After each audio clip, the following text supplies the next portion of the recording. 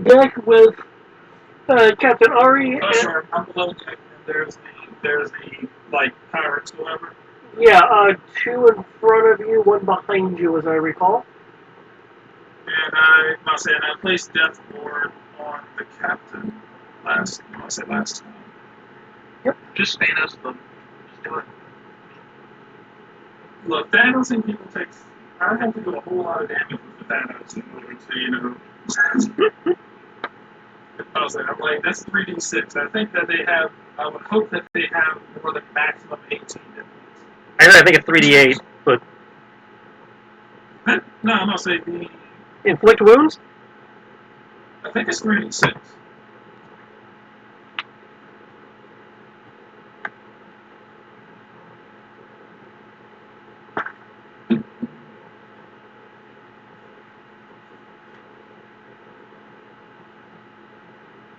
$3d10. We're both wrong.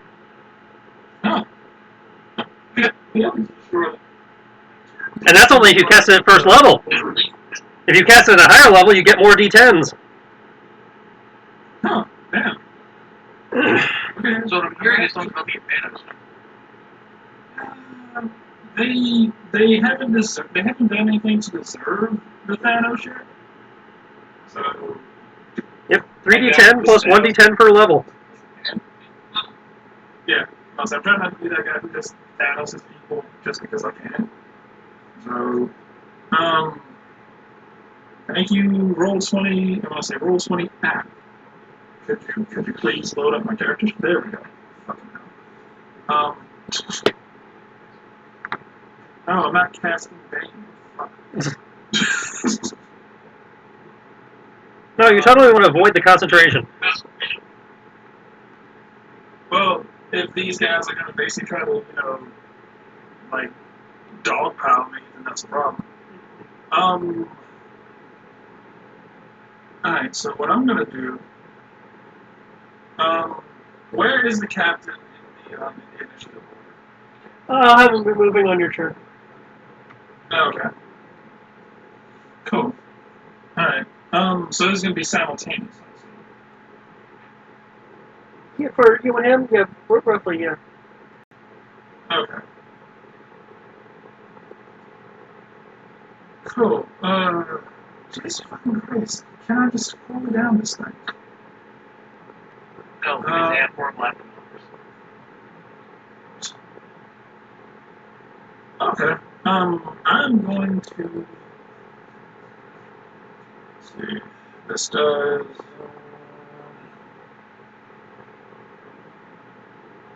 Alright. That I can do that as a concentration. I don't mind that.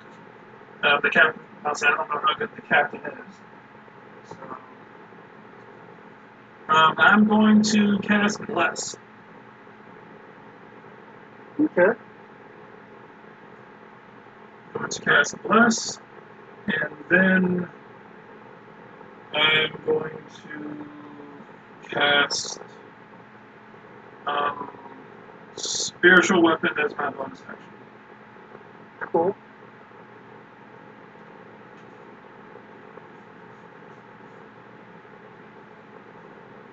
So I'm going to cast Bless, so both get our D4 and Spiritual Weapon, cast it, and I can attack, right? I can just summon it. No, you can attack in the same turn you summon it.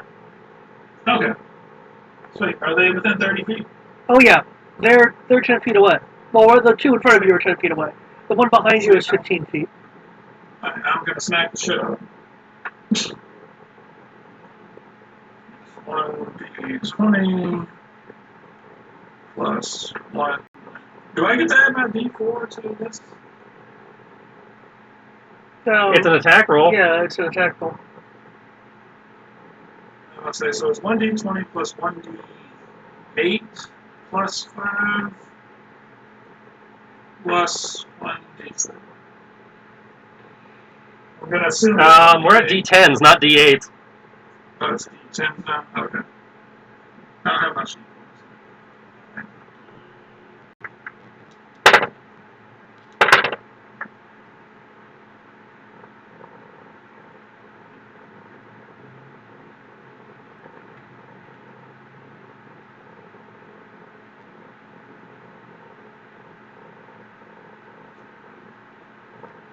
That certainly hits.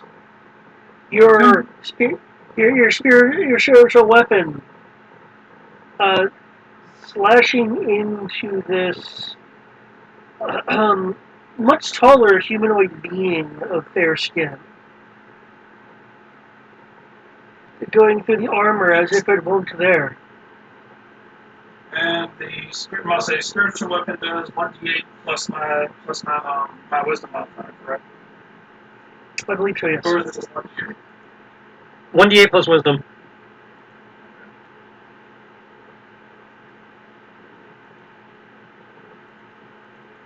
Yeah.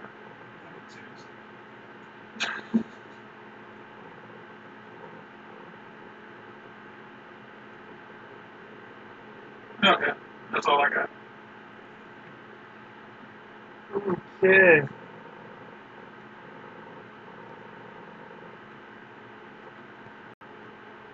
Hopefully the captain can take care of himself for a little bit.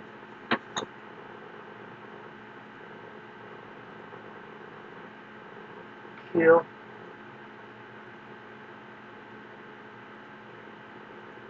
Pushes it. Grabs her shoulder. Ariel looking to them. Oh, well, it looks like you get the cat. I'll take care of the guy at her flank. One of the boarders will look at you. Look at you, Tibbs. Look at the captain. What kind of a cat do you have on board? Ah! One who is much more mysterious than I. I'll roll around and act like I'm playing with stuff. You say that, but did you make your sleight of hand roll for any of that casting? No. Because they won't live to tell.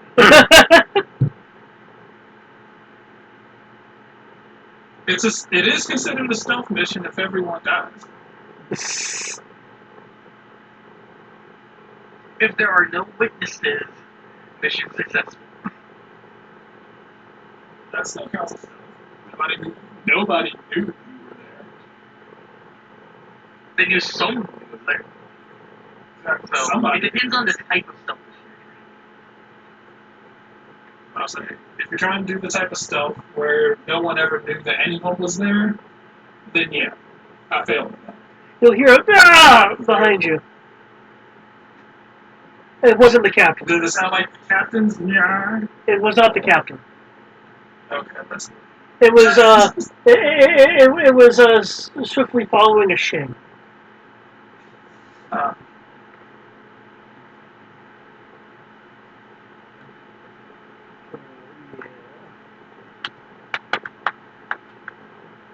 Captain did kill damage.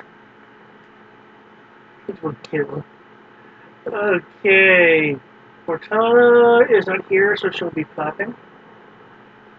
That is FL AP. Okay, Ivan. Facing down. Oh, he's actually in a precarious position. He's flanked. There's flanking going on here. Ah! Ha.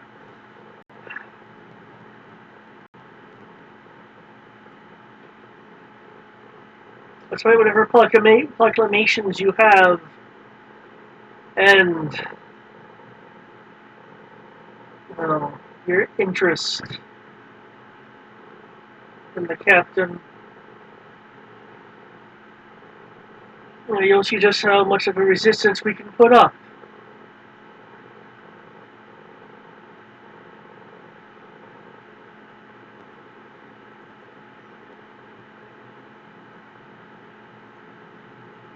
Okay. Goes to attack the plated individual.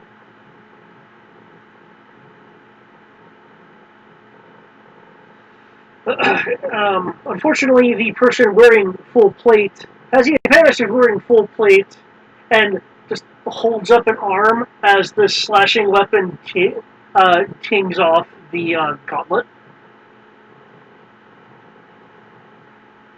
A little bit of a spark.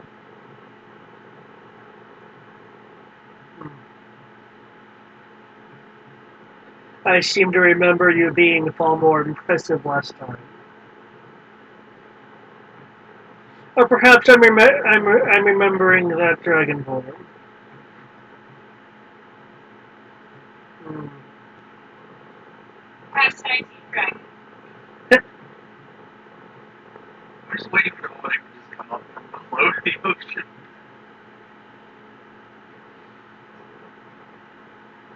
Speaking of, I'm surprised he's not up here trying to shut me off the boat. Perhaps you lost him on the way here. What a loss for you. Zariah, it is your turn.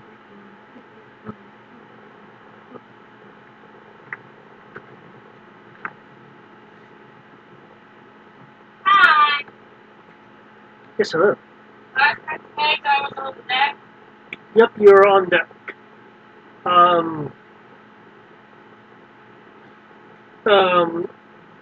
You're at the forward section. There's shitty people on the deck. You have people to yourself and an ally engaged with two people to the north. Engaged. I'm about to say, remember, we critically succeeded. I'm about to say, we rolled a nat 20 on your stealth, so no one even knows where you are. Yes, I remember that. I don't know that on roll 20 yet. So, engaged how? They're combating borders. Oh! Right! Fuck. I am. You have a total of 5 foes on your section of the ship.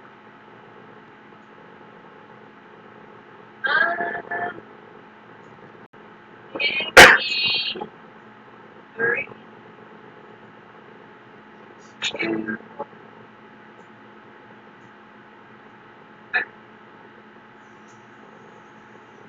Yeah, I can watch it.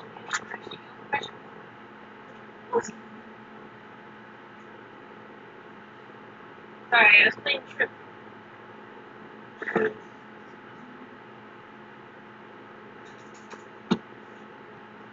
So, I need to check one of my abilities, so I have thought. We're on a wooden boat, aren't we? Yep, that's usually what boats are made out of in this era. It is currently nighttime and there are lanterns out. You, in fact, are in a area of dim light, which is part of the reason why no one knows you're there. So I suppose the Republic might have ironclads, but if you have airships, do you really need ironclads? If you have airships, you can just bombard people. Yeah. So is he being overwhelmed, or is it just he just fighting them off? The fight has just began. Neither side has made a decisive blow. Alright, using my stealth, I am going to sneak attack, and I will do that via rowing. Okay. Which person are you going to target?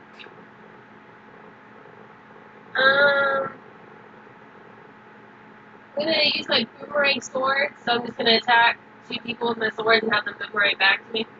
Okay. Oh! Alright,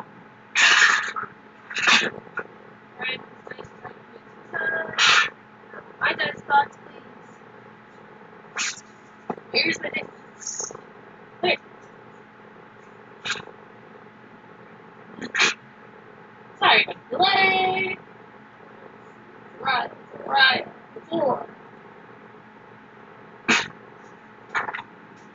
We will go with nice that we're doing so well. No, we'll change those.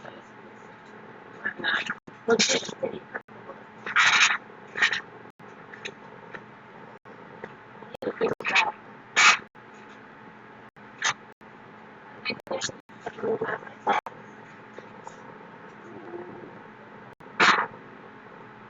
Look, I like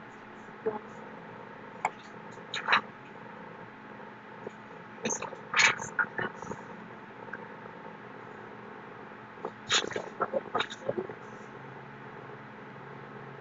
I keep hesitating because I see that thing and I reach out for it like it's a mouse. What's the mouse? The microphone. Oh, did you get the same one you got me? Yeah.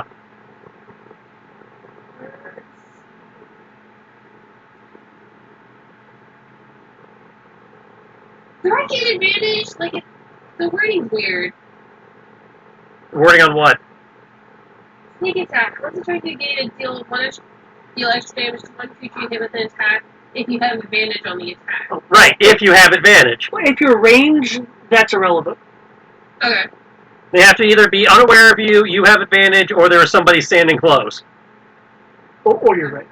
I don't think I've ever used the advantage or non-advantage because the wording's always confusing me on how or when to use it.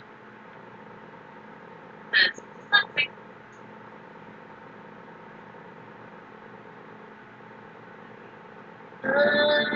Rolling time.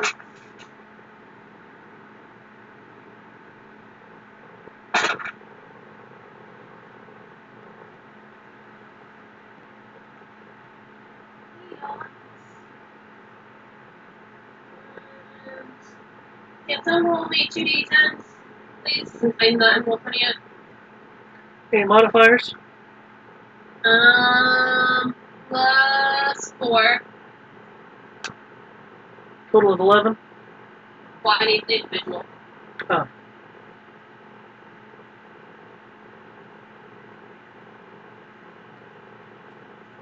Nine and 7. Alright. So 16 for the first hit, and then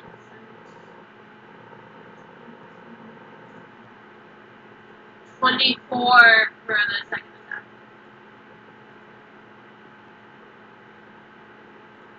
attack. Okay. Your swords are boomerang out.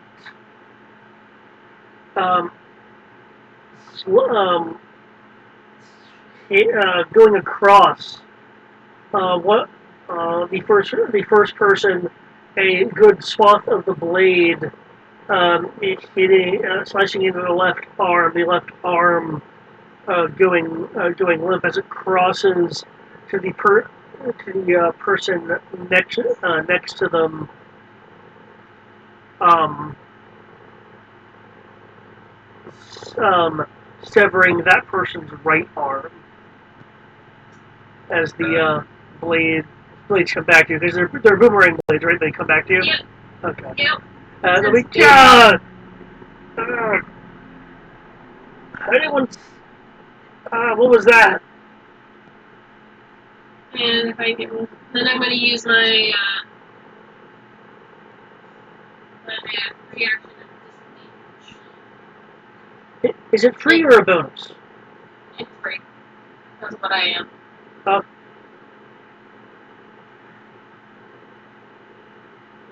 And descriptively paid for the shadows. Okay.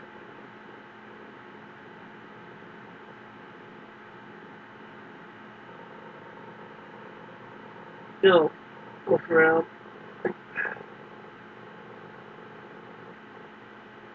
Haha, no. So did I attack these 3 over here? Yeah, you attacked. You attacked these two. Okay.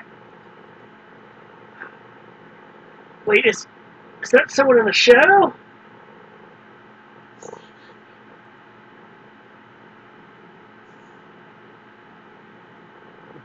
Now it's Lord Zinja's turn over here.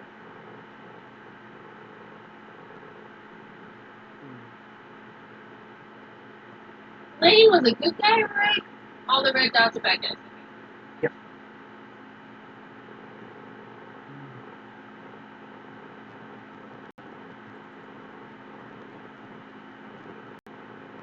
Perhaps I should make an example out of you.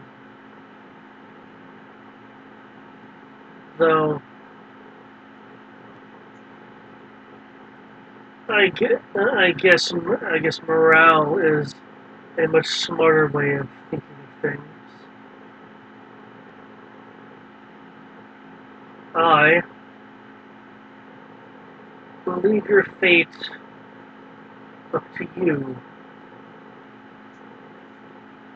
Uh, Ivan is actually looking up at this guy. It is quite possible that the person in full plate may have a number of extra inches due to greaves.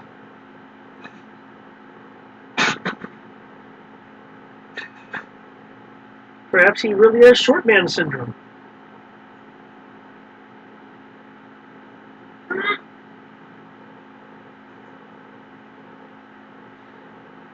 Okay, that requires...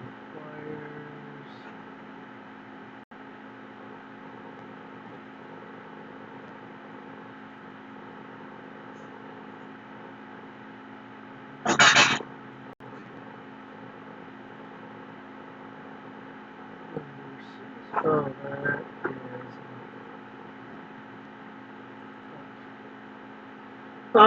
Who has perspective? Who are fighting them? Soraya, high or low? Cool. You are looking in time...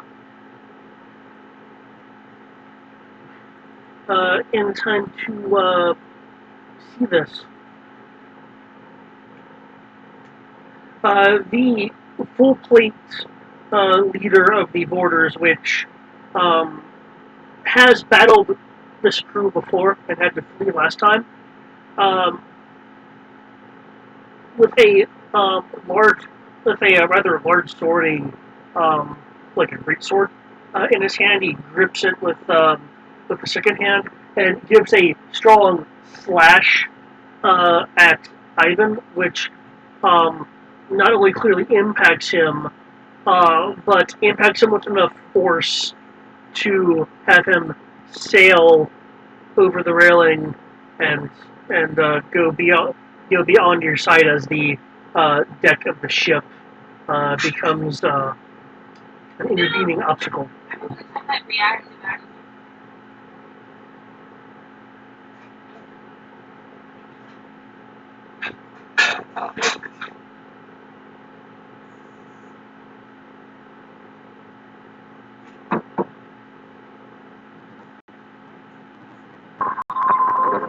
Moves over. Let me ask you, Brett.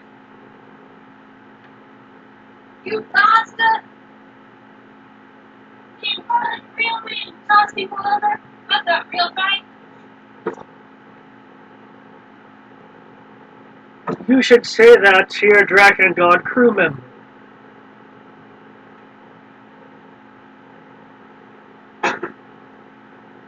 What? He's referring to Crib. Wait, who? Me? Eric's character. Who? Hello? Hi. You said whose character? Eric's character, he was referring to Crib. Oh, I heard Creep, not Crib. That's why I was really confused.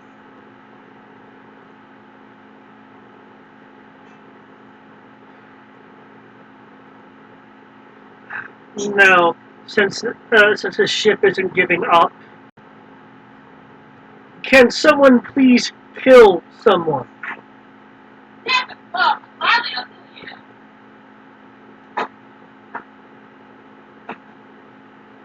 you. Okay, crew members available.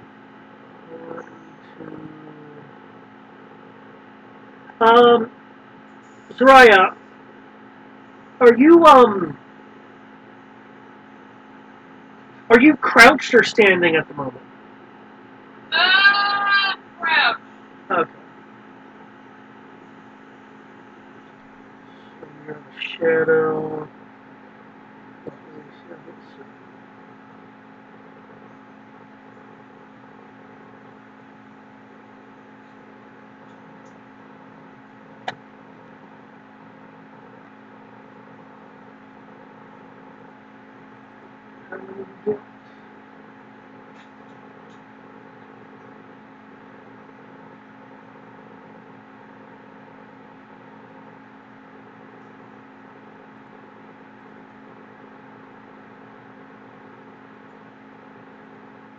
That's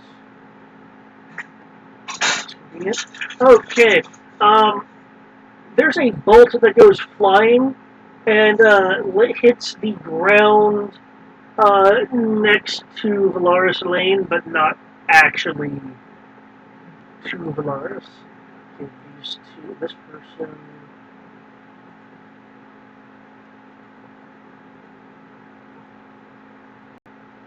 Okay.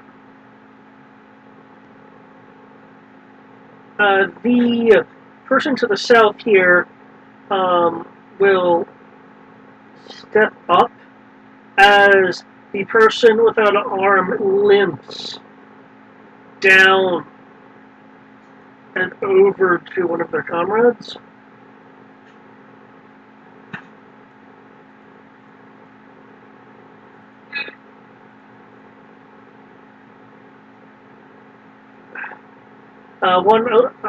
One approaches you, Zariah. You Yes, me. may have gotten my arm, but oh, you know, I think I'll take one of those horns. No. The person will attempt to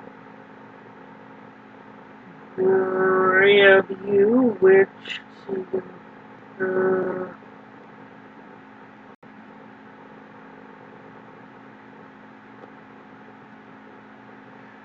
okay. I will need a athletic or acrobatics check as they go to grab you.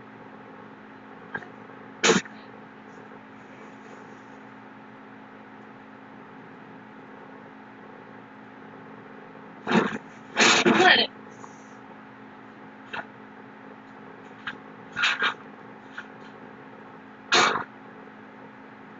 Yeah, we're sticking with the 7 theme tonight.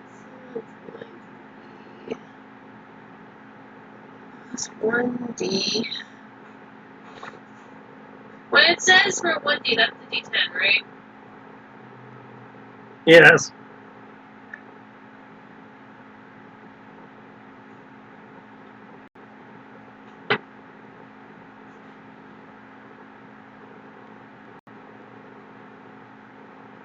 Hell yeah. So 12 plus 7, so 19. Awesome.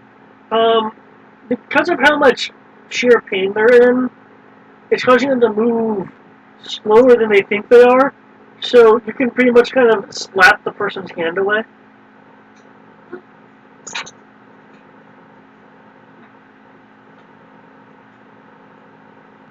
I'll give him a hand. Ah! You'll see Your behind. potential will teach you not to touch more cords.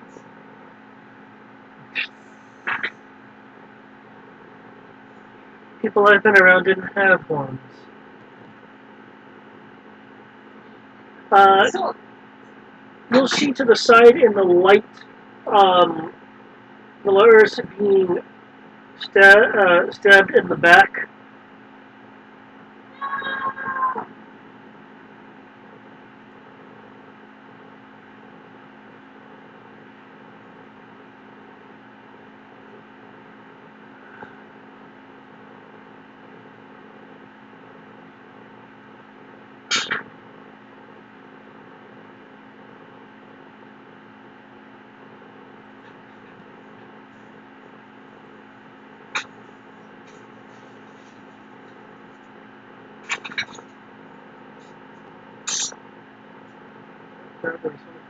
Okay. With that distraction, Valores takes 2 slashes from the front.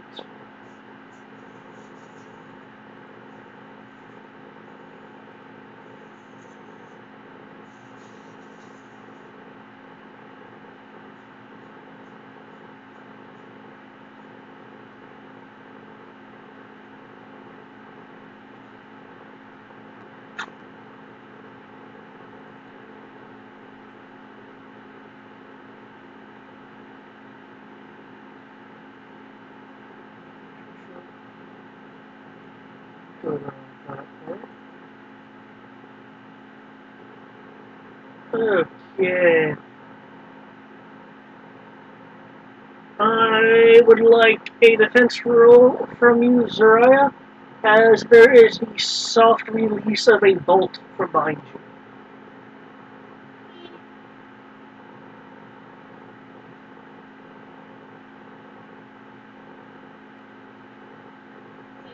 Remember Amelia's get caught.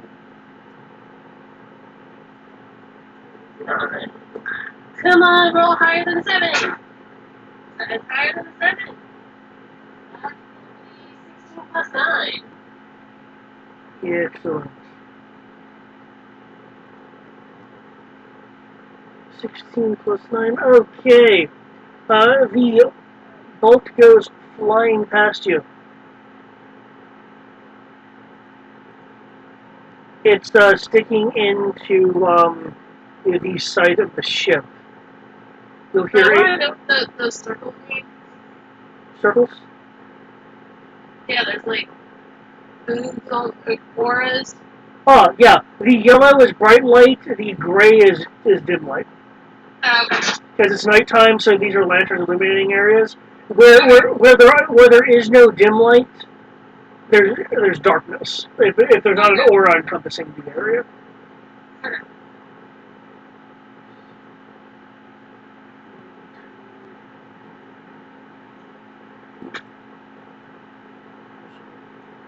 Here.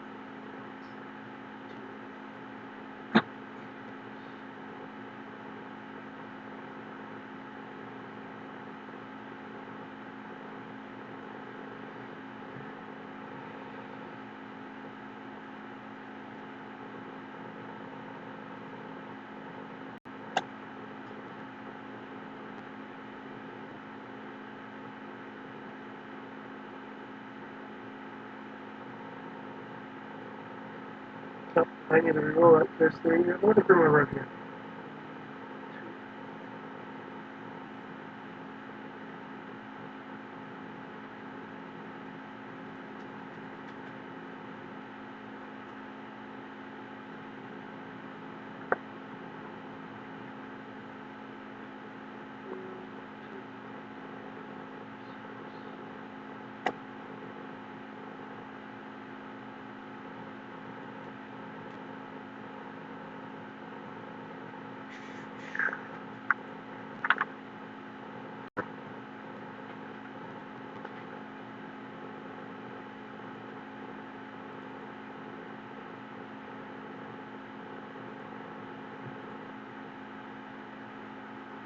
Okay, the people with the green circles are, they're firing arrows at people, with the exception of people that are engaged in melee. So there's a bunch of arrows flying around at the moment.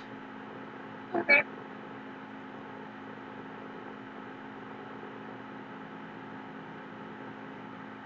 And I will need 2 defense rolls from you, Zuriah. Okay.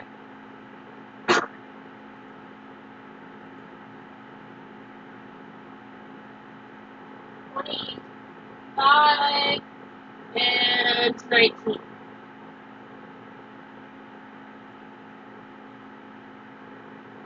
The arrows hit the board and not you. And the night.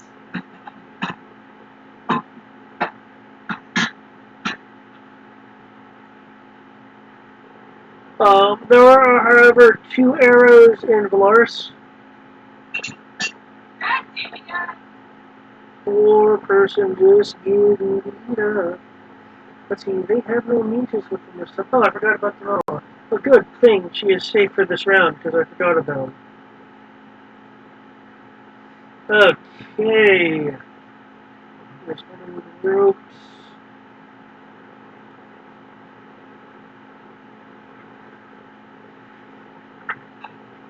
Shoot.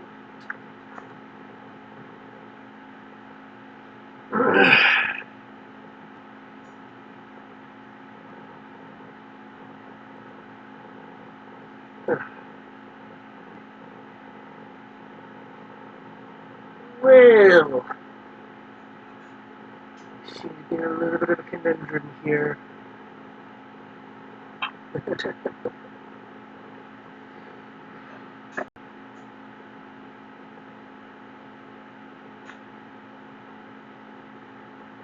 The evoker drops the airlines and lightly puts pressure on them with his foot so they don't go over as he casts.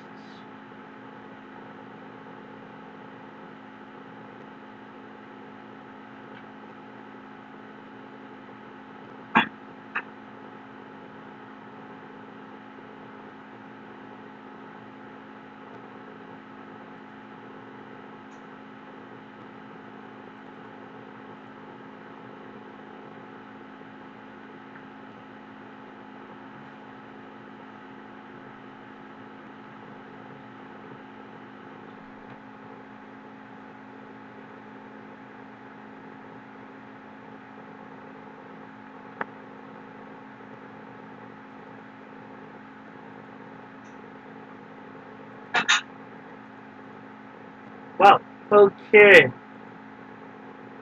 A bolt leaps to the 3 people next to him. The 2 that were on the ground that slipped on fish no longer move, and you now have some cooked fish. The one that was in melee just falls to the ground. The other crew are looking a bit surprised. Oh, yeah, that's what you get.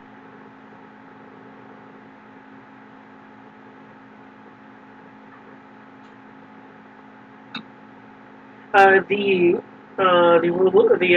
warlord, the captain of the Hesperat, will kind of announce, I meant the Torshane's crew should be killed, not us.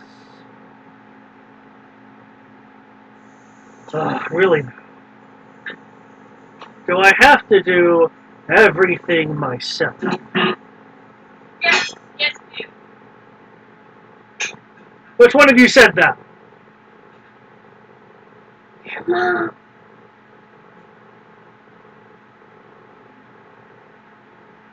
Huh.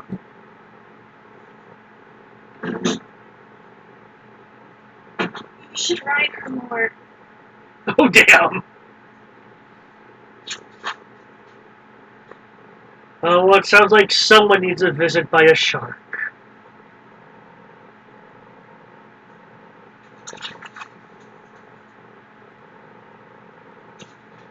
Don't worry, I'll arrange it for you. You good? I'm dealing with your childbirth. That wasn't fighting for me.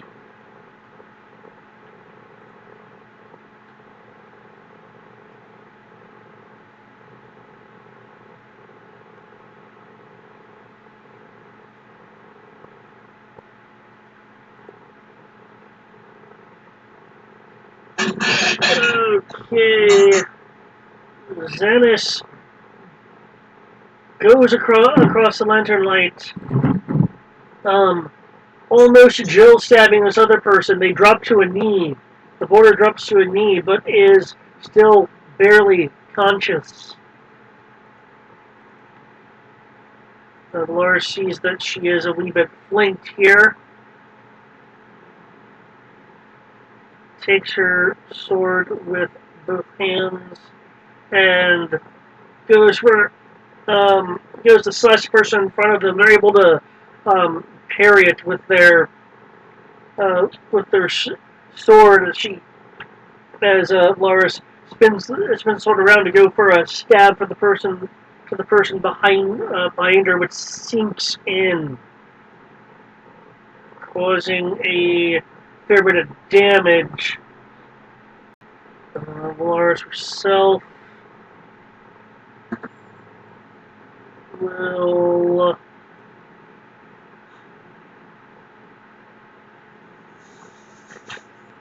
try to keep on the defense. With that, I will switch to the underwater group.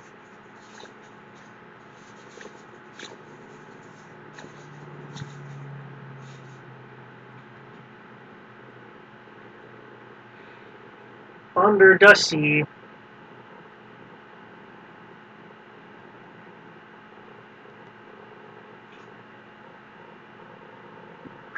Okay. Under the Sea has no initiative. I'm about to fix that. We had initiative. I don't know why we lost it.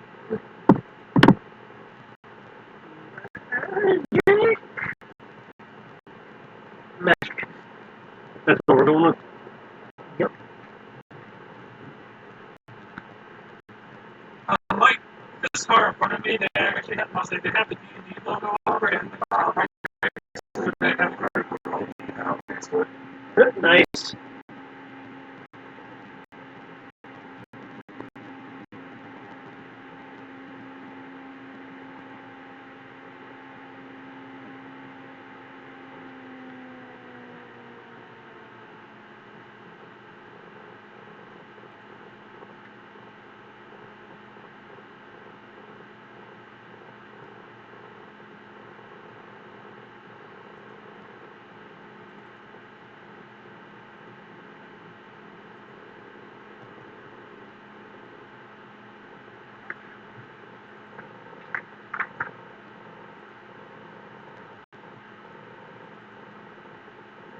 This is silly, but I'm going to roll for that one. There.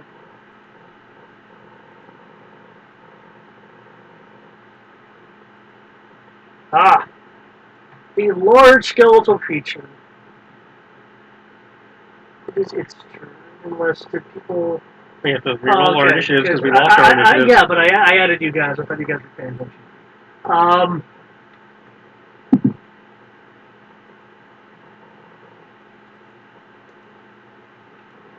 Okay, initiative.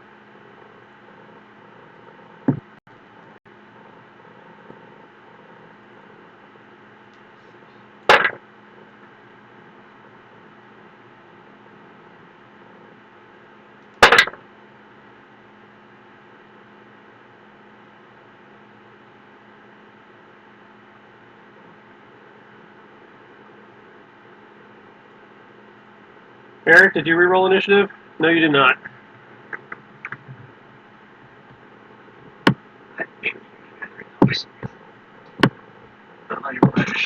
Yeah, roll initiative, please.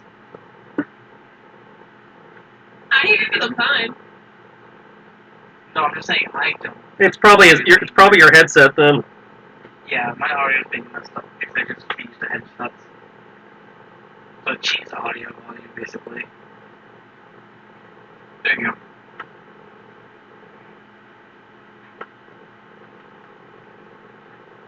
go. Okay, initiatives are in. Cool. I will now reseed it. You. Okay, Kenshi, it is your turn. Okay, there's the guy in front of me and the Death Knight diagonally south of me. Yep. Alright, I'm going to use my bonus action to ignite my flaming sword, and because it's magic fire, it should work under here. I was about to ask. Okay. Though they do gain resistance because of the water. Magic fire, Okay. best fire. So my D6, do you want me to roll the D6 separately so you don't have that fire resistance, or do I just need tell you the number? Well, if you factor into the damage, I can assume it's the. Oh, after you roll your own stuff. Just put it in separate. Okay.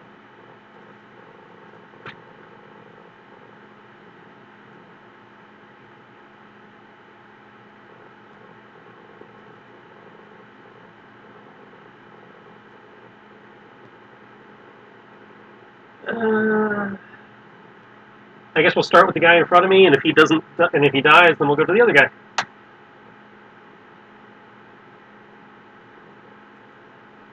I shouldn't even need to check this, but I am anyway. Yes, the 34 and the 37 hits. Nope, sorry, 37 misses. I don't know what you're doing. Okay, do we have any condition immunities? Oh, look, condition items. God damn it!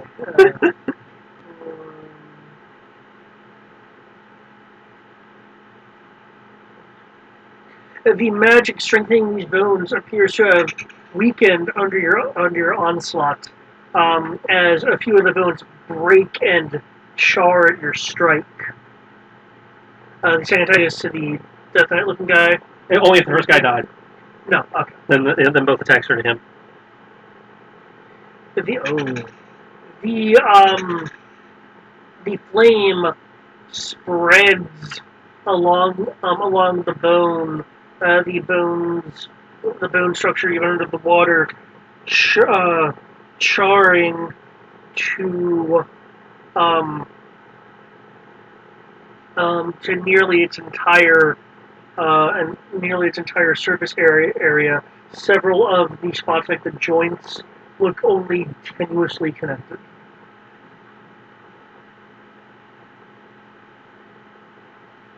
I wish I hadn't wasted my bonus action lighting my sword. I could have probably killed it. Oh well. Crib.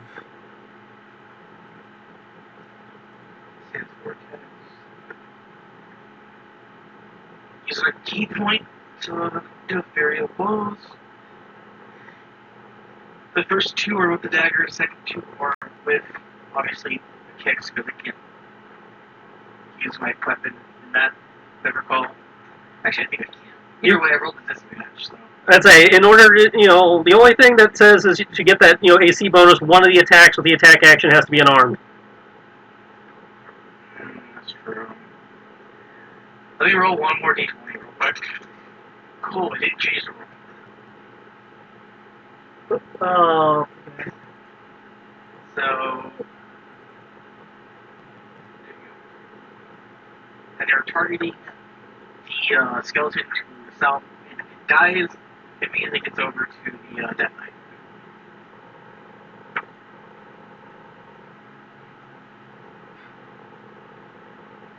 It is a key movement.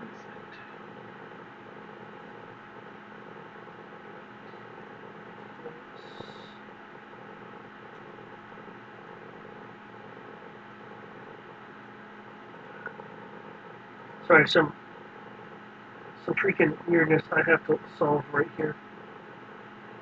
Okay, there we go. Skeleton linked in their health. Okay, I'm sorry, can you repeat that? Because I was dealing with strange bullshit for a second. Okay, so... All of my attacks are directed at the skeleton until it dies. After that, it goes to the Death Knight. Okay.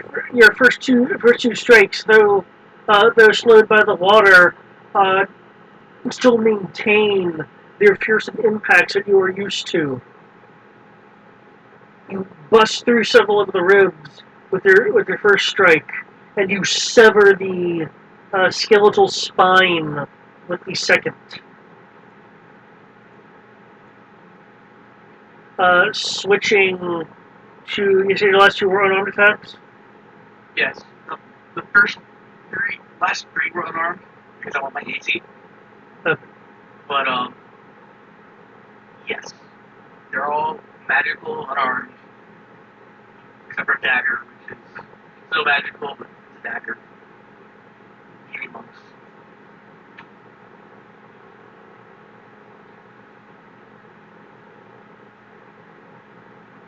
So the last two would go to the Death Knight. Okay. And yes, they are unarmed attacks because it's bigger difference.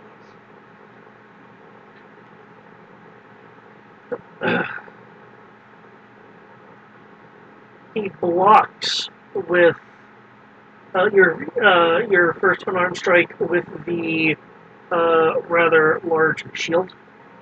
The other one he actually has to exert effort and parry with the blade.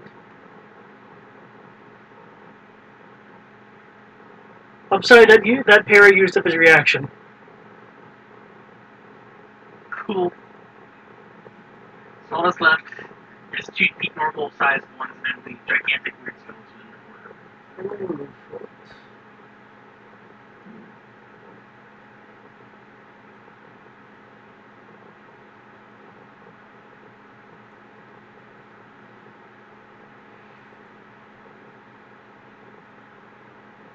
Herman Lowfoot goes towards the golden chest with the magical runes on it, which are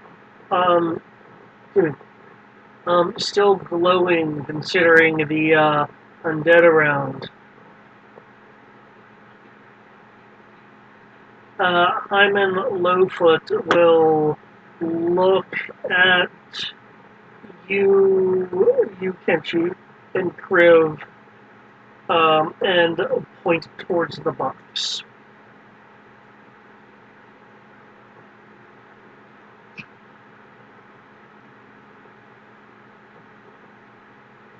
I think he wants you to take the box and run. Or he said kill to it.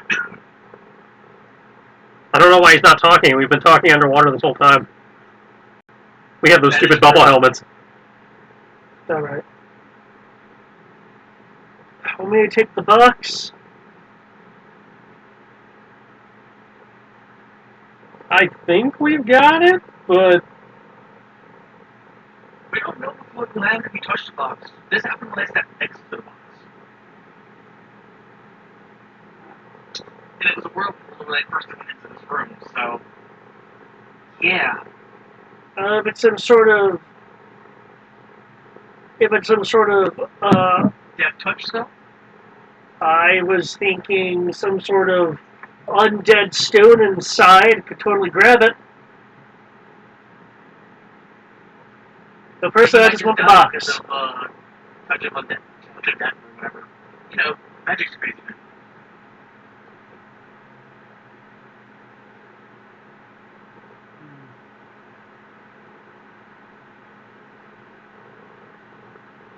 I see no harm in seeing what happens. I feel bad for him if we see what happens. Figures about voters. What, for him taking the box or opening the box? Either or. He's still touching the box. I want somebody to check the box before we do anything to it.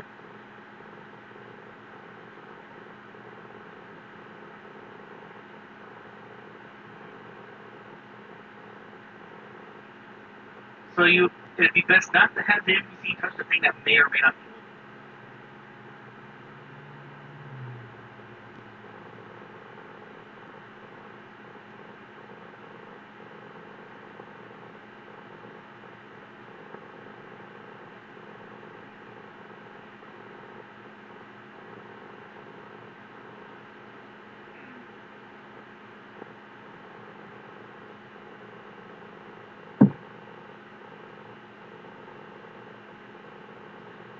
Listen, if you guys aren't sure, I'm just going to take the box. If you're going to take it, fine. Just check it first. Or that.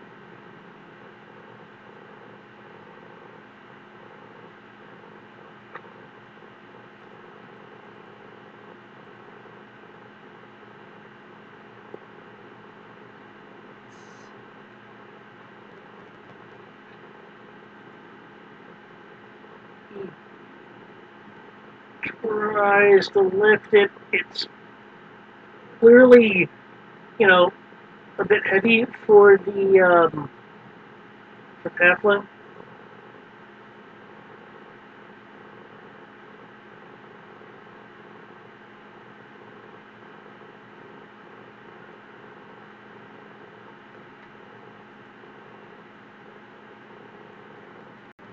He was able to pick it up and slowly move it.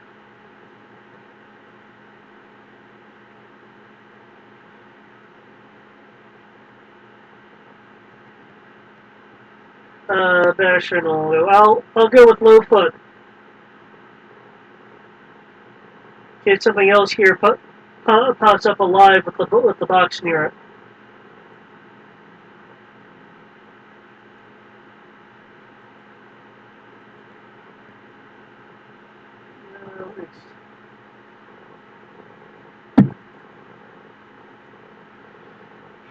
The large creature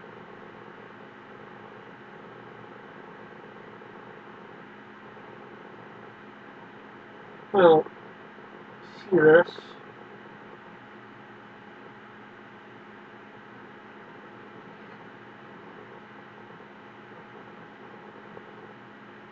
Kind of be following the box.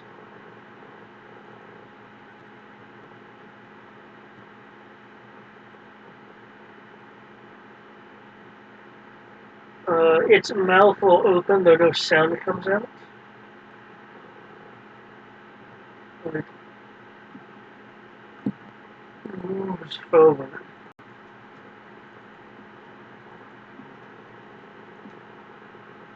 Oh no, it's moving!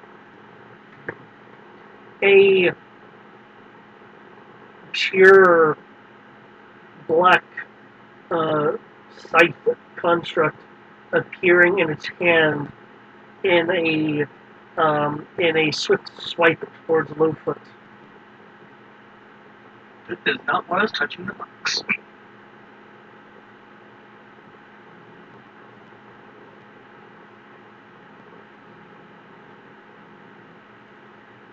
Ow. That's a low hit roll, but ow, that's a lot of damage. Lowfoot parries with the box. When did the scythe do 2d10 damage? When it's a boss monster. I want this scythe. It probably wouldn't do that damage for you. I did imply that it conjured it. So, if you can somehow have it maintain its construct after you kill it, then by all means.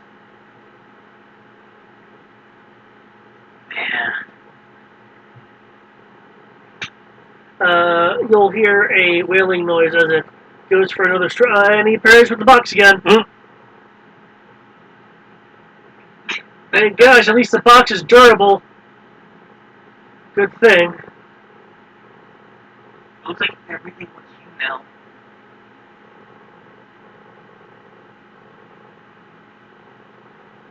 Yeah. Yeah, I don't think I should use the box to parry anymore.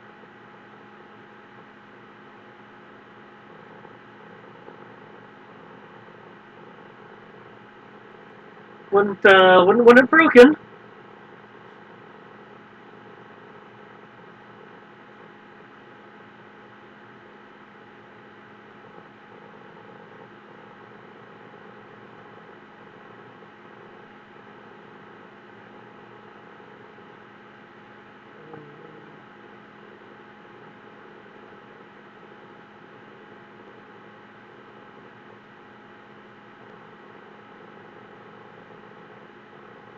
Looking at you, Kenshi, the being who barely looks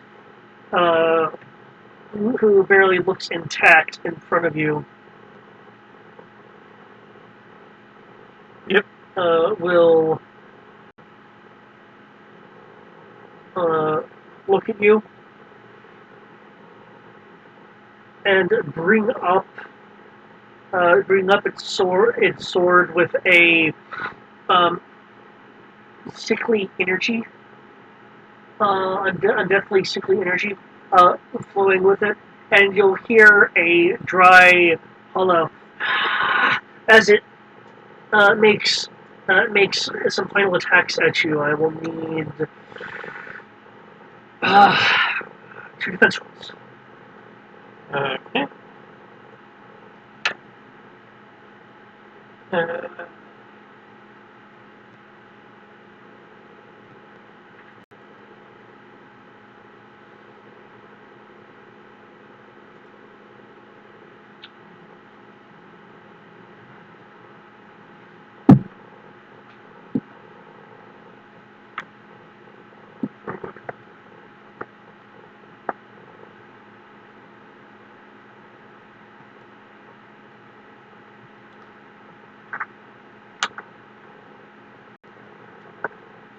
Looky.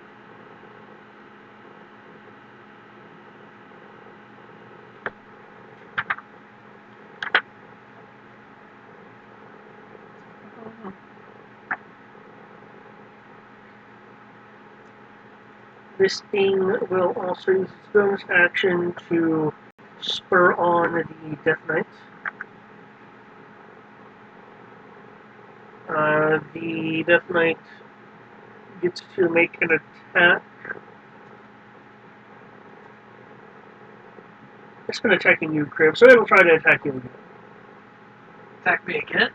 Yep, because the skeleton monarch over there can do things with the dead. Like, make them attack out of turn.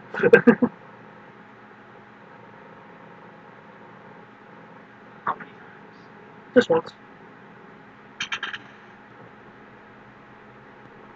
I'm not at disadvantage or anything?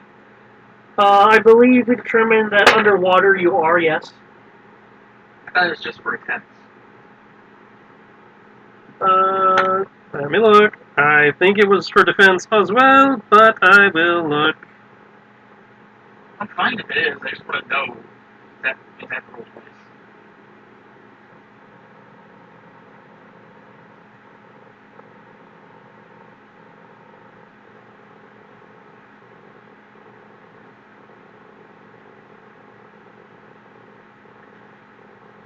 Underwater combat, creature that doesn't have a swim speed has disadvantage on the attack roll.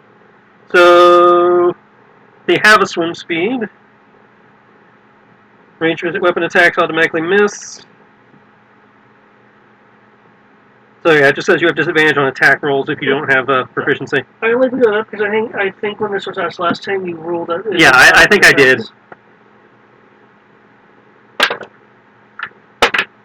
So then, yes, defense would be at disadvantage underwater. Let me see if I roll lower than a 15. I rolled higher than a 15, so there you go. It's still 26. The sword slashes into you. Ow. Good thing it's not a critical. 6 slashing, 18 necrotic. 6 slashing. Let me do that first. 26. You said 18 necrotic? 18 necrotic, yep. Okay. So those are my 2 defense rolls, and I am invoking my Hellish Rebuke to send spectral ravens out to peck the fuck out of the guy that tried to attack me. Okay, unfortunately, both those defense rolls are not enough against the skeletal monarch. That's fine. He still gets the pecked out of him. Nice. Well, I can only do it once because it's a reaction. I wish I could do it twice.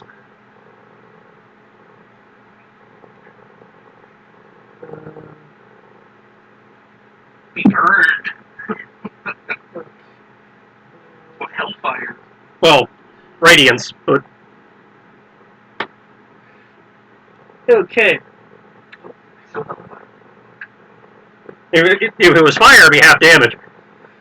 Okay. Also, it's not from hell. It's also. It stabs into you, Kenshi. It leaves its blade into you as energy pulses from it, echoing through your body. Though with its last act, the ravens radiant ravens that go forth swarm it and fly away underwater, each carrying a bone, tearing it apart. Damn! In retribution for what it has done. Damn. That was expecting. Birds fucking up, man. Yeah, that just gets a life of its own, it looks like now. Tris, you want a grand roll? Yeah, I already marked off the 18 you just did. Wait, what? You did 12 plus 2d8, the 2d8, and then you rerolled the 2d8. Oh, okay. So, okay, you factored that already? Okay, Yeah. cool. Because that was the vulnerability. Yeah, I figured. I'm kind of terrified that he does 18 necrotic damage. That's a lot of dice. 42. Is that including the 18, or is that in addition to the 18? I'm not including the... Okay. Because you said you already factored that in. So, Alright, back to the end. So minus an additional 42. Ow! What do you have? I'm at a third. 48 of 157. You have this. Oh, I also need 2 dexterity. Not dexterity. Blah, blah, con. Con saves? Yes. Which, of course, not got proficient in. Well, that's a net 20 plus 3, so 23 equals. And another net 20 plus 3 for 23. Awesome. You avoid the life siphoning of the blade. Thank you, belt of advantage on saving throws. You now have this long. You now have this stylized longsword length blade like sticking out from you Mm-hmm. because the Ravens didn't take it. I just took all the bones.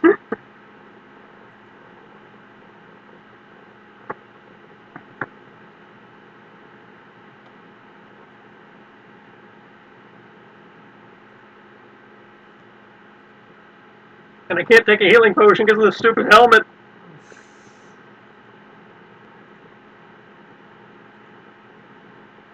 You said I killed something. You did as everyone I saw. Okay, let's say, wait, what?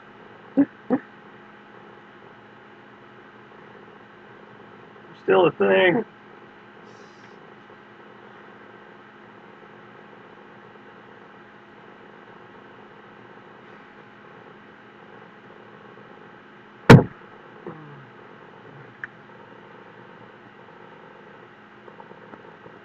Okay, this certainly isn't looking good.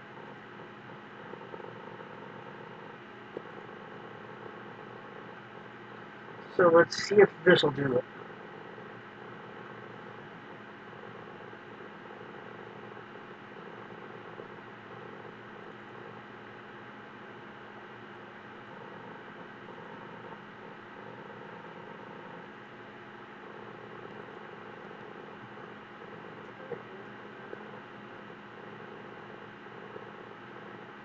Wow! Wow! Okay, because you have to beat it. Shit. Well, I guess Kodo just disintegrated the large one, didn't he? What I'm reading.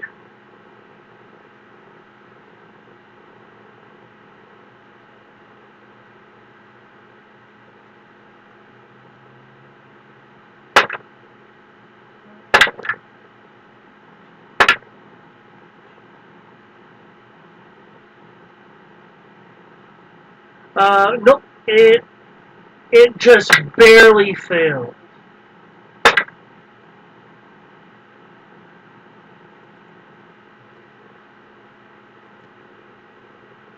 I think the water is absorbing my magic.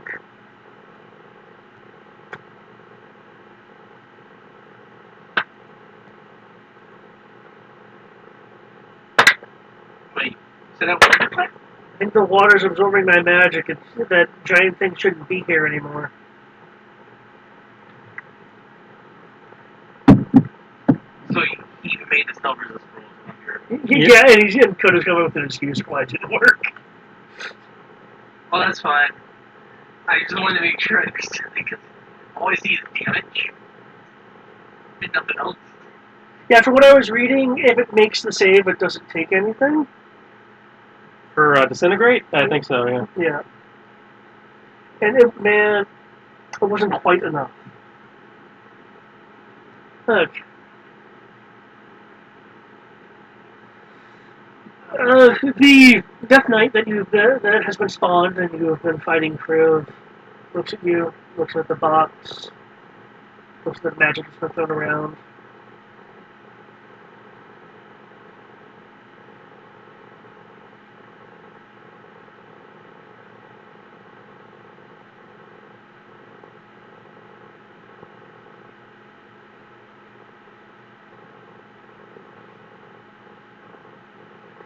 The evil and non-aligned are not permitted to possess the box. You are not permitted. As it states this, it's it releases one hand from the longsword.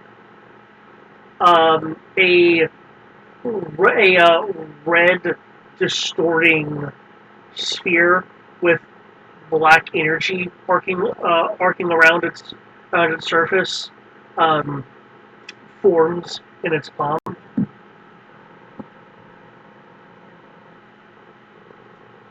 Let's say you realize the ship has been lost for years. We're just salvaging the ship. I know you're summoned here by magic,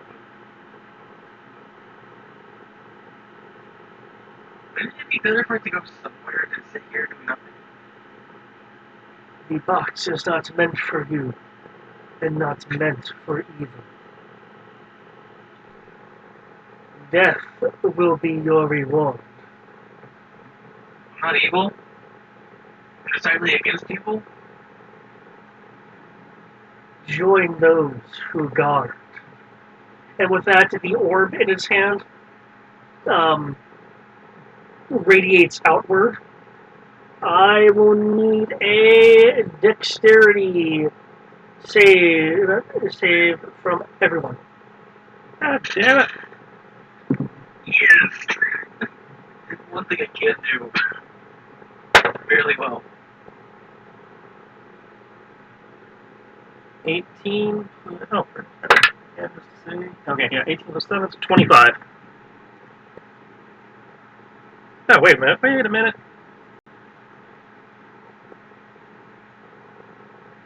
This is an area of effect thing. Yep. You cast a spell that requires a additional save.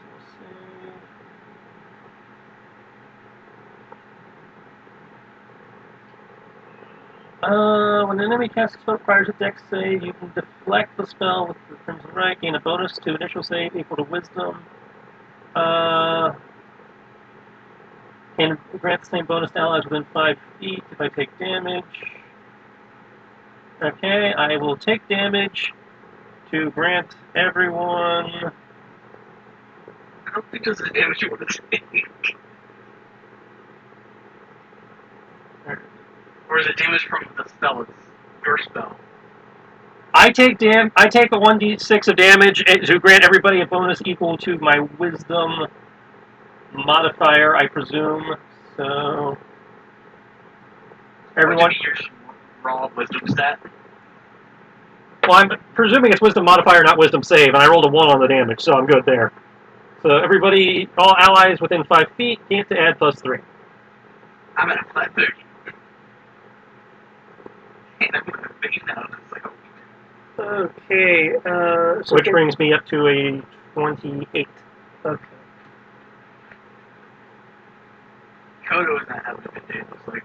Yeah, well, Kodo's not within 5 feet. I can't help him. No, he's not. But Kodo has a shit ton of cover, which gives you bonuses to dex saves. So, That's right, there is a wall between you.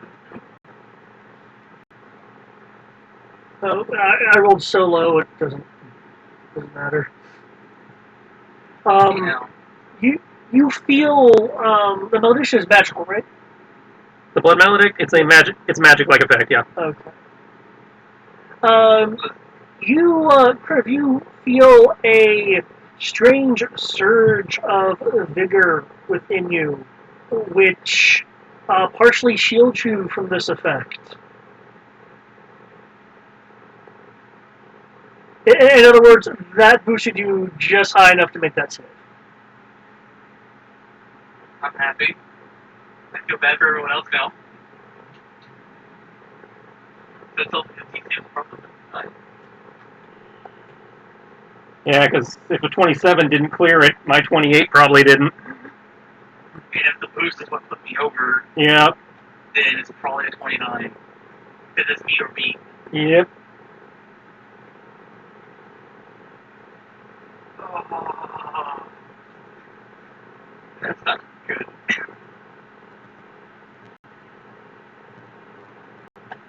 I may have to hero point just to not die.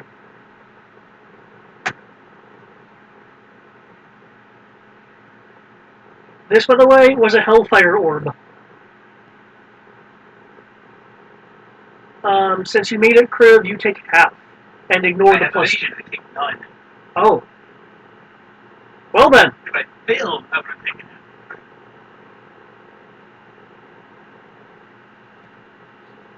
Yeah, we are gonna lower a hero point at 6, which brings me up to a 33. Sure. Okay, you get to take hedges. But double the necrotic. Well, the plus 12 is the vulnerability number. Okay.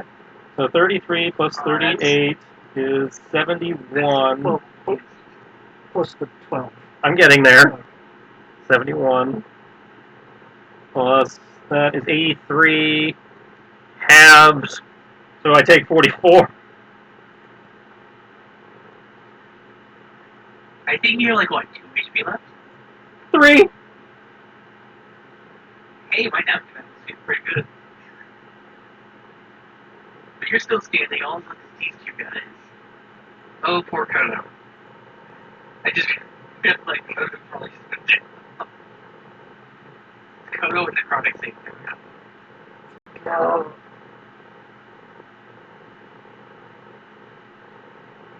That's all. So that's all the wrong thing. Okay. Kodo's making death saves. Luffy goes, ah!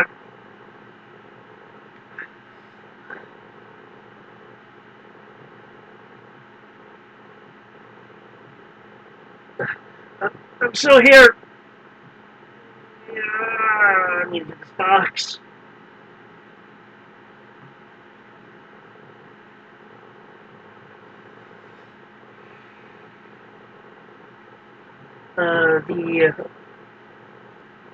The Death Knight will look around, and so your souls will. Ah, Yeah.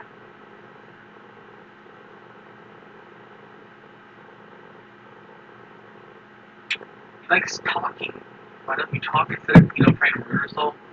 Or, trying to get this to his rightful owner? Like, I have a role to play, and so you said it one more time? I have a role to play, and so soon shall you in the life hereafter.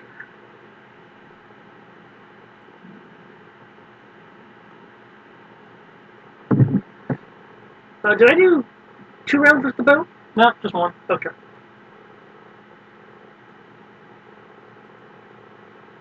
Boom. Back to the Alright. Ooh. This Death Note is scary.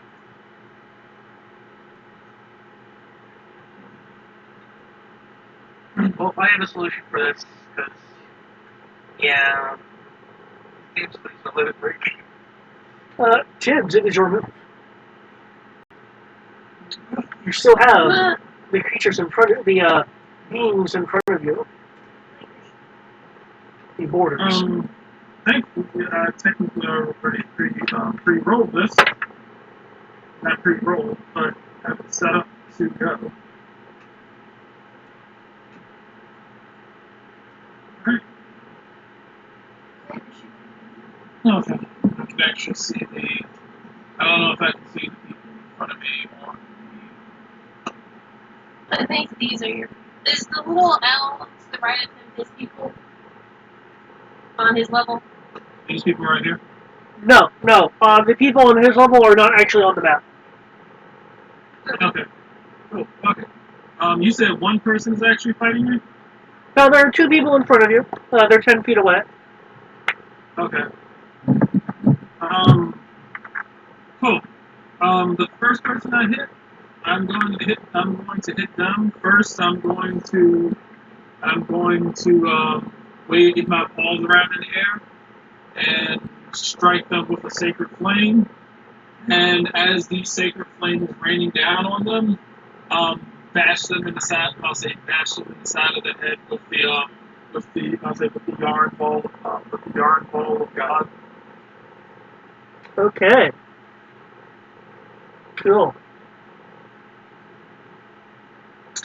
Is that just the damage, or is that the hit? That's the hit. Okay. I thought Sacred Flame was a dex save. Which I know you still have to roll, but I'm just confirming. But yeah, Spiritual Weapon definitely hits. Both of these would hit regardless. So yes, damage please. Okay.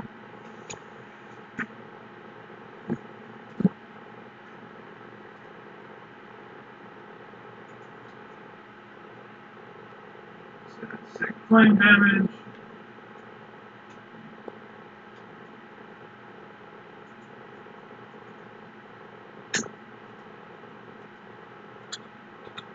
Woo!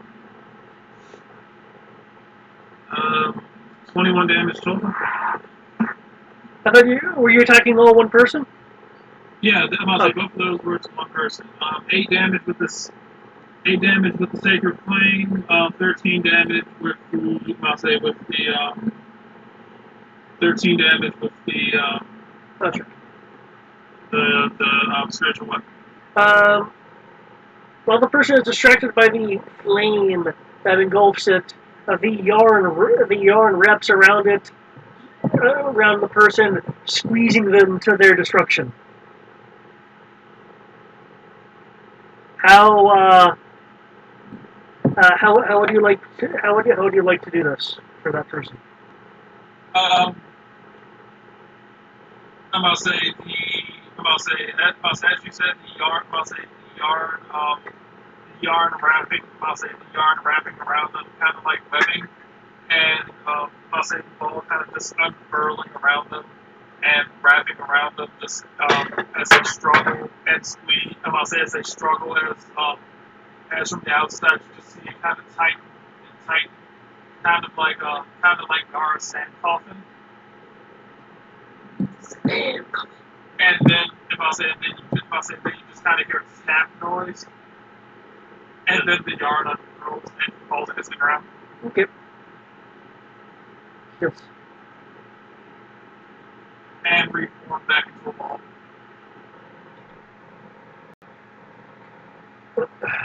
You'll hear Captain Ari. Looks like you won't have enough time to be surprised by your friend's fall, for you'll be joining them.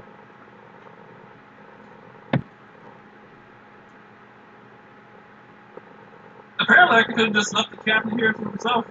Would have been fine.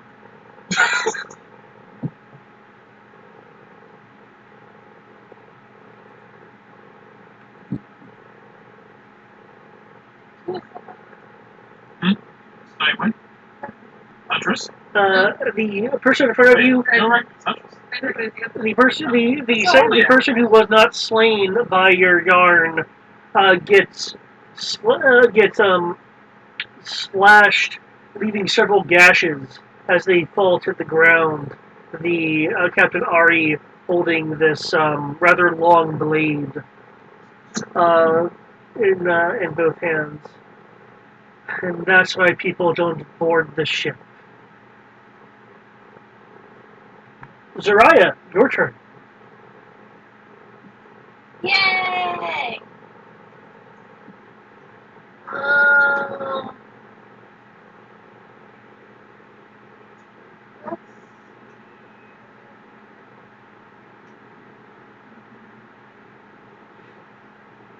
20-foot total.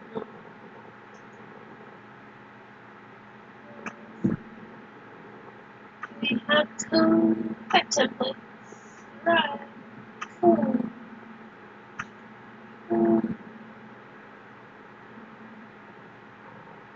Can I rotate it? I can. Oh.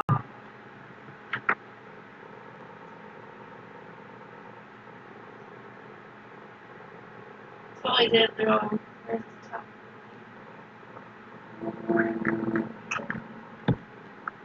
I can do it, guys. Oh.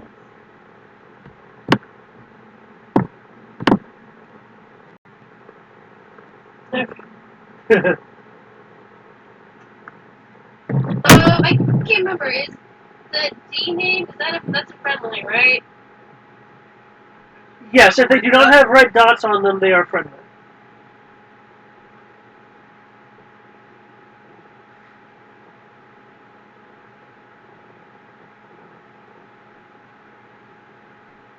I'm not referring to the way D does it. If it's within it, it still gets hit.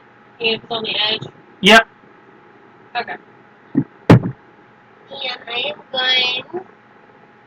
I say if it passes through the hex they are in, they are counted.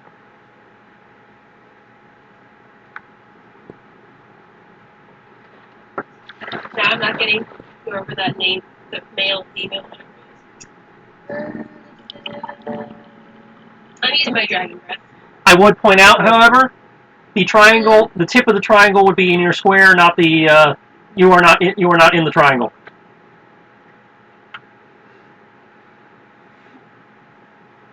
The tip of the triangle goes adjacent to your pog, not. Yeah, I know. That's like, because right now you have your pog in the triangle. I know. I'm not done yet. I was reading. But thank you for pointing it out.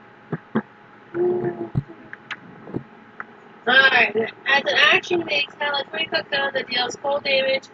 Enemies caught in my stream may make a dex save versus my D8 plus con for half damage.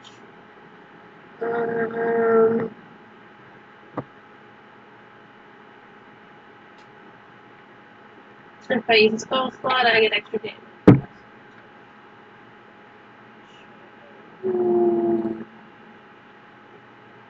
Do you have one spell slot? Two spell slots. Okay. So I'm going to use it as a spell. Plus I get damage. Hit.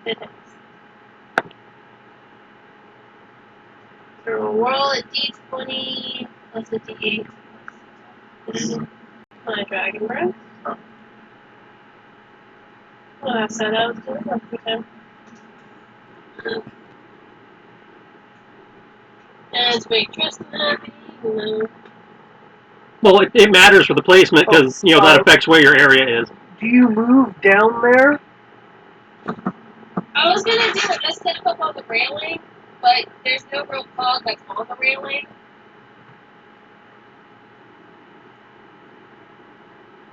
There. I have you on the railing. Thank you.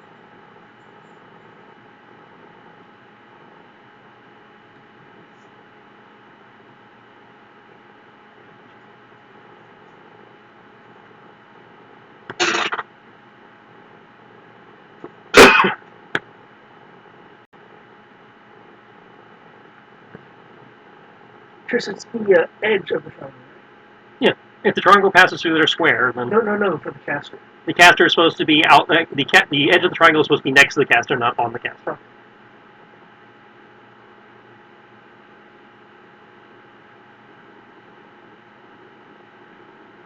So closer to this.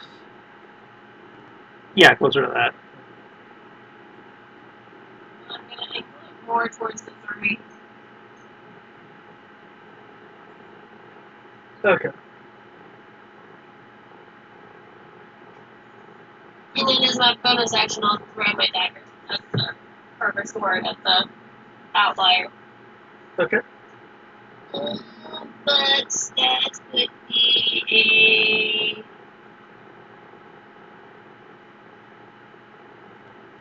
a 16. Is it either hit or they save? It's my save. It just says as an action excel, if I put them that deals full damage, they may make a dex save versus that for half damage. Okay, let's see, that beats that, that beats that. Okay, you hit these three, you hit these three people with the full brunt of the attack.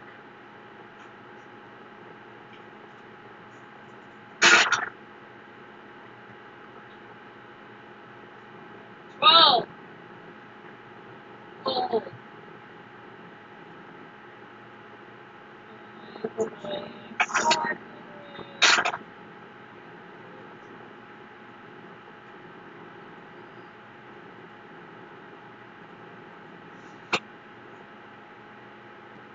Okay. Let's start now. So that's going to be 27 to hit. 27. Okay. That hits the outlier. And I get sneak attack because awesome.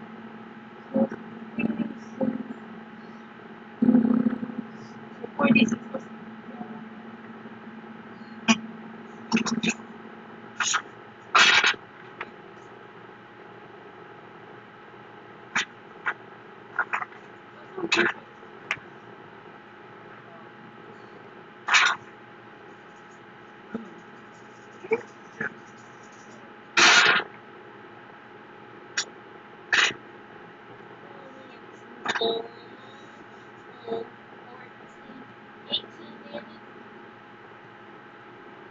Okay. Ice shoots forth. One of the borders, the one that stabbed Valeris in the. 18 damages for the sword on this one. Oh, when you said the outlier, I thought you meant the guy to the north. No. Sorry. And you can beat him if you're very good at the math. I don't want to make it. Okay. I've undone the math. That was quick. One of the borders, the one that stabbed Valeris in the back, gets just virtually encased in a block of ice, as if they had walked through a snowstorm. Valeris herself drops to a knee, shivering. Well, the She wasn't in the full now, so she's fine. no, Valeris is right there. No red dot.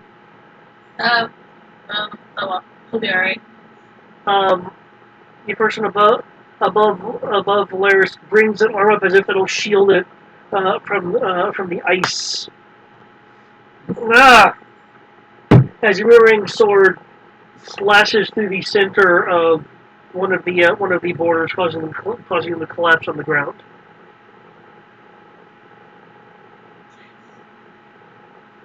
Are you moving or anything, or is that it for you? Oh, I already moved. Yeah, but you still have movement left if you want to take it. I will see. Okay.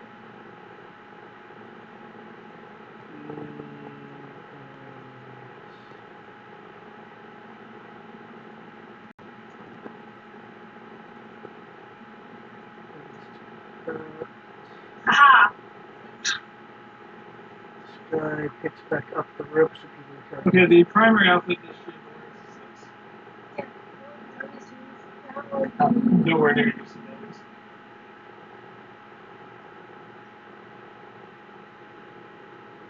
I mean, I know she's had multiple outfits, but she's been in this one for like these 2 years. Until New 52. Until the New 52 changed it. No, she has a history of different costumes. I saw something on Instagram that had her in a different outfit, and I was like, who is this? And Brian was giving me a hard time because I didn't recognize it was Huntress. It was the original outfit from Justice League and comics and everything else that pretty much wore from the 90s through the 2000s. I'm about to say, I haven't seen her with the cross. Look, it's the 90s, you never have too many shirts. Never have too many. I'm about to say, the only person who gets away with having this many pockets is you have to be part of the Batman. Anyway, sorry, Timmy to interrupt gaming. That's their superpower. Pockets. Lots of them. Okay, But she keeps all the arrows. Denala is missed as she rushes past a guy skulking in the shadows as Valeris calls out for some healing.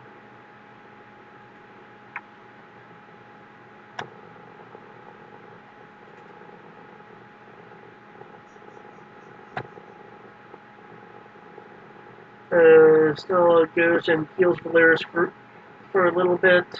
Denala is still wearing the Crib's cape, cloak wrapped around her, though she is beginning to look a bit winded.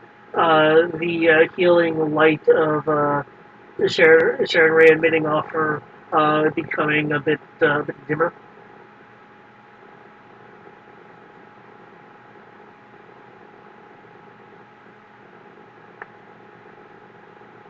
Valeris, being re-energized by this, comes up with a two-handed swipes. One clipping the foe in front of her. The other one quickly sidestepped.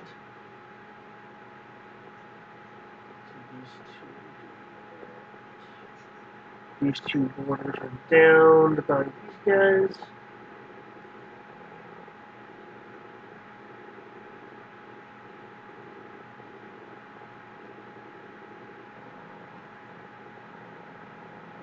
Evil.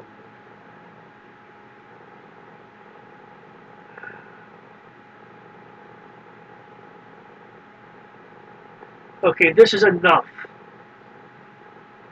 The Torshane, Captain Ari, and the heart of the princess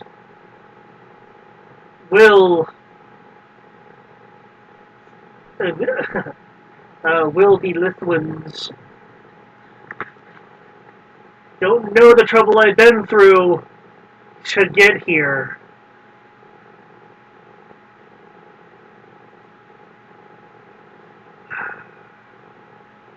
Are those hoses? You three, shoot that person.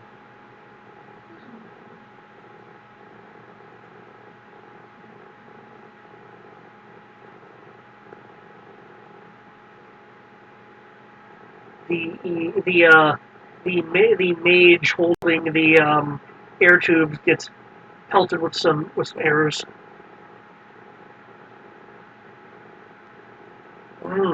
No real vital spots though. That's good.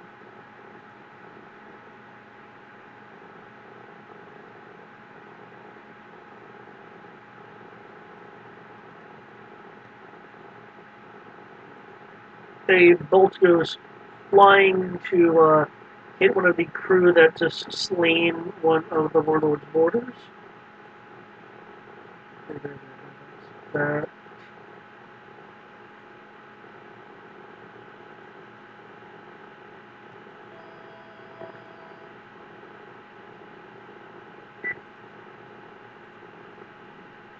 Valeris, injured but still skilled, swiftly parries two strikes from the combatant in front of her.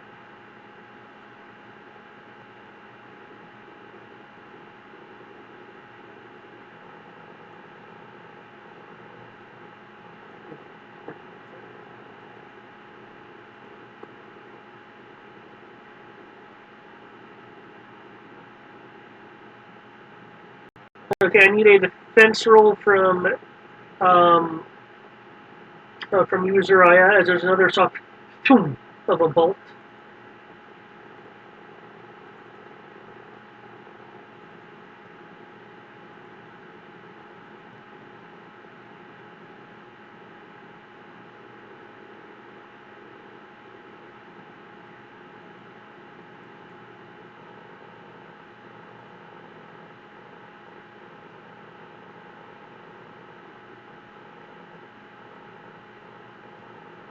You need to roll what? Defense. Just once? Yes. It's flat 20. 20. There is a uncomfortable sensation as a bolt sinks into your right arm.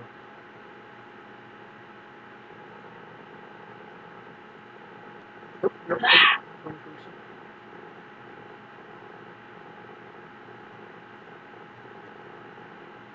Okay. You take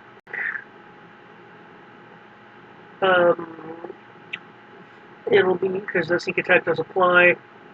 You'll take 15 damage from the arrow and 34 poison. Me? Saying I'm taking 7 and 34. You're taking 15 from the bolt and 34 from poison. I'm gonna half that poison. Cool.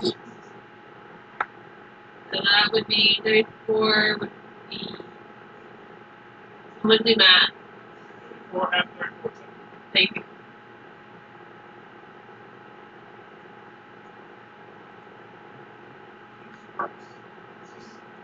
Ow. Stop trying to take my horn, guys. They're not that valuable. They're totally ivory.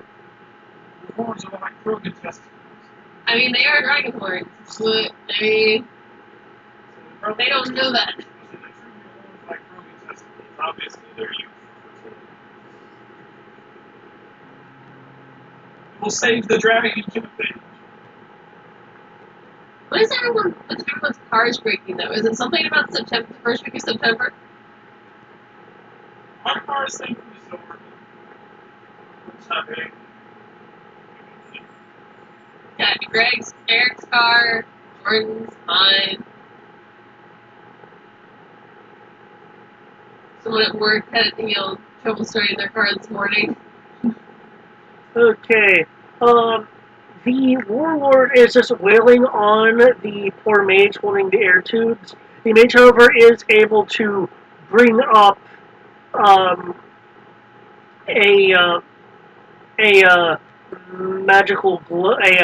magical sigil of defense that deflects the warlord's blade slightly into his own leg. Mm.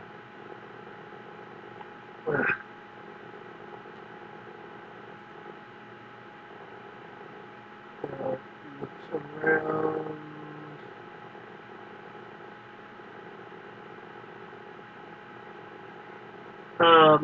He gives an indication for this crossbowman to take a shot.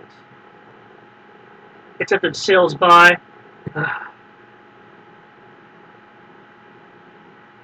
And to think I paid you for your skill.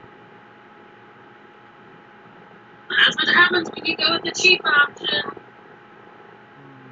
I think there's something about this boat. Yeah, we're awesome.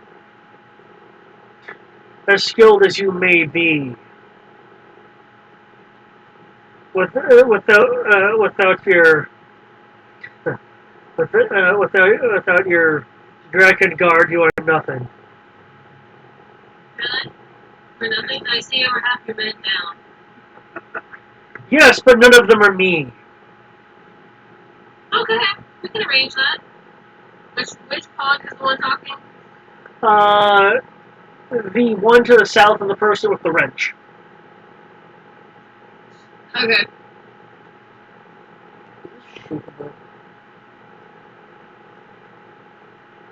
Nice. The maid smiles. You may be stronger than me, but I really need a share of this haul. So if you'll excuse me.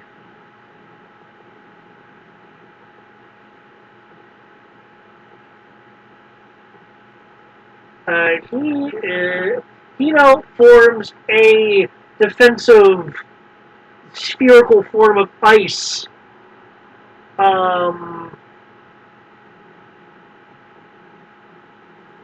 Around himself.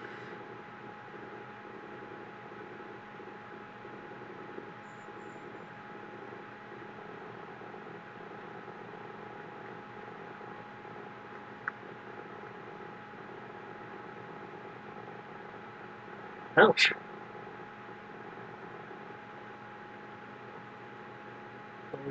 Does the warlord take this? The Warlord does not. The Warlord sidesteps the ice trying to creep him as it forms.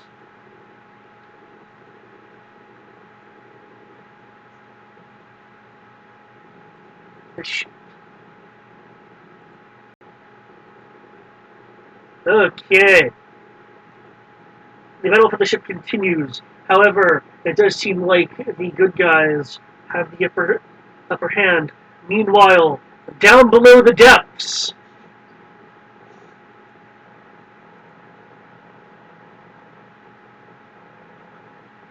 I saw something move. I took a see. Or the map was being weird for me. I'll presume that one.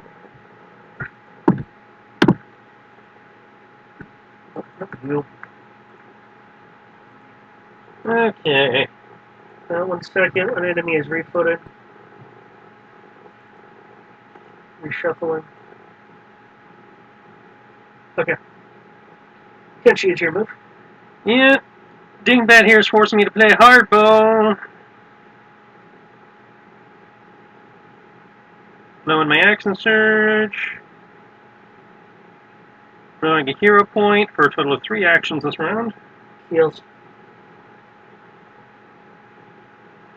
Gonna use the gravity leap to move there, onto the ceiling, so I can see Koto. He's just gonna float him. Gonna borrow Koto for a minute. Heals. So everyone regains, Oh, all allies regain 11 hit points. It's not much, but it's better than nothing. That should get Koto back on his feet. Oh, did I go down again? I mean, yes. I'm back in the house. Okay, so that's 2 actions.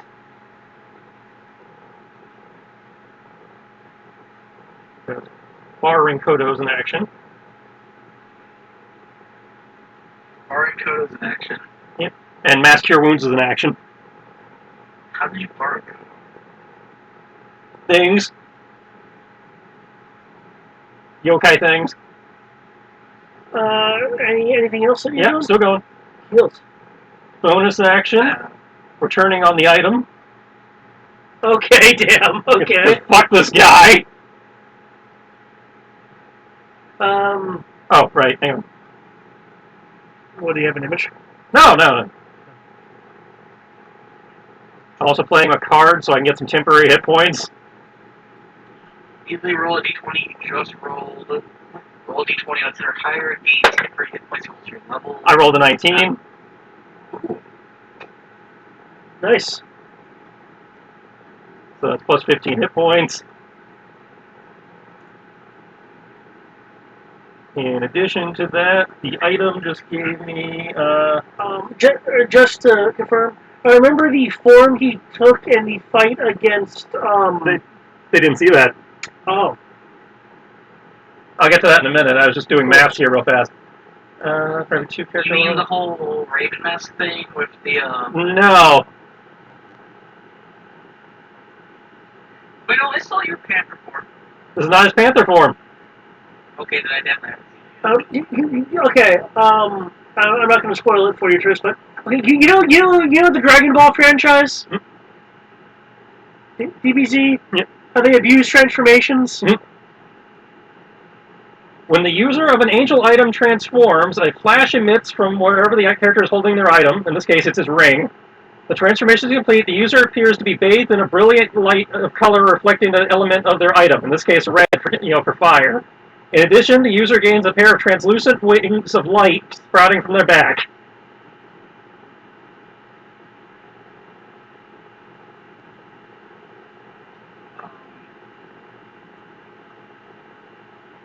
Well then. So he's an angel cat. He is an angel cat that's on fire. Well, it's red light. He's not actually on fire. It would have been better if you were just on fire. But yeah. I will then use my hero point action to turn to this motherfucker And borrowing from Kodo again, because I've still got that locked in.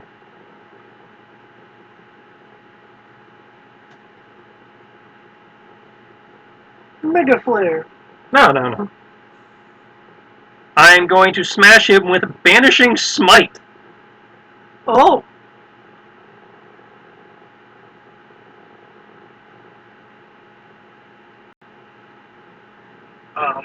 Next time you hit a creature with a weapon attack before the spell ends, your weapon crackles with force and deals an extra 5d10 force damage. If this attack reduces the target to 50 hit points or fewer, you banish it for the duration.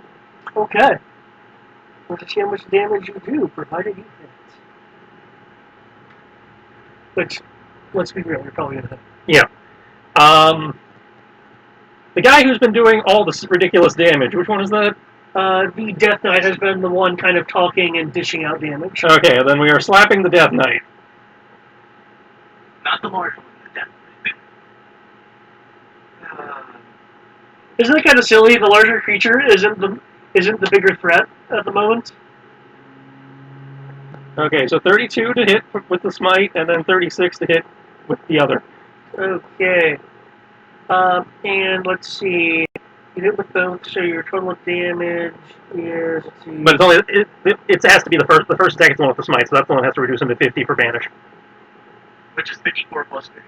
Yep. For a total of 57. Does that plus 3 count? That's the fire damage, so that's part of the attack. But that 3 is halved to 1 because fire and water. Okay. How does your magical fire? It's still halved.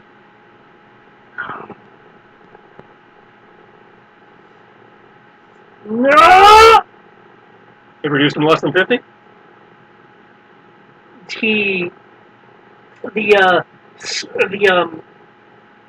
The slash comes. There's a white line across him from where you slashed.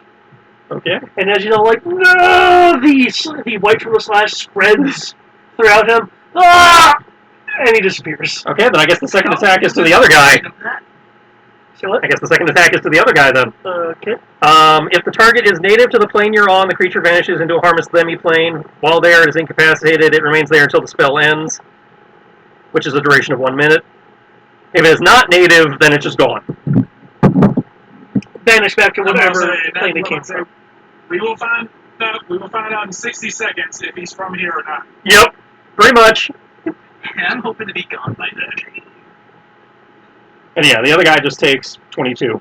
Okay. Speaking of the other guy, there's an effect that I need to see if it comes into play of when that effect starts its turn. Tristan, Okay. I need a con save Hey, Tristan. from you. Yeah. You did the move wrong. What you're supposed to do is you're supposed to banish them and then drop out of the call.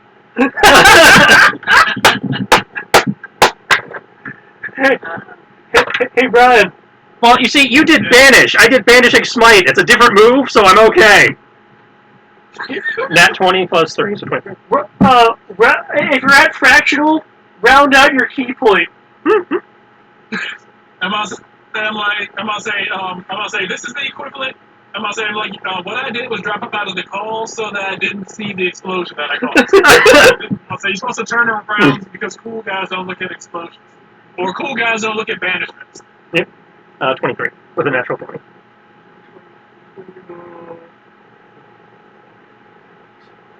Okay.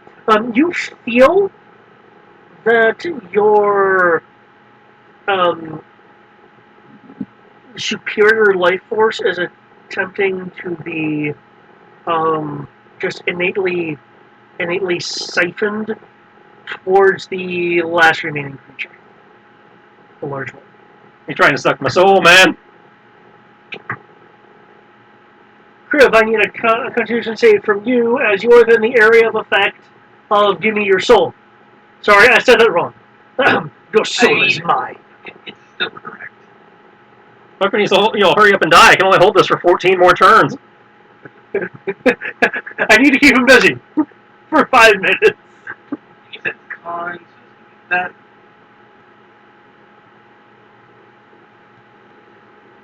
Nope. Big no. You are able to hold on to your draconic life force, and it is your turn. I'm going to step up, and I was going to do this through the night, but now that he's the only thing left, it's kind of like I shouldn't do it now. Well, this guy's fresh. He's only been hit once. I mean, I might as well use it. I haven't used it in a couple of encounters. Sure, I'll do that. I'm going to do a increase my limit break for 98 plus straight damage to him. Because I'm going to do it with my trace superior blows. 98? 9d8. Oh, 9D. Yeah. Okay. He's doing his Fist of the North Star. Or I can't even do it. The other one I was thinking of, when he was still there, was just create a chasm that they would fall into. And take a bunch of damage that way. But it floats, so that wouldn't... Yeah, we're in the water, so that doesn't exactly work. And I don't think it's walking. And you're on the surface of the what remains of the deck of the Emerald Princess. Yeah, I wasn't wanting to destroy the rest of the ship, basically. But, let's see. 20 wants to be nice. I don't think it will, but...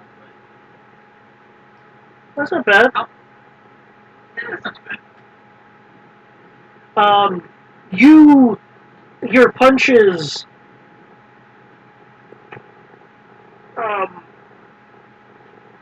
completely displace chunks of this thing's undead form.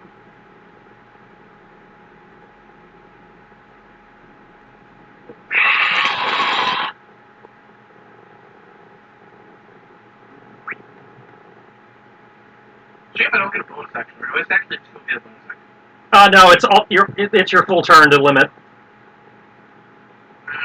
Yeah. Oh well.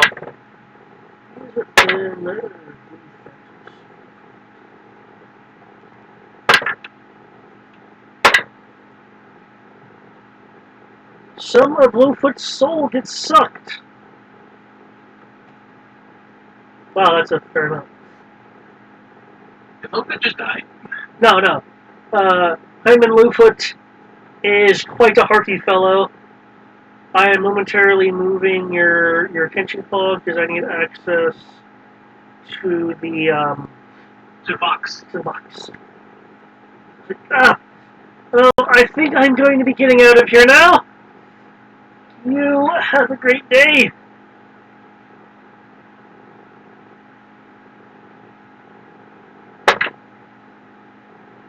Magic movement attack.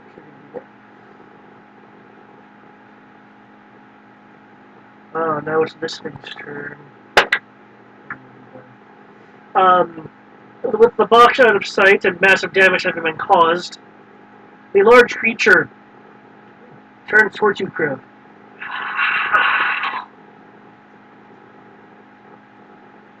I am big, large, and ugly.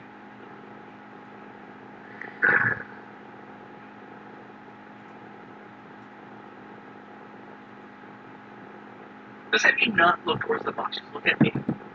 Downward. Now look at the box. Now look at your man. Now look back at me. Now look at the box. Now look at the man.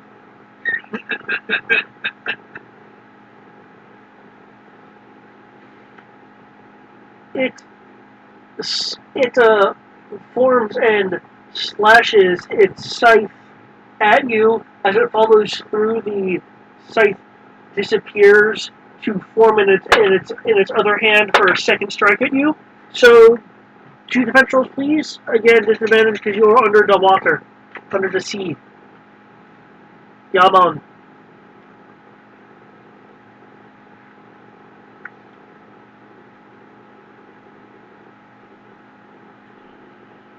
Now, if this light was actually fire, I might not be at disadvantage because I'm burning the water around me, but it's not actually fire. Despite doing fire damage if he hits me.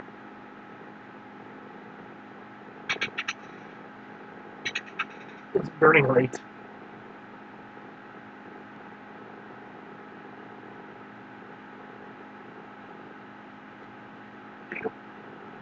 You evade the Reaper slashes. The Reaper slashes. Oh God!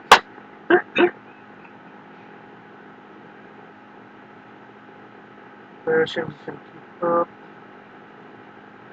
Ah, Might I recommend dropping a heal or a mass cure or anything? Anything that involves keeping us from dying. on it. Or, you know, Be so kind. or, you know, keeping you from dying? Yeah. Stuff to protect you. Be nice. Stuff to protect us. Be nice, but you're a little bit more important right now. Oh, thank you. At least in that department.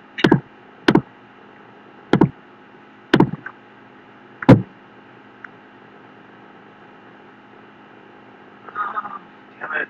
One of my light bulbs went out. I guess I need to replace them now. Of the 3, 2 of them are out now. That's what LEDs are for, man. They last forever. That's the thing. These are LEDs, they're just cheap ones.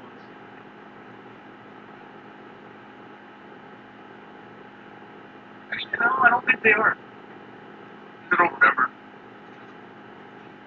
I don't feel like staring at the light.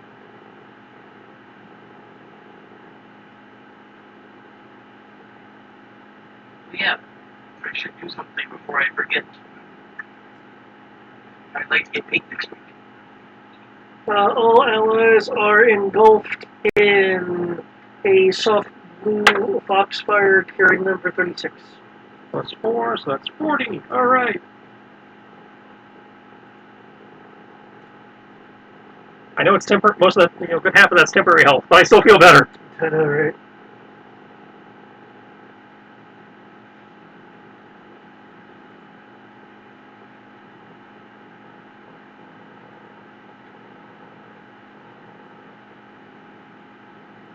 Meanwhile, I like this. The pacing's kind of good. Both battles look like you're going to be ending at about the same time.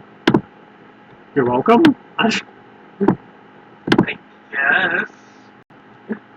You made me pull out the super item? Tips. It is your move.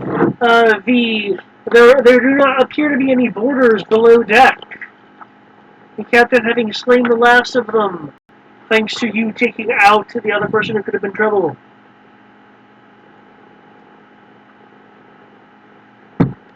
What does it say about your mini boss if I have to use the item meant to kill the arc boss on it?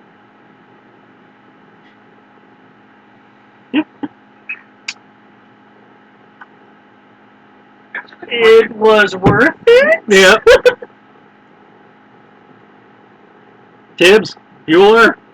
Zariah? Anybody? Snake! I'm here. He had to pick the sword, so I guess I'll play Tips because looks like he dropped at the top. Okay. Did you catch what happened, or? Huh? There are no bad guys downstairs. Okay, no bad guys downstairs? Yep. They killed them all. It's just him and the captain then? Yep. Yes. Question mark? It'll take you 50 feet to get to the top deck. I hear fighting.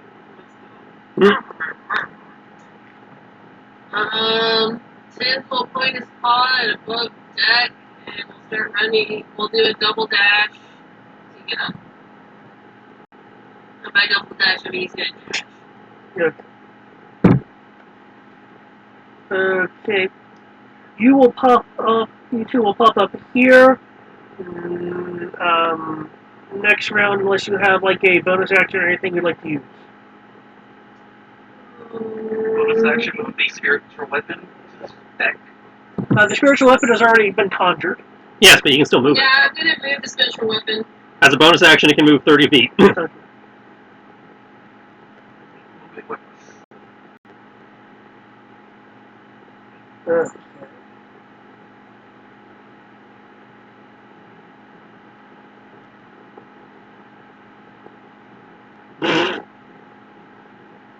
Just merged initiative tracks.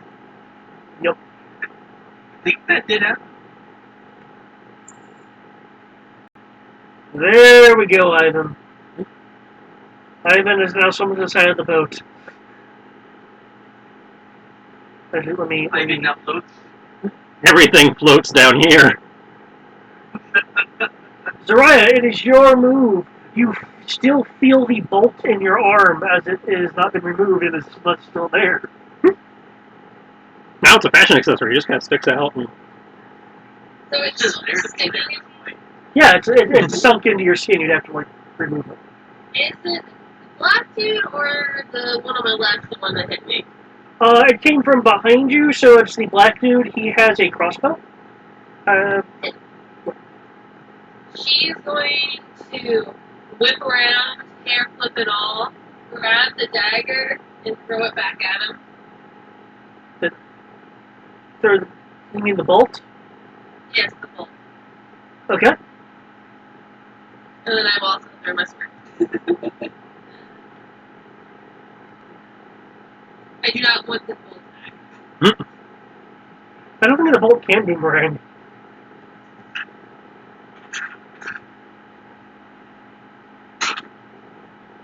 I was really excited if the bolt was at 20.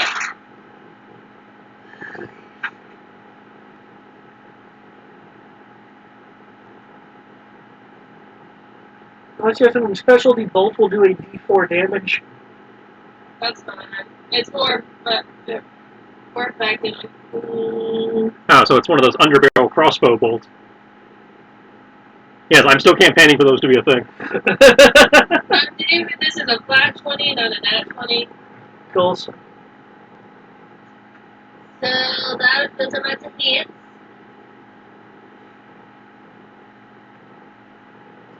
They hit. And you said it was a D4 for damage? For the bolt, yes. Because they're treating it as an improvised weapon. 3! Okay, now for your real thrown weapon. Ah! Oh, wait. Is poison still on it? High or low? I'm going to have there be a chance that there's still residual poison on this thing. High or low? Hi! Come on. And roll a 1. Damn it! Your blood's too greedy. It took up all the poison.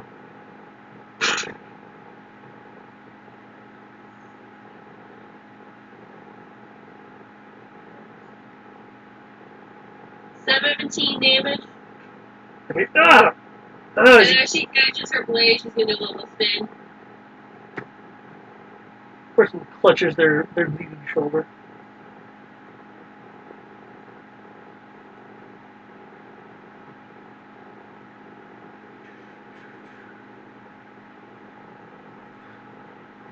Nice.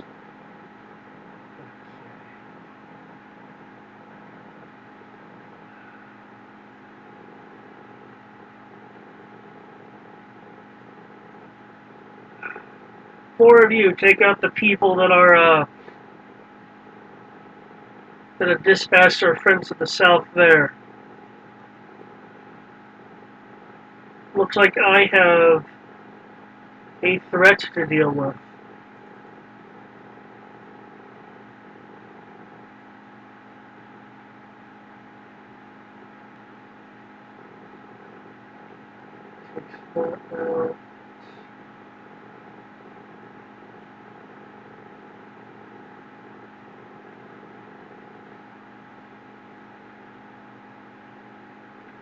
Okay.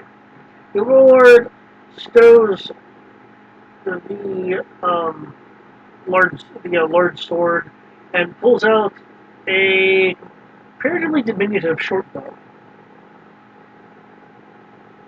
and knocks 4 arrows on it.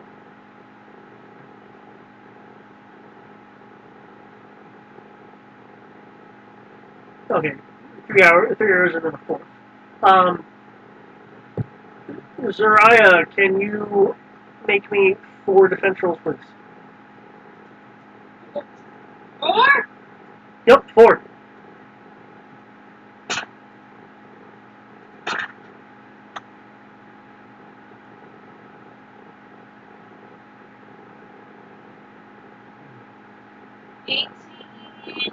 Plus 18, so that's the first one.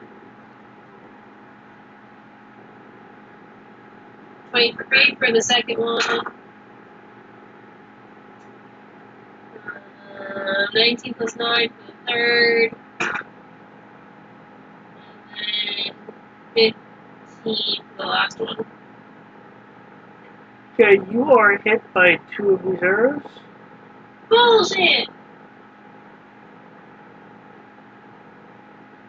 For a total of 13 damage. Have that. Okay, well then, do you want to have the 8 or the 5? Okay.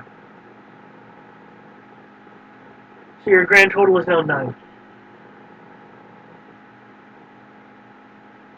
I'm still over 100. We're okay. Precision, why don't you help me? At least you might be a little bit more competent. The black-robed person will look down and over towards Warlord. Fine, if you insist. One more defense roll, please, as a bolt is being launched at you.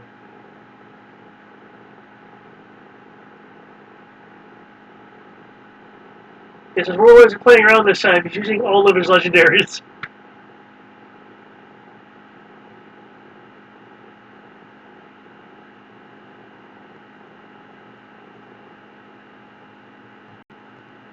So, yep, just need one more defense roll from you. I said 4. Oh, I missed that. Okay. No, and there's 4 of them. Did you need another set? Yeah, the Warlord decided to use a legendary action to make one of his allies attack. So you need one more or another 4? I need one more, just a singular one. Fucking A. 11. 7? 11. 11. Okay, another bolt slams into you. Oh, that is... Just because I'm purple doesn't mean you get to only hit me. Wait, no, scratch that. Only hit me. Come on. Kick their asses. Okay.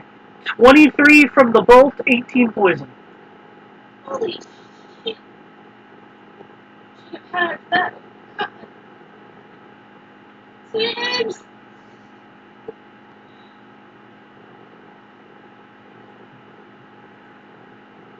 Down to 74. 133.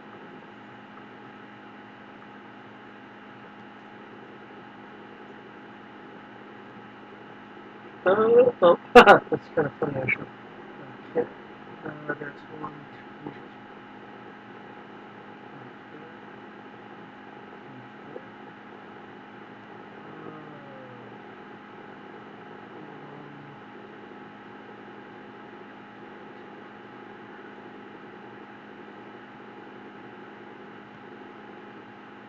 Alexandra Miller has just been pelted with some arrows and a bolt. Still up, though, just hurt. The Vogler's in the ice, keeping that stuff safe.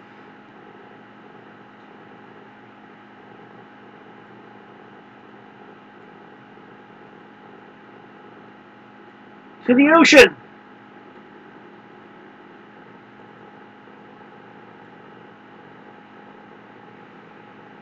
Kinchi.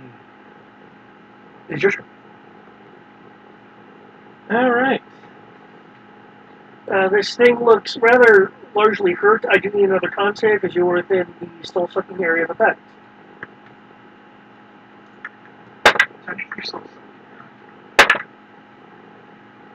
Less impressive, 12. 12. Let me take a look at the DC right here. That is the image of the DC. Okay.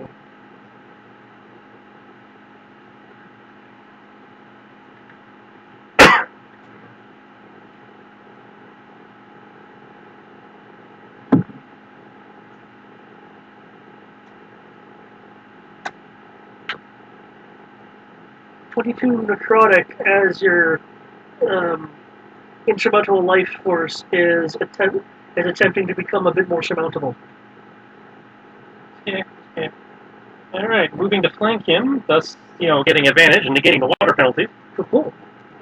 If the first 2 attacks hit, then the third attack hits because it's special rules of the angel item. Cool.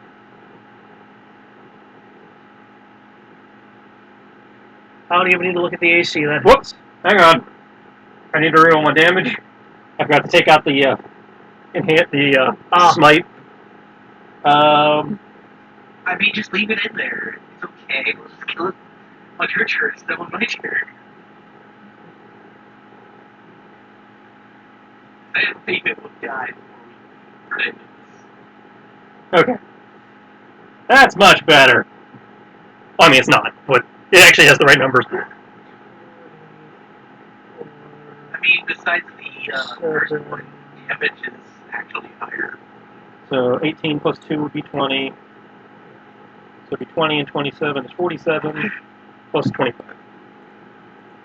We got 27, 30, and 22. the last strike from your angelic weaponry leaves it only a pile of clothes as you have effectively destroyed it.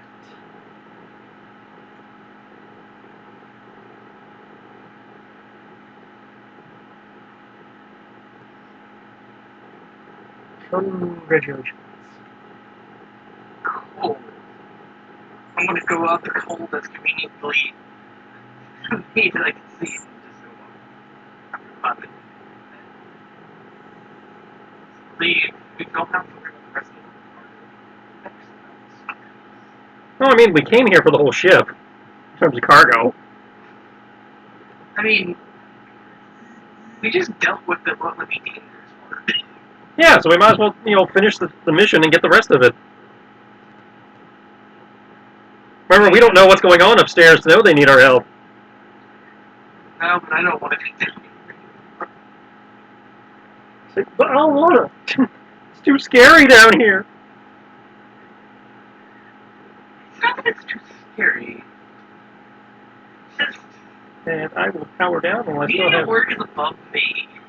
time left. I say that as I've been doing that this entire time. Which means I lose temporary hit points granted by that. But either way, we probably should take a moment so that we can, heal back up. Oh yeah. You will notice something. The air you guys are breathing has a slight chill to it.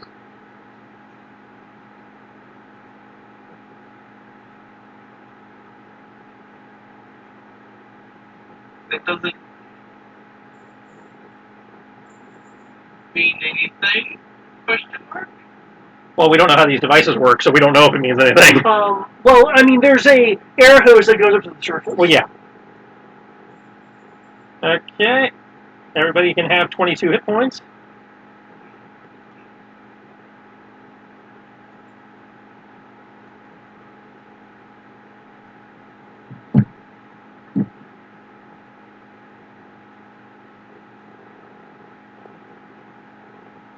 There's a slight chill to the air we are breathing. If it wasn't for the fact that we're underwater, which is going to be colder than air temperature. This is a noticeable temperature decrease of a couple degrees.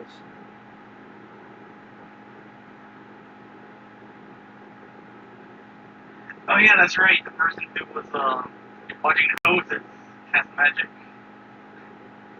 He would do it.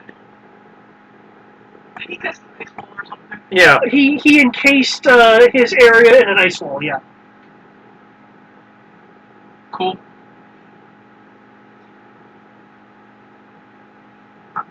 We don't know how it works, so I'd assume just because the air's cold and we're underwater, which is cold. Yep. So yeah.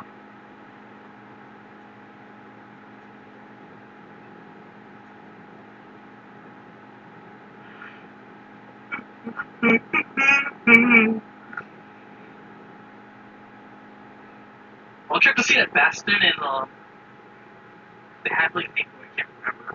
I'm in Lufa. And see if Lowfoot and Bastion are okay. Bastion's okay. Lowfoot's good. His eye is still not kind of scarred over, but it's been like that since you've met him.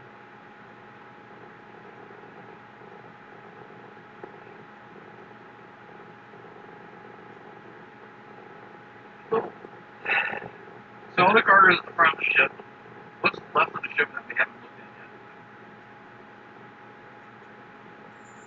at yet? There's the lower out of the ship over here. Because you guys have only explored like half the ship. Lilford will say, "How about I take this back up to the boat?" Let's wait and get a catalog and everything. Yeah. Because if we wait, we get all the credit. Which means we all get more money. And it gives us time to check the thing for booby traps and whatnot. What for if it stays here? If it stays down here a minute, we can put it down, check it for traps. Curses, whatever. Let's not have that killing everyone on the ship and make this ship be the same as this one.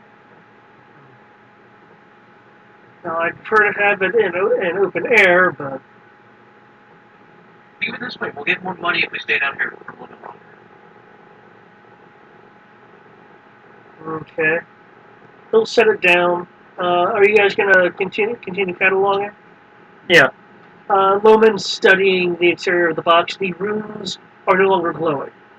They're still there though because they're etched in, but they're no longer glowing. Cool.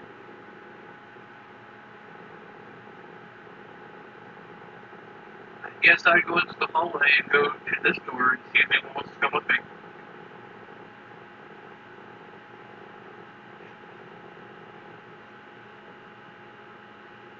So you still got, you ever have the ship fixed?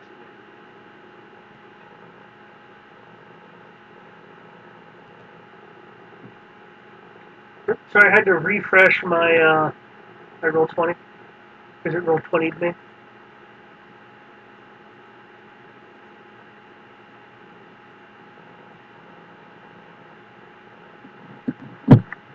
I forgot to switch maps. Greg is getting checking. Does anyone else want to join Greg? Just a minute.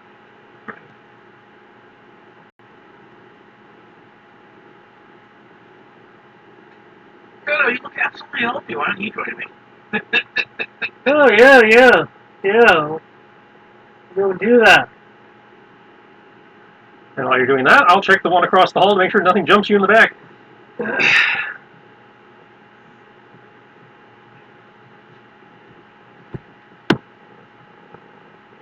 Okay, is Crib just gonna kind of bust the door down, or what's his plan? I'm going to try to open the door first. I Uh, am checking for traps, so. okay, make a perception roll. That means based off wisdom, or I don't think I'm not 16. Nothing appears to be wrong. I open the door. When you open the door, it'll only open a hair. Before it feels like something is stopping it. Seems like something's blocking the door. Would it be worth just kicking in the door? What do you think, bro? Or do you want to try to go around and see what it is? Well, the ship is broken enough. There could be another way in, True. unless you're impatient. I am that today. But we're here to salvage the ship. No reason to damage the ship more than break cargo if I check the door in.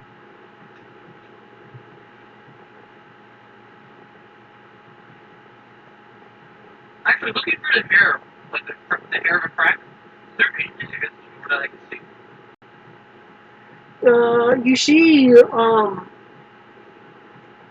normal open red water through the crack. It looks like the top of the door is slightly stuck in the frame.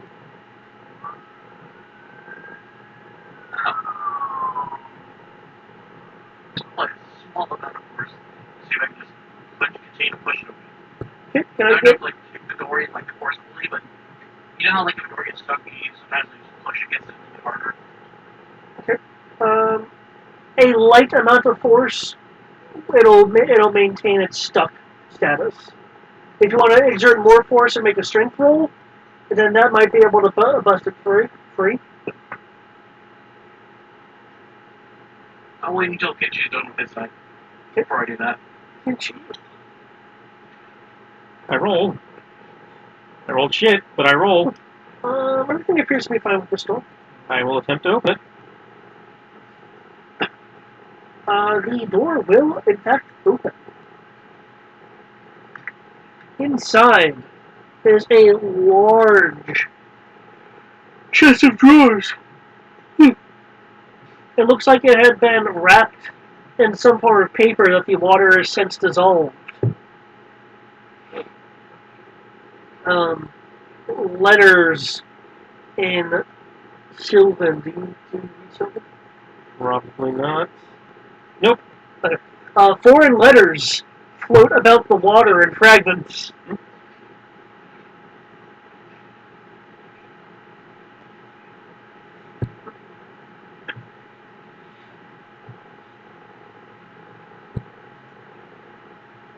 The chest of drawers looks miraculously rather intact, despite the water-bound nature of it.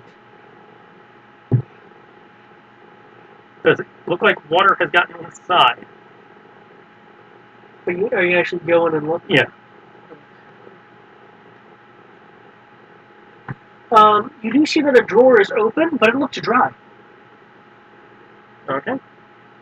What's one of those kind of drawers? I will check out this little thing and see, if there's anything in it. Obviously, the dresser itself is worth something if it's able to keep water from fucking with things. When you reach in to explore the doors, you find that there is a pocket of air. This pocket of air appears to be strong enough to repel the water in the outfit you're wearing as you reach through. Ooh. Though it instantly get re-wet when you withdraw it.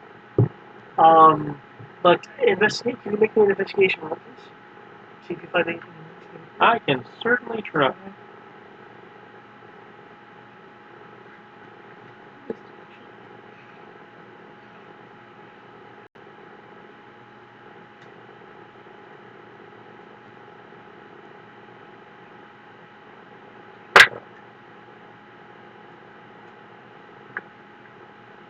Excellent. Okay.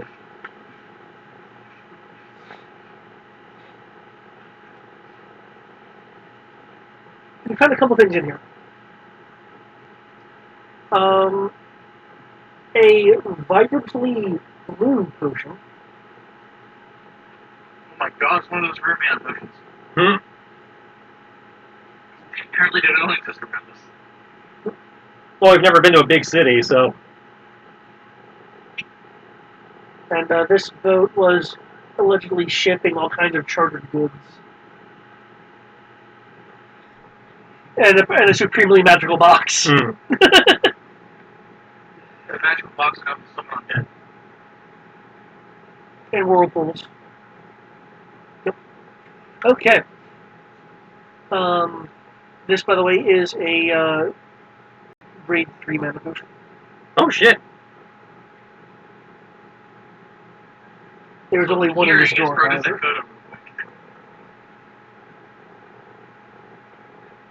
real quick. Inside is also a unfurled parchment. You are aware that if you remove it from the air pocket, the water will immediately start damaging it. Okay, so I'm going to bring my handy haversack into the air pocket Okay, and then put it into the bag. Cool. And then the world implodes. It's a scroll. It shouldn't implode. I haven't heard of a scroll upholding before. On the inside of this drawer, you will notice something etched into it. What languages do you know? Common and Yoken. If I'm told about it, I know Draconic and Common. You are unaware of what the etchings are, except the pattern would suggest a lettering system to you. It does not match what the floating wrappings are saying, though. Okay. I will file it away for later examination upstairs, where we can safely look at it without it, exploding. You do, however, recognize some of the etchings at the bottom of the drawer, though, as one part of a chemical formula. Okay, definitely going to hang on to that.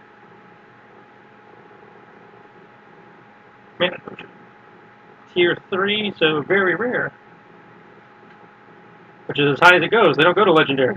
Oh, they don't? Oh, well, then great too. I wanted to be the middle grade. Alright, you want greater, not superior. Yeah. Yeah, I thought I had another tier, but nope. I mean, I'm okay with having the best one.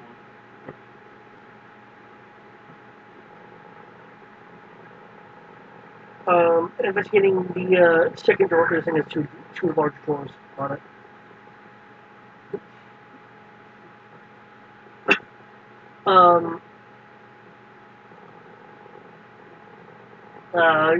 You see a bunch of very particular items in here. I will need an Arcana roll.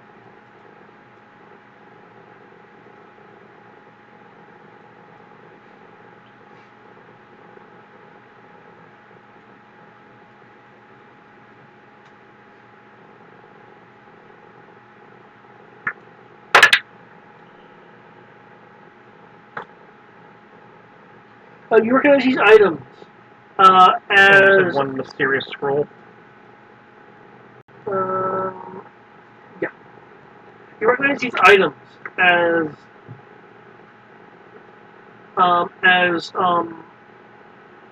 enhanced spell components for that specifically of a weather control spell.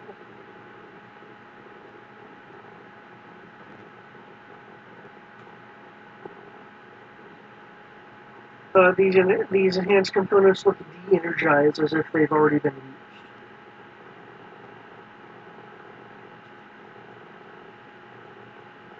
used. Okay, Griff. Cool. So, all I see is the direction that Kichi went, the hallway that I initially went for to get back to here, and the way up, correct? I assume that's what that black spot is, where it is. That black spot, this black spot right here? Yes. There is no deck there. But you can go through there. There's just no deck for you to stand on. Is there anything below? There's a lower portion of the ship, yes. There's a belly hold.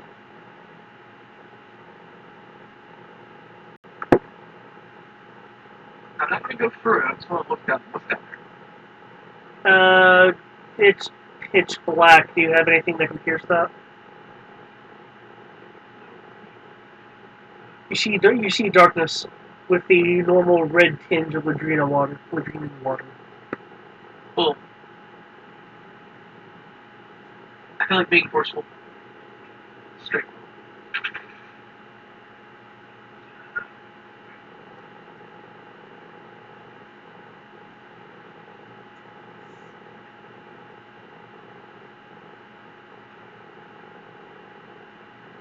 I am one of the strong. You are. You force the door open. The door splintering. You feel heavy resistance as the top of the door itself apparently was bearing weight. And with your sheer draconic strength, the door it doesn't mind the resistance. Well, it minds the resistance, but your muscle sure doesn't. As it opens, and the area you're in, the bits and pieces of ship that are above you fall as the door was acting as a load bearer. I will need a dexterity save not to get caught up in the collapsing debris. And at 20, what the rest of it? I would like the total, yes.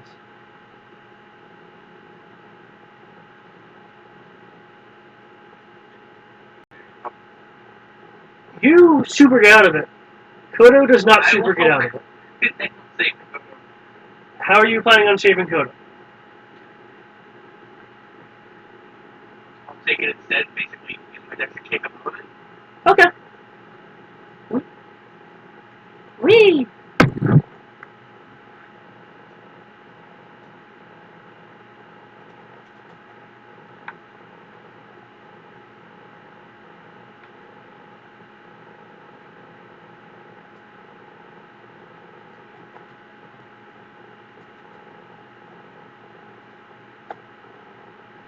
.29 damage of stuff.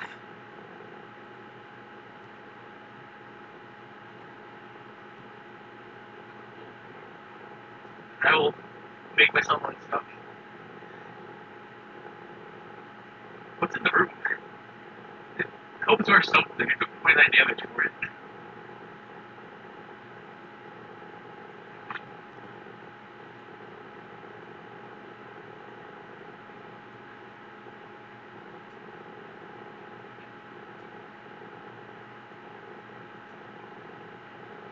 Okay. There's a box that is chained down.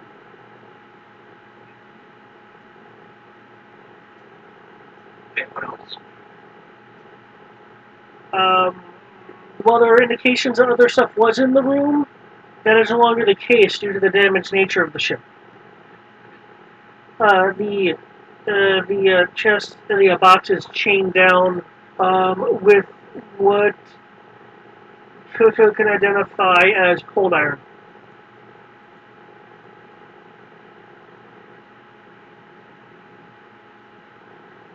Iron isn't used for very many things. That has me interested.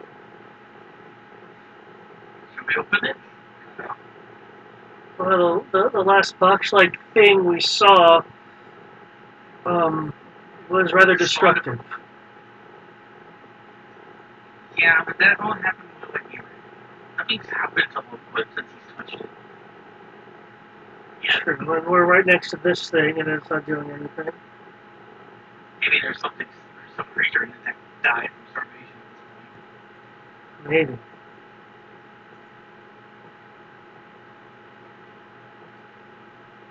I guess I shall. You're gonna undo the chain and open it? I'm gonna move the box up in the trans and stop and see if anything happens. Nothing appears to happen.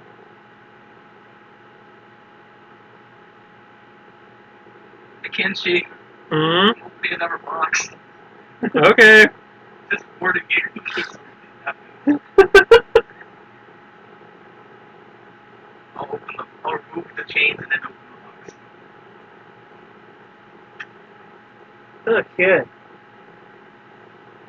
Opening the box.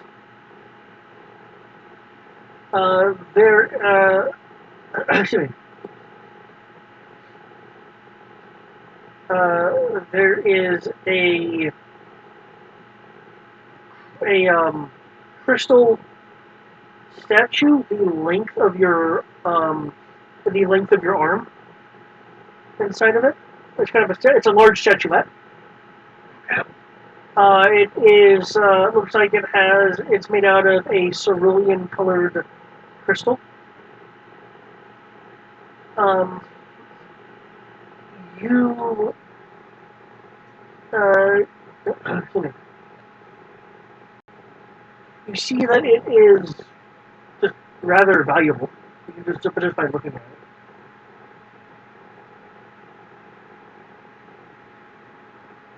Before I touch it, what knowledge roll would it be of what it is?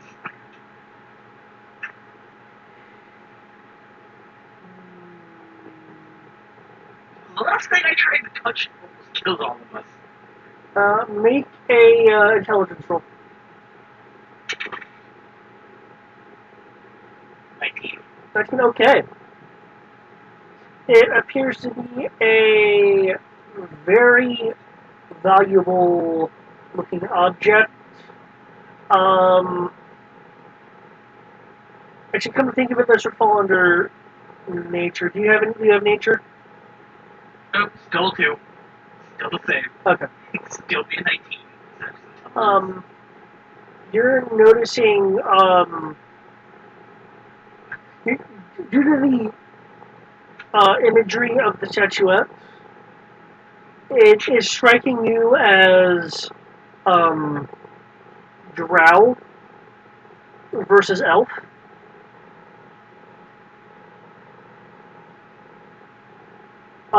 With hints of more of a fey influence than that of a standard drow or elf would have.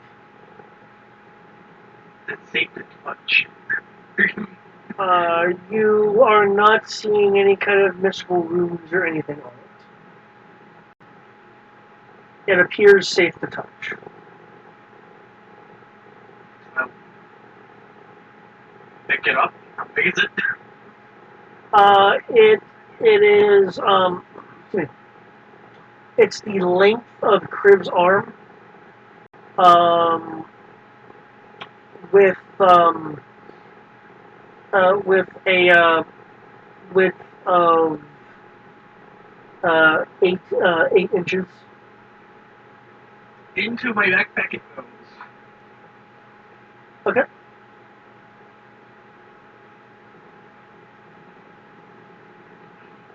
I look to the right. Do I see that? You see what? The webs and skeletons. Oh yes. There. Oh yes. At the bottom of the box, by the way, you do see something. What is this something? It is a sigil. What is the sigil? Let me an Arcana check. Why do I have to feel like this is going to be a bad thing to do?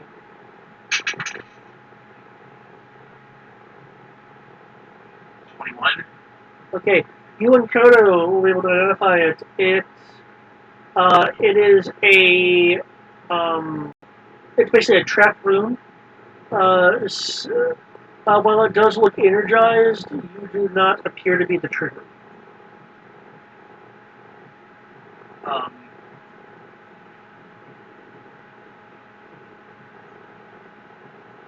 Kodo.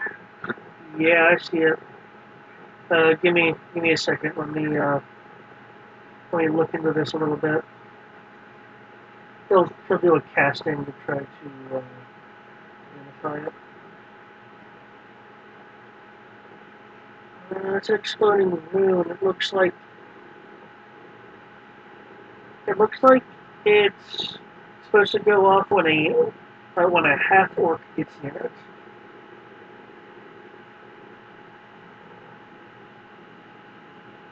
That's rather particular. Yeah, it is. Okay. How heavy is the cold iron chain? How heavy is it? Yeah. It's chain is useful. It's rather thick chain. There's two segments, both both 5 feet in length. The weight is going to be 15 pounds per segment. Cool. I'm basically carrying something besides statues. So chain on one across one shoulder like a bandolier, chain on the other one like a bandolier. Okay. I'm going to reword this in something useful. Cool. The chain itself is useful. So are those boxes there? Actually there? Yeah, they're floating in the water. Get some. Go to the next box. Okay. Kenshi, is there anything extra you're doing? If we're done searching, no, just gathering everything at the point for bringing stuff up. Okay. There is this place here. It's only accessible from your place. Looks fancy. That is true. I've already been in there. In here. No, no, I hadn't because that's the doorway's next to me. Okay.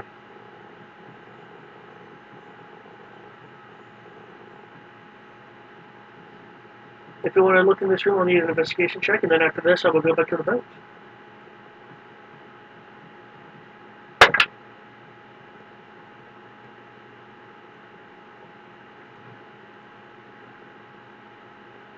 Yeah.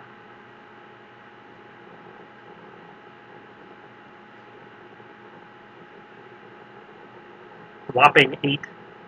Yeah. You will find evidence here that this room belonged to a very powerful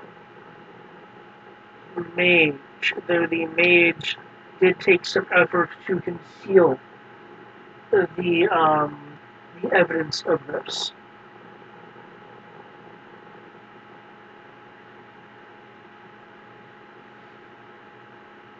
Okay.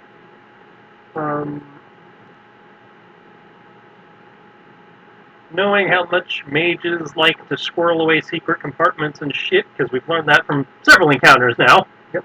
I would like to make a second pass around the room. Cool. Make another roll. Much better.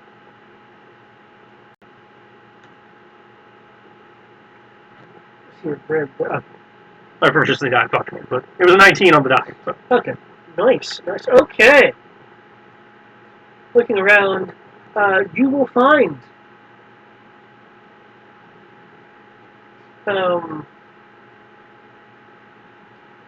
unfortunately a very damaged tome. It looks like it looks like the Oxford Dictionary with a lock on it and ornate leather-bound coverings, though water has gotten to the pages. You also find in a secret compartment that was under the bed that you really can only get access to by the fact that this has been submerged, so pressures are all kind of weird. You're under the impression that the only way this could have been gotten into is with some form of telekinesis ritual. Okay. You find a journal.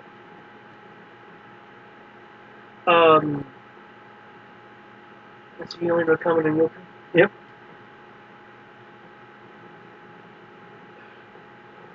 Tidbit, it looks like Sierra and Party are currently drinking. Yep. Doing drunk karaoke. She ditched us for karaoke night.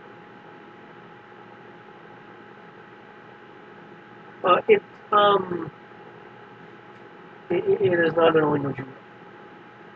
Yeah. Well, I will stick it in the preservation bag and again bring everything up to the collection point so we can start bringing stuff up. Okay. You're at a limit to how much you can like physically get up at any one time, and you pretty much approach that limit. Well, yeah, I was figuring we have to do this multiple trips. It's just easier if we have a staging area to bring it up. Yeah, we move everything so we're easy to just go down and then go back up.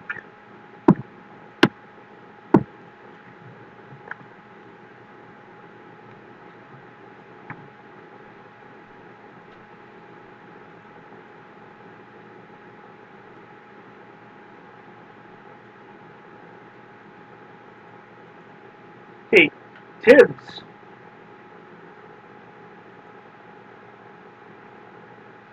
I guess it's my turn. Well, obviously the bonus turn is going to be moving spiritual weapon. Okay. There's 4 enemies immediately to his left. They do have some altitude though, just so you're aware. Okay.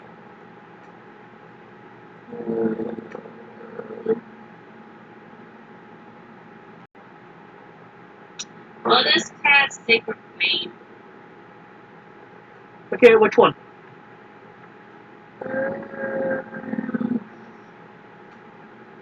We'll do it.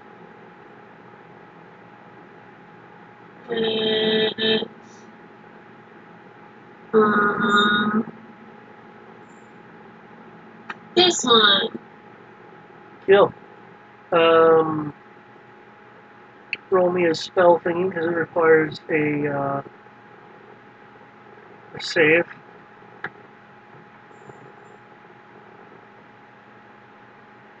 Ready? The D20? Yeah, D20 plus proficiency plus his wisdom modifier. Okay. I will use the pink die. Motherfucker! Welcome, Brian. That's a nat 20. Sacred Flame. So a total of 35. Well, no, sorry. All these. No, that hits. Roll damage. I think that's a D8. Should be 3d8 at this level. Okay, 3D8, so 68.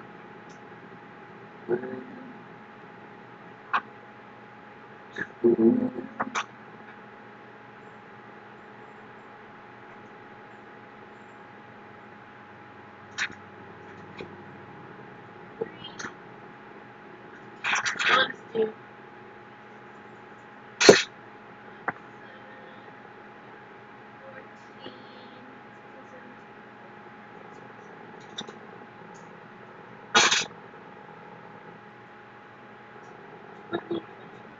14, 26. She is Thanos. Like, good! But by Sacred Flame? Wouldn't it be like heaven is starting to take you now? 5? Well, then that's 20%, that's why. Thanos by the power of God. Yep. Radiant light said no more of you. Ah!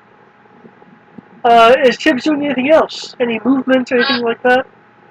Yeah, his spiritual weapon should be up. Well, like his personal movement. His spiritual movement, he will move to... Wouldn't his spiritual weapon be able to attack by now? Yes, it would. I'm getting it ready.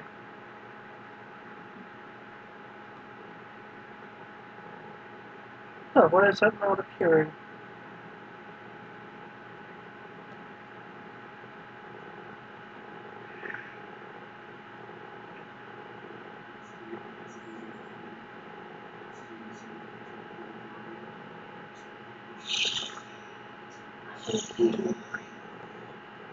Here Okay. TBH. we go. Okay.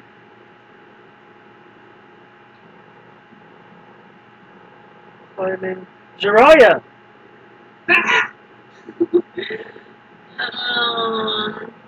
Oh, you're still standing. I should fix that.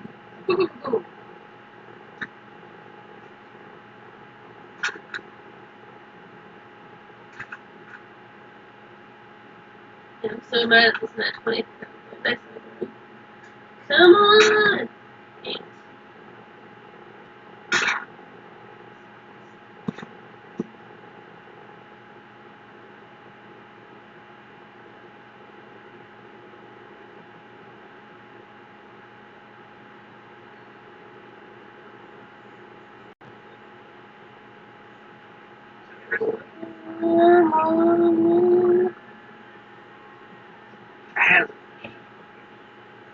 Yeah. What is the whole borrow thing that Luca can do? Curiosity would be better at this point. Too bad. I just want to go mechanically. That's character stuff. Yeah, I wanted to ask about that then. So you got to know to ask about it.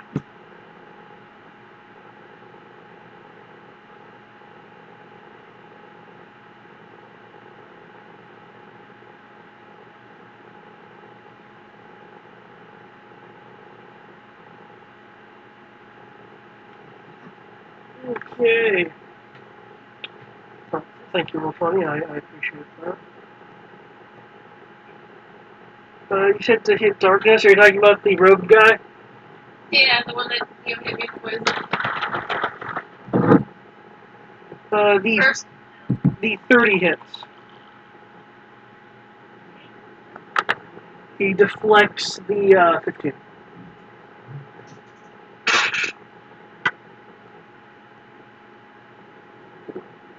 Take 16 damage. Ah! Stop throwing your swords! Who do you think you are? I'm Raya, obviously, and I'm kicking your ass. Who's that? Me, you dimwit. The one that's put holes in you. Ow. Yeah, you must not be that bright. That must be why you don't get paid well. Anything else you're doing? No, I would use Vicious Mockery, but that's not here. And that's an action anyway.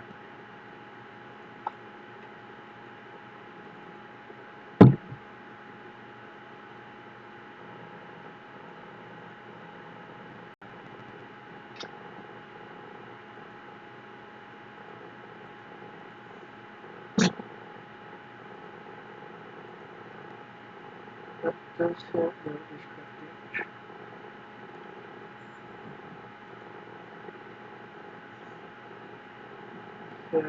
Barry is going to try to save his ship.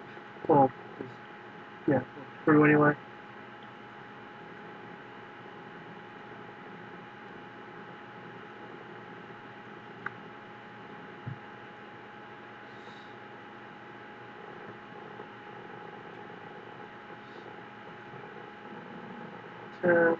Taking off these guys on. Alright.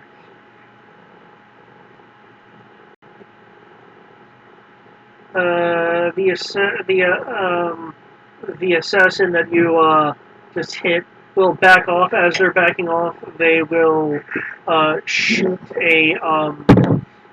another bolt at you, and they need to make a dex. Okay, they do not slip on fish.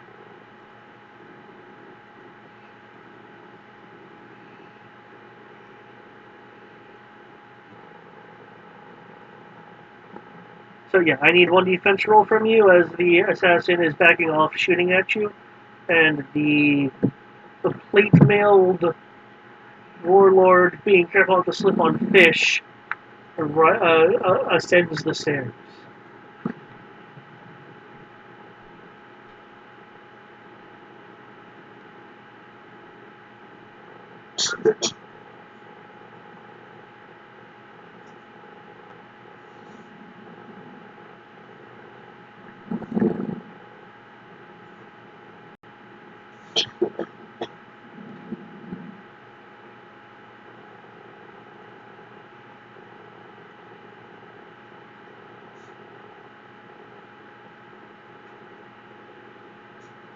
Did you catch any of that? No, I'm sorry, I did not. Okay. The assassin backs off, but not before shooting a bolt at you. He does not slip on the fish. The plate-mailed warlord ascends the stairwell towards you, and honestly will be doing some attacks on you. So I'll give you the total of how many to roll. Also avoiding the fish. Okay. Does my corporately train? Let's see.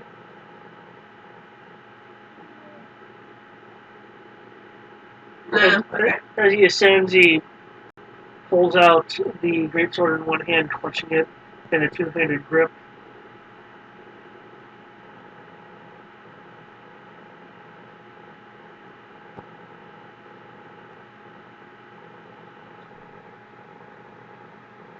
I would just like to point out that you're doing it one, I'm doing it two.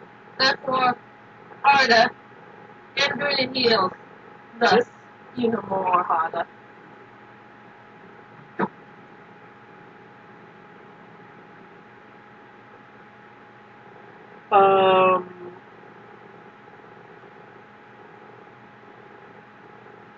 Four.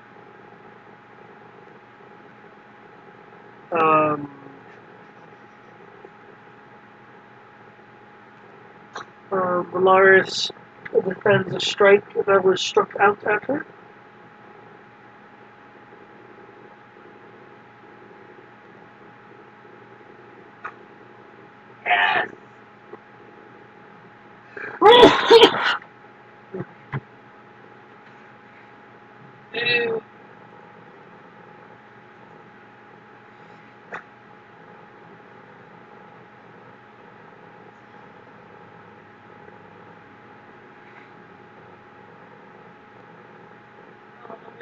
damage, guys. I'm gonna die.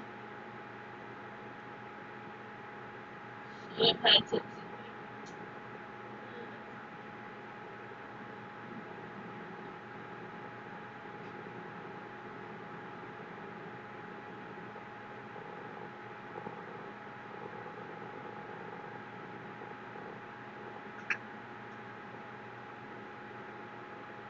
Okay, except for the nat 20, you are correct, you get hit. Even with the 19? Let me look. Yes, the total of 19, you still get hit. Damn. Whatever the highest damage is, I'm gonna have it. Okay, with that in mind,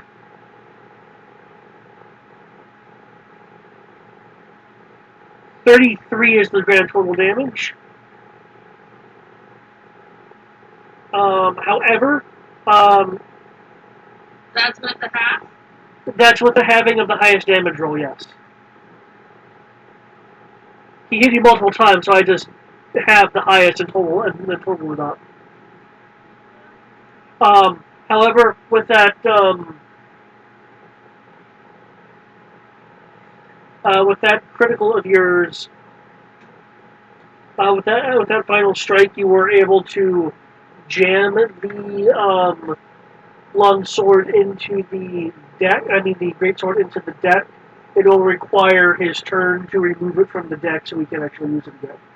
Woohoo!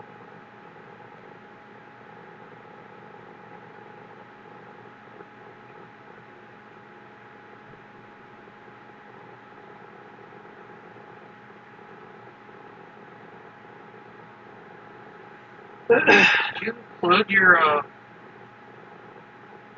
bonuses for AC, or is that just your rolls? That's my total with everything. Oh, wow. Ouch.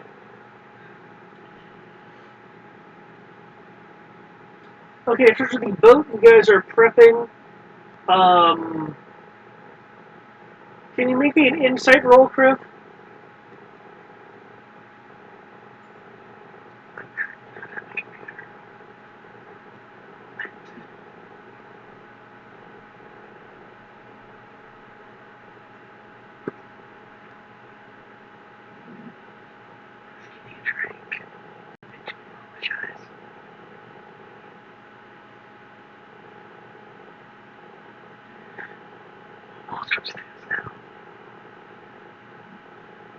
Ah, no, I can talk normally. I was downstairs. I'm asleep. Is it insight? Yep, insight.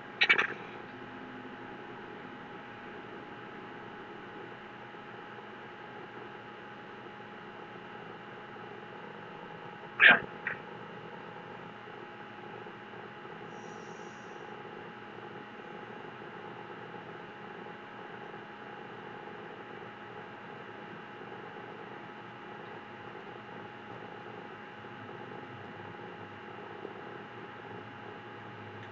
What was the total?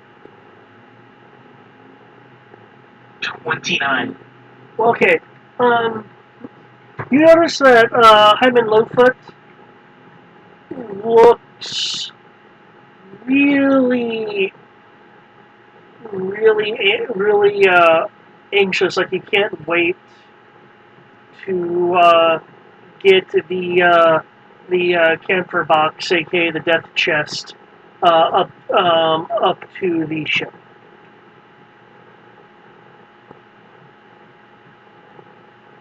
Though he's clearly trying to put on a calm face, so to speak. That's something you've noticed by like how he's acting around the box and such.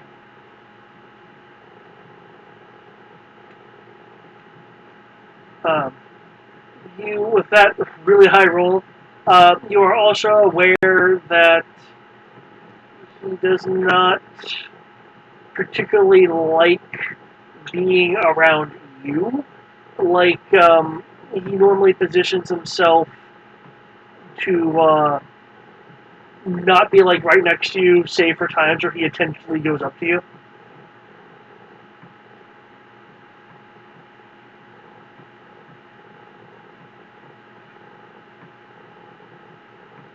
I'll confront him about the box. See if he found anything. What he thinks is in it.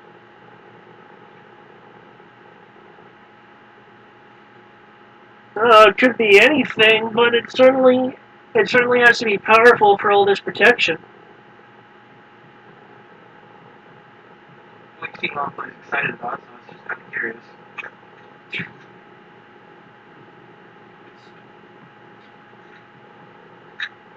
It's worth a lot of share is all.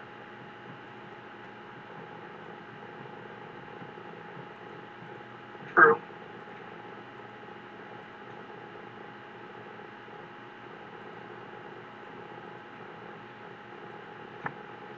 Well, I'm glad you were there to help us out. Oh yeah, you're welcome.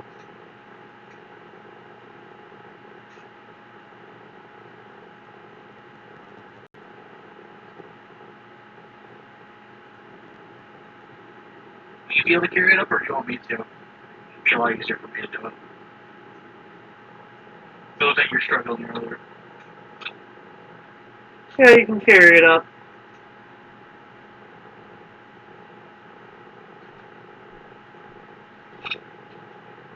Cool.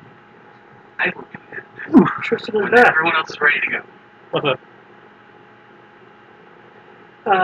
He just got a large amount of insight on the Lowfoot. Okay. Lowfoot doesn't like me. Let's clarify. He really doesn't like you. You're not sure why he hasn't stabbed you in your sleep. Kind of not like. Okay. Okay, so I just want to clarify. Go on. I kind of figured it was that level. You stressed it. Being what you are, that's not surprising. Yeah. Being the main enemy of the world, at least for the race. True. But your 29 will tell you there's more to it than that.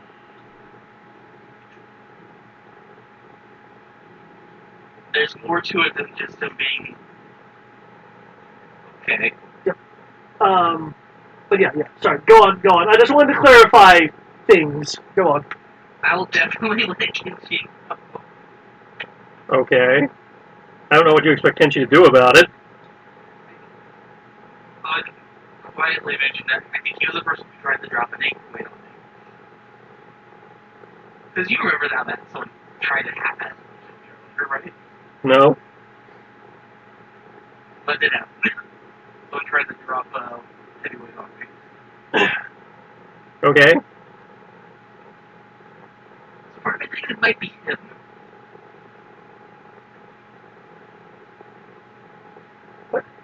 Are you going to reveal the other part as well?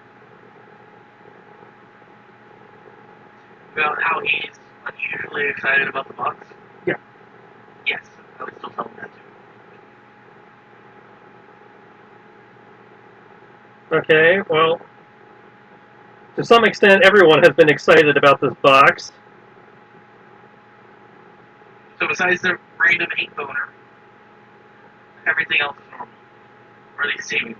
It's a pretty hateful donor. And it says, that box is probably the legendary treasure of the ship that everyone's been talking about constantly. So, and remember, Lightfoot's one of the rogues, so being excited about shiny is not.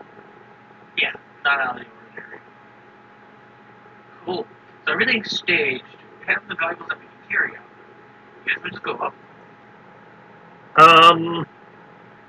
Probably should send word up just to make sure they're ready for us to start bringing stuff up, because if the ladders or whatever aren't down, it's going to be kind of awkward. Or if they have a cargo net or something they're supposed to be lowering, that would make life easier.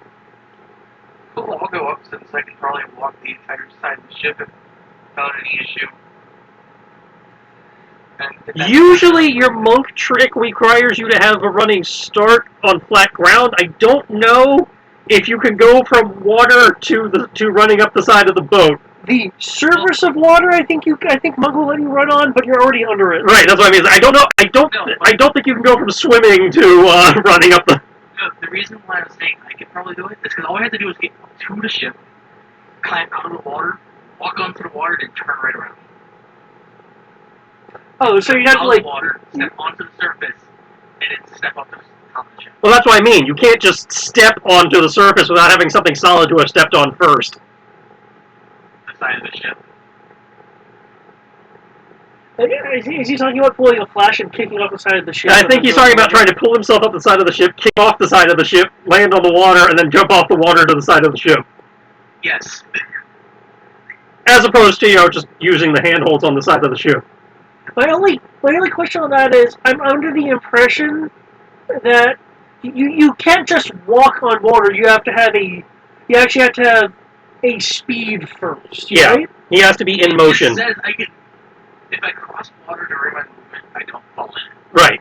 Which means you have to be in motion to initiate the walking on the water in the first place. Which is why I'm saying if I'm climbing, get out of the water. I'm on the ship now.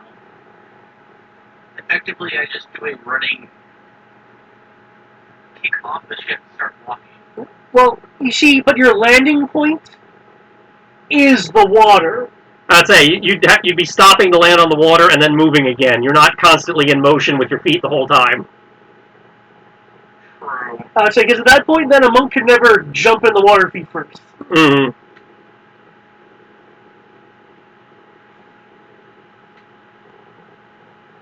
Because I assume we're playing by speedster rules. Yeah.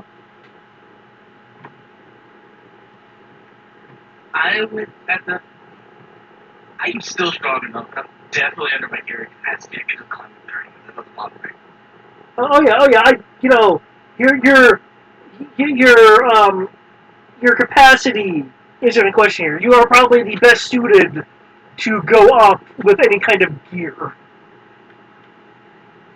So yeah, I'll still do it. I guess I can't do it deep one turn wonder that I want to do it in, but Okay.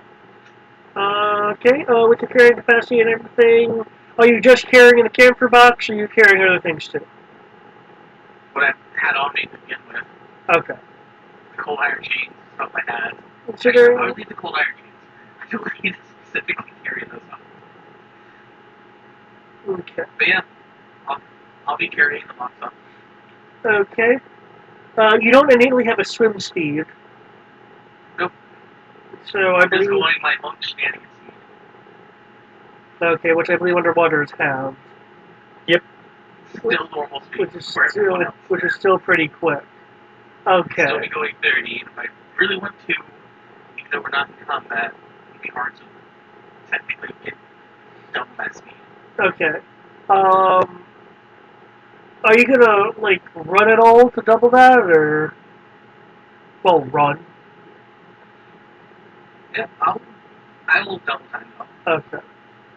At that point, can I get a perception roll from you?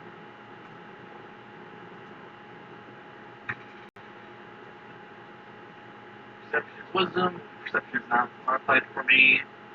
So 19. Okay. Since you got close to the surface rather quickly, you notice that there are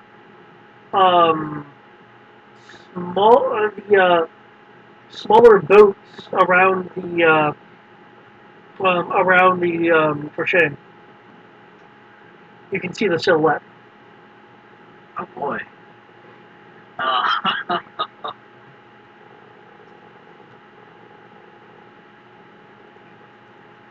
Part of me wants to think I would know that's orders. The other part is the ship has smaller boats. I'll get to the beach or anything like that. You want to make an So intelligence? using the boats. Sorry, go on. Yeah, I'll make an intelligence. That'd be really determine whether or not it's boats that they prepared that help people get the cargo up, or if it is orders. I assume I'm still underwater going up, correct? Yes, you haven't quite breached the surface yet. Cool. 15. The plan was for you guys to be a first expedition. There shouldn't be any boat support. Okay then.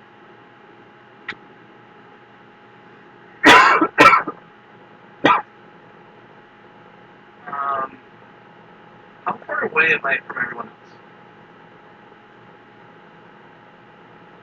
your normal monk speed away from those below.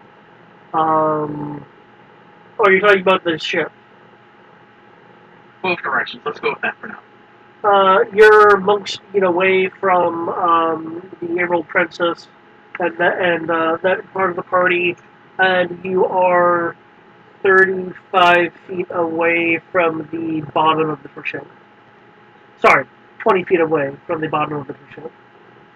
I will warn the party. Well, I will warn the underwater party. Pretty sure I can stick loudly enough that it can carry. They carry 55 feet. Through the water? That's true. Is it... Can I still clearly see them? Let me put it that way. 55 feet? No. You can't clearly see it. See, where I go back down and warn them, or I go up and try to help. But I'm carrying the thing that everyone's fighting for. I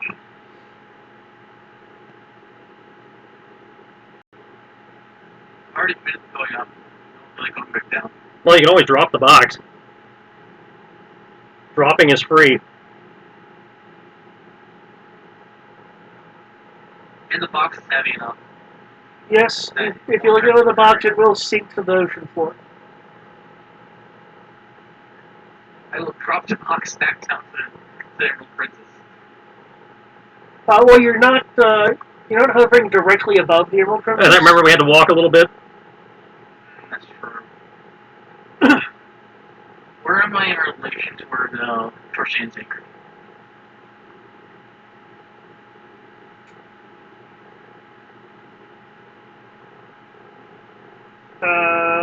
You are 40. You're 40 feet away from it on the horizontal plane. Let's make it map-wise. Make it a little bit easier. North, south, east, west. You're actually no, I said you were 20 feet away originally from the ship. At this point. So I believe your monk speed is 55. My monk speed is 55. Okay, so half puts me at 30 in water. I doubled it to 60. Okay, and there's 20. So from the Torshane to the Emerald Princess, it is south-southeast.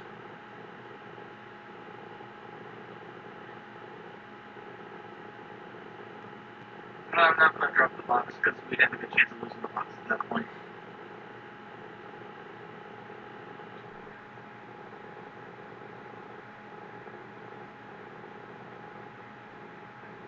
But I'm not going to be there in time, so it doesn't matter yet. Okay, Tibbs.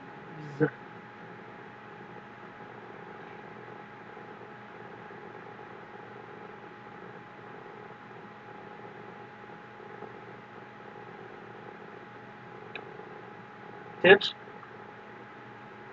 Sorry. I'm not used to being Tibbs. I think Tibbs fell down the road.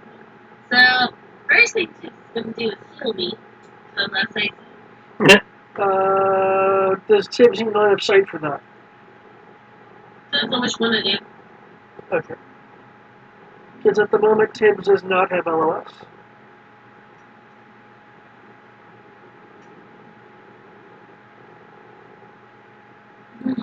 That has to be with inside.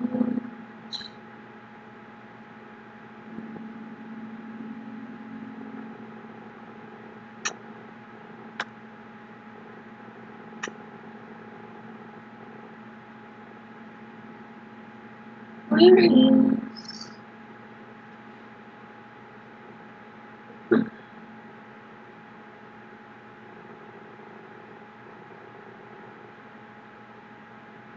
Well, I wanted regular cure, but I'm only seeing max. Cure Wounds is level 1. There it is. Thank you. Well, then where the fuck is it? Move those.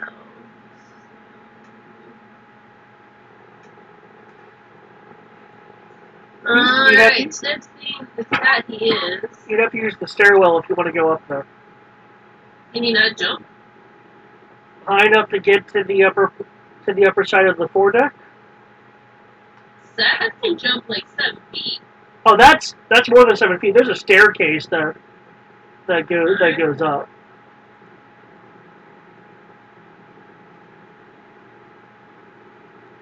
And now he's within sight.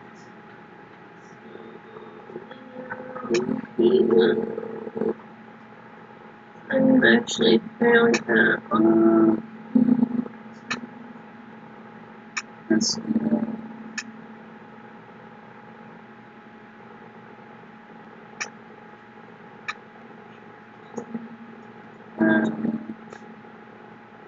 Okay.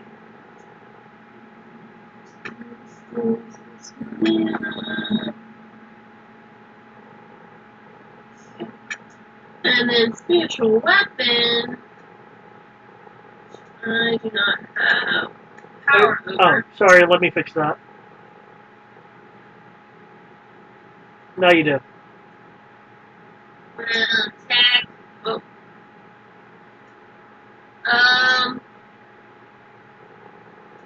You sure? Because it's just moving the map around. Controlled by all players. It just moved. Yeah, I can move it. Yeah, whenever I click on it, it just moves the map. It's strange. You shouldn't even have access to the map layer. You shouldn't even be able to. I'd say you shouldn't even be able to move the map. Okay. It must have just been a Roll20 glitch.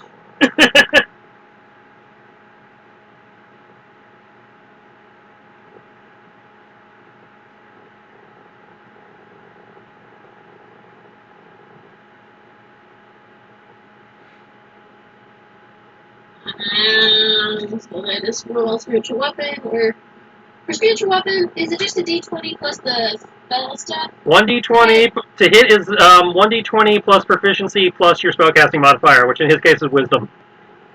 Okay, so yeah, so plus your roll. Oh, okay. So yeah, 1d20, 1d10, wisdom.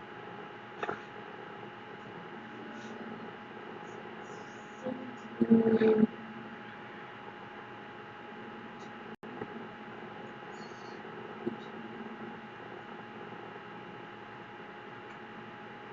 $22 to hit. Strikes.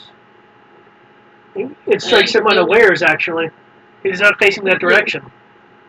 I have no idea how much damage spiritual weapon does.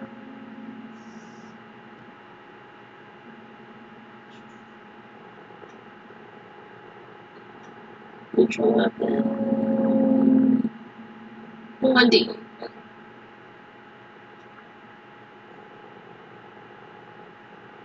Plus spellcasting modifier.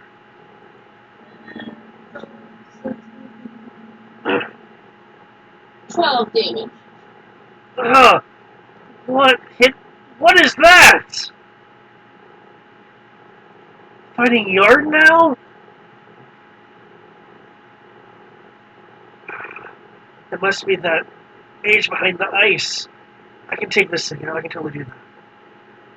Anything else Chip is doing? Since moves, he heals. His bonus action, that's all he can do. Heals.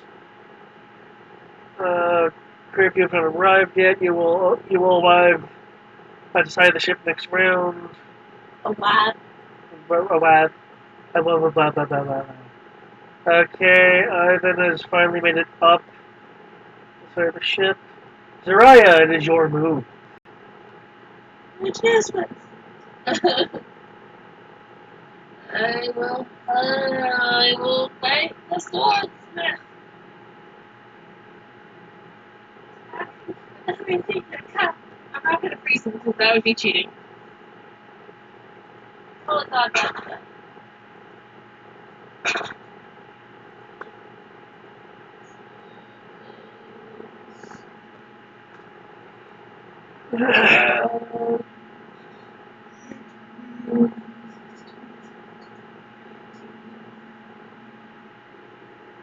Wow.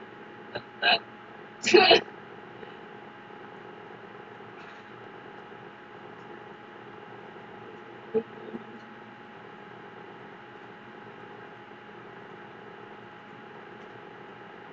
Take a hit. Yes. I'm sorry, I'm rolling for the crew.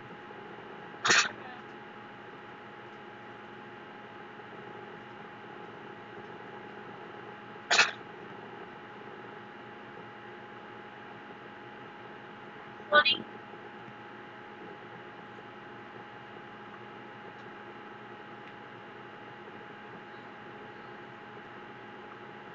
The Ashishin has been downed by 2 of the crew and the spiritual weapon.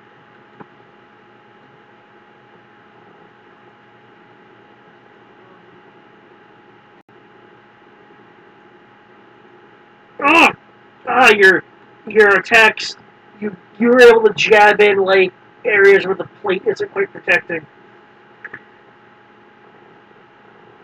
And because I can, I'm going to draw fire a little bit away. I'm going to disengage and hop back on the railing. Okay. There you go.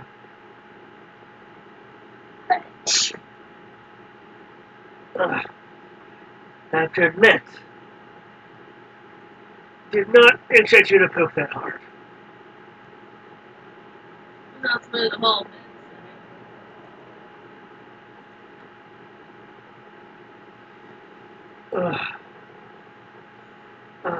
He shakes off a little bit of the strike.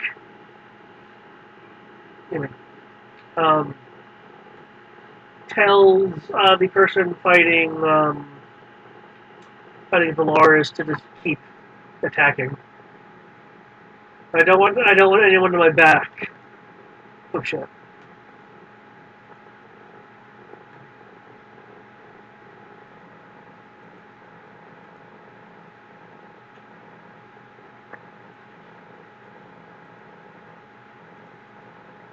You'll see Valaris get struck again.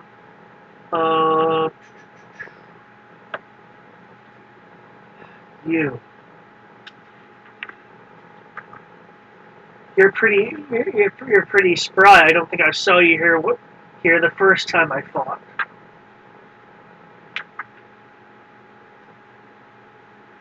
Don't think that dexterity will save you, however.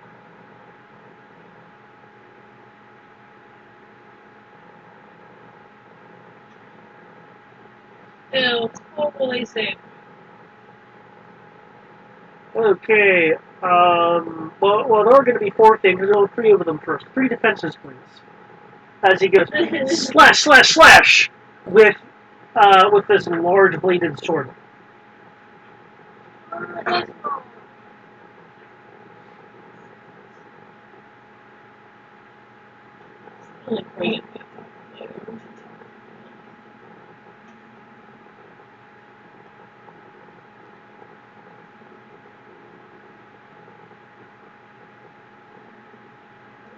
Is it 3? Yep, 3. Aha! Hey, trust.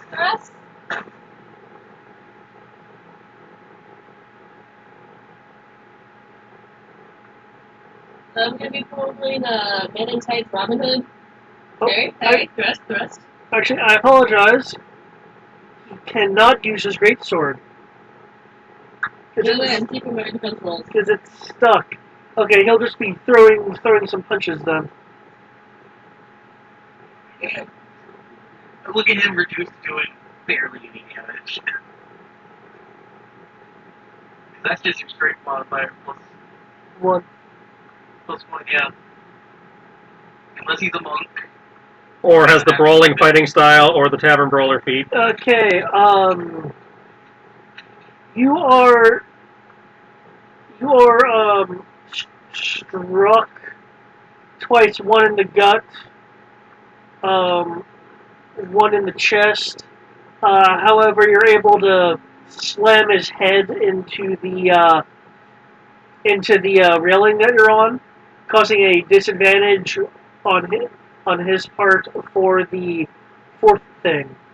The 4th thing is a wild uppercut to your chin in the form of a shove. So athletics or acrobatics, please, to not get shoved. I heard it snubbed that time. Just so you're aware. Which makes it funny. No. Alright, guys. I'm glad for the disadvantage. You need a 26, not the 26. Okay, let's hope this D10 rolls well. Or else I'm going down swinging. What else, Woody? Fuck you, cool. Ah, roll is 7. Wait, no, plus 8, 9, 11.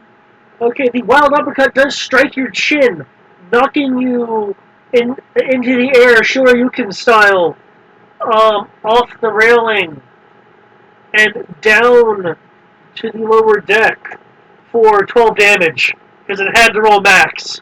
Fuck it, -6. I'm gonna do a tumble. That's fall damage? I'm gonna land Yeah. a 3-point landing. I think acrobatics can help with that.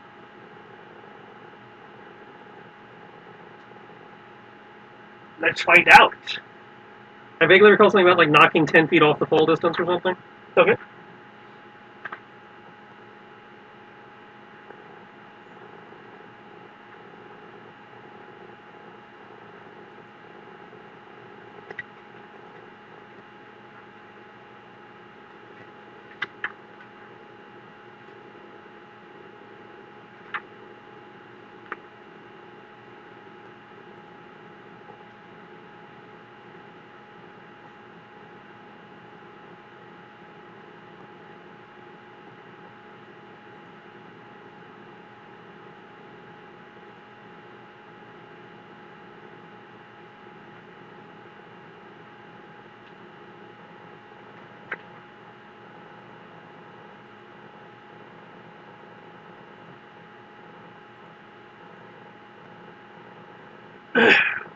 Okay, yeah, no, not seeing anything. Okay.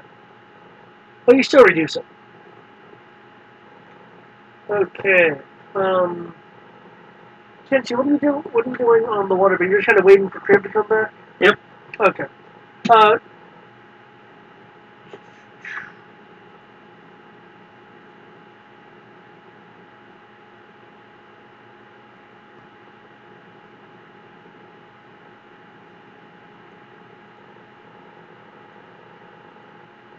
Okay.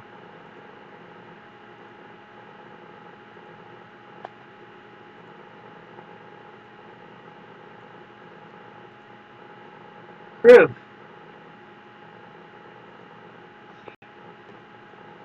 You appear off the port, not the port, but you appear off the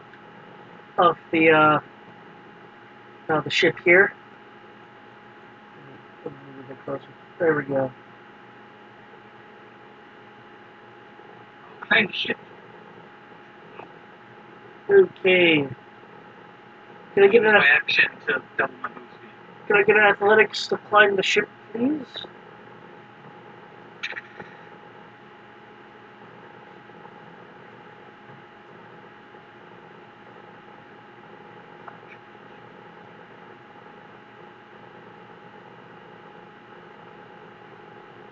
There you go.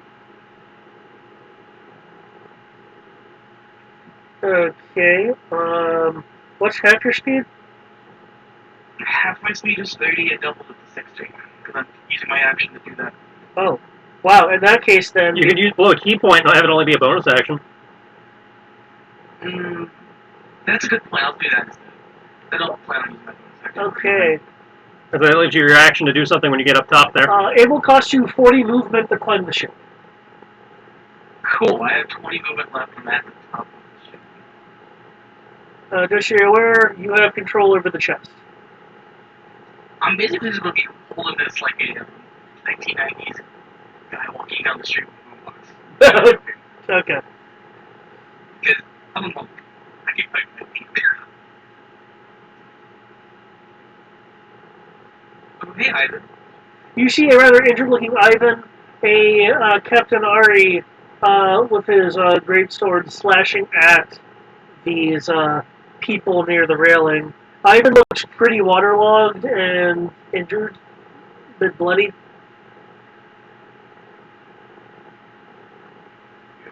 Right. Ah,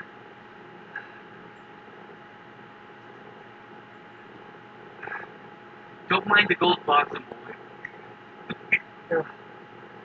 his Madam Graces has stated me to live, so that's always good. We're here to get these borders off the Torshade. Oh. Well, I have what they're wanting. How much attention do you think I'll get if I just start kicking them off the show? Anything you can do to get them off, that would be fine with me. Cool. I will do that. Exactly that. I'll take that last 20 minutes from over here and then attack these two borders. Okay. Still holding the chest. I didn't get there at all. I'm basically doing a flying kick into a roundhouse to hit both of them, going from bottom to top. Nice. I'm so glad that he has disadvantage anymore from the melee attacks and happening. Yes. Yeah, being underwater really spiked that difficulty, didn't it? Yeah, it did.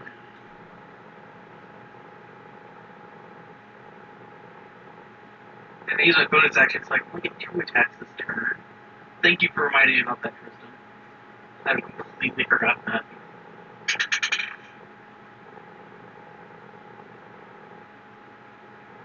Is the Tristan not there? Still here, yeah. I just didn't think I needed a response. It just seemed awkwardly silent. Oh, there's the attacks. 1 on each. Okay. And I'm going to, Hit it. let me actually pull up just to check it.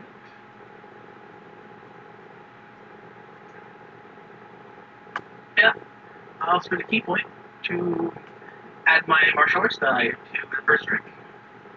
So it'll be 2d8. 5 against 10. And just normal 1d8 against the other person.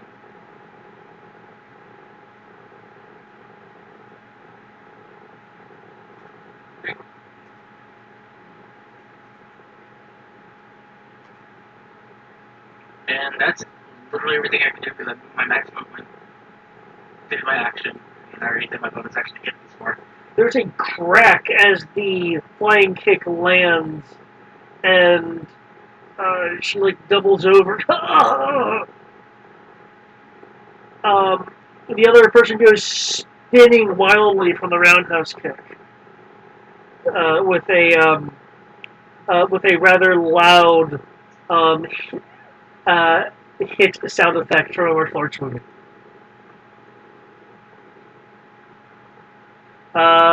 Chibbs.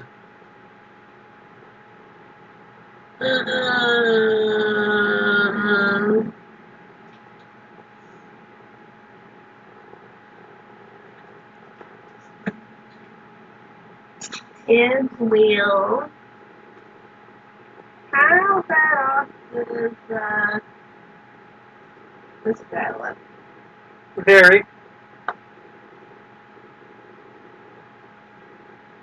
Very bad. Like barely hanging on. Beautiful. And Denala appears pretty much out of energy. Does that mean dying or just out of mana? Out of mana.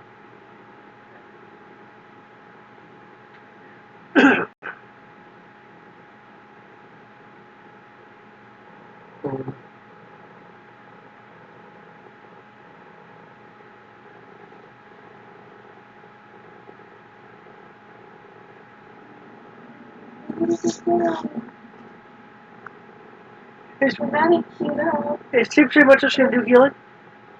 Isn't that normally what he does? Isn't that what clerics are meant for? Well, I mean, occasionally they get to do other things. Well, a spiritual weapon's gonna attack. Pink is a good guy, right? Yeah. Anyone that doesn't have a red dot is a good guy. I don't think that added his mod, right? Yeah, that doesn't look right. But it's also because you rolled it on yours, not Oh, if I roll on tips, I roll it rolls with supposed to. That's not right. because doesn't he have something that basically maximizes it?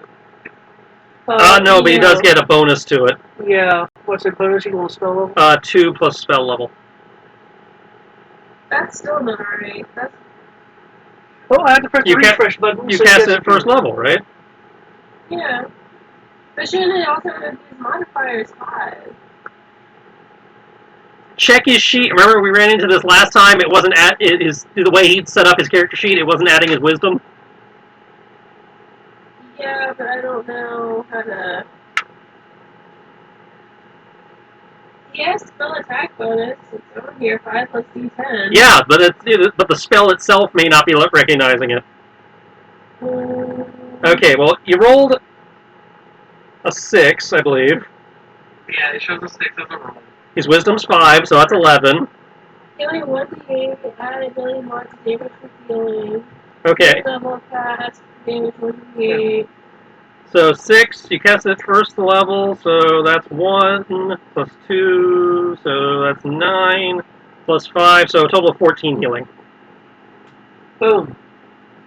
Valaris looks a bit better. I'll tell him he needs to fix his sheet, because that's. We told him that last week. He never got around to it.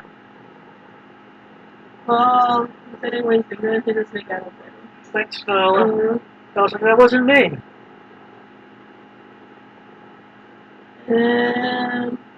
Wow. And his neutral weapon's gonna attack and all the small d20s. Wasn't tech. Neutral weapon. Yeah, but who is it attacking?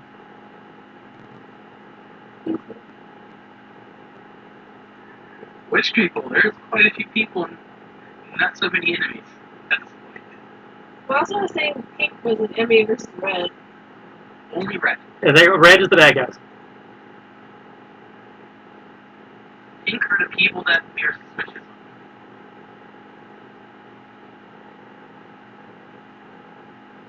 Okay, neutral weapon. See, attack my master.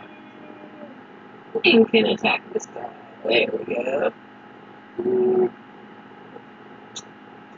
Now she distracted me from my math. Just let me do it in my order.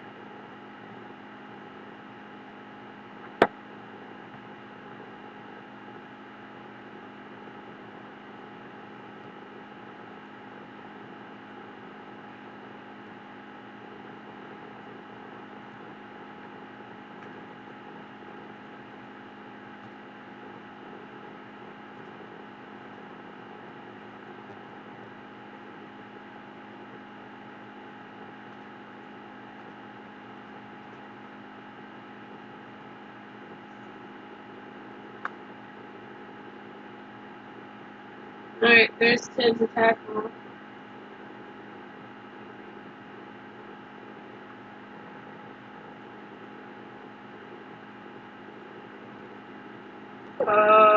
Unfortunately, that does say 16 does not hit. However, Xenis comes by and stabs this person who's been attacking Valaris in the back. With the border dropping to a knee but still being up.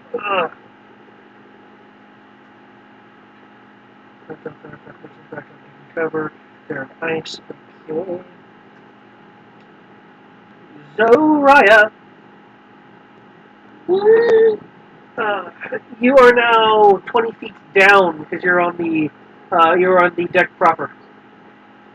So you gonna come to me, or are you gonna make me come to you?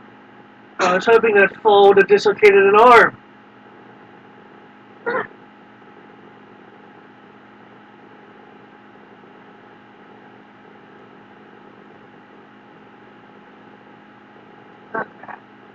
Add 4.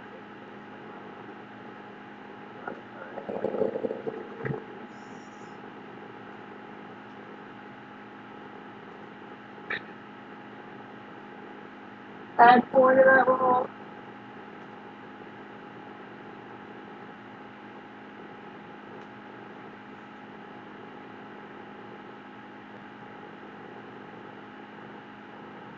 Well, that. Subtract 100 from that roll. Yeah. Are you attacking at range? I'm throwing my sword, yeah.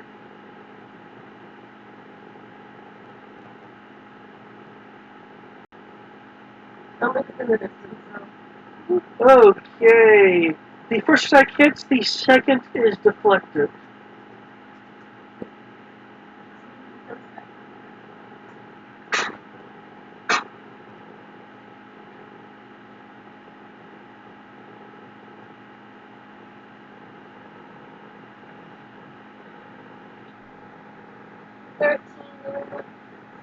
Ah! Surrender yet? Sword! How do you even get your sword to do that? Magic. Actually, that's skill, but He takes an action and goes and wrenches the great sword out of the wood. Though he does move over here to break line of sight. You're back here, you ninny. Huh? Well, you were too, ninny. It's your turn. Oh, it's my turn? Yeah. Alright, so I stab it. With what? Oh, it's wood? No, you have people to attack and a friend or a person to heal. Lilliputt's looking Okay. impatient. Technically, I think I can actually heal and... they're probably picking up logistics. Just give them a minute. Wait a second, how many people, so, did we beat everybody on the boat? We're working on it. No, there are still 1, 2, 3, 5 people left. One of them is the Okay. boss. 2 of them are mini bosses. 2 of them are minions. Okay. What's the At boss? least from what I can see. Yeah. I'm behind the boss. And it's my turn? Yep. Yeah. What is this boss? It's the warlord from that tried to board your ship one other time. That bitch. Okay. Yeah, that guy. Yeah, I've been attacking him. Would you like to use a spell? I am going Disintegrate. to... I don't have disintegrate, that's a wizard. Inflict wounds. I'll say disintegrate is for wizards, and that, if I remember correctly, disintegrate is like a 9th level spell. No, it's like a 6th or something. Yeah. Either way, it's well out of my league. Would you like to use blindness and deafness? Guiding bolt. Less. Sorry.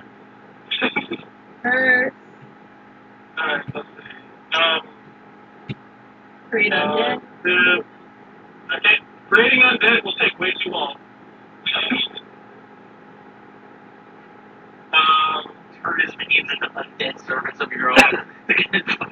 Actually, it takes a bit of time. Wow, I can see you doing shit. That's weird. Okay. I know. Who wants me to be a dick? Wait. I thought you didn't like summoning the dick weapon. Okay. Alright, how far away is this boss from me? Like maybe 15 feet. Let's rule this, shall we? 15 feet. He has just retrieved his sword from the deck. Okay. Okay. Denala is between you and him, just so you're aware. Alright, so I would have to run around him? No. Well, yeah. Well, I'm not sure what thing you're going to do. I just wanted you to know there's a friendly between the two of you. I have to touch him. Oh, okay. Okay, that's fine.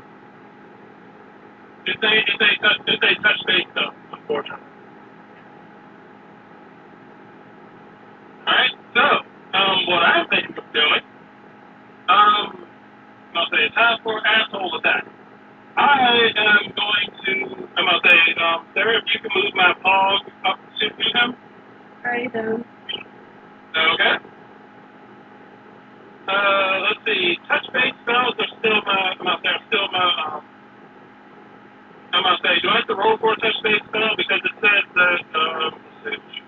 Creature must succeed on a wisdom saving throw. I have to touch him first, right? Or If it says it's a touch, you have to touch them. Yes. Okay, if you have to make a melee attack, then Your spellcasting thing. It's still your spellcasting attack. 1d20 plus 1d10 plus wisdom. Okay. I'm gonna say, does it still count towards my what's that thing called? Does my blood count towards this?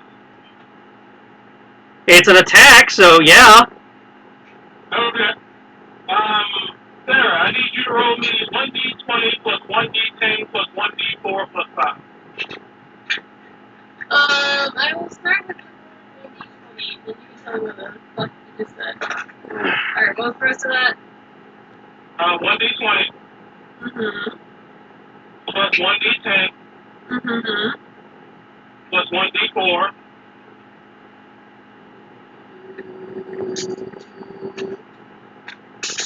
Okay. plus 5.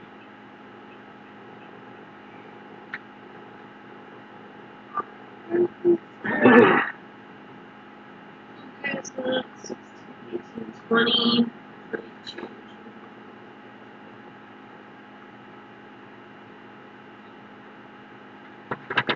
There you go, roll your 32. Okay.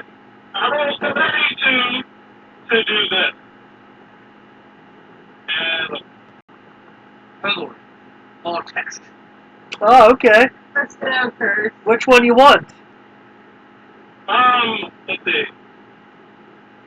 While the target is cursed, the target must make a wisdom saving throw at the start of each of its turns. If it fails, it wastes its action doing nothing that round. Basically, beat my wisdom saving throw or fuck off. Okay, well remember, you'd have to roll that effect. Yeah, that's what I'm saying. I will happily roll that effect, and if he doesn't, he just sits there drooling. Yes, just back roll a d6 or something. You'd have to roll a d... Pretty much what you rolled before. Again? Is Well, it his turn? well, it's not his turn yet. Okay, that's one spell, and I assume that I still have my spiritual weapon. I'm going to bonk it in the head with the spiritual weapon. Roll to hit. Alright, Sarah, if you could roll. Alright, I'll just do it. I got you. That's what I was asking. It's everything that I said except for the D4. So, D20, D10. I know. Okay. I've been rolling for you while you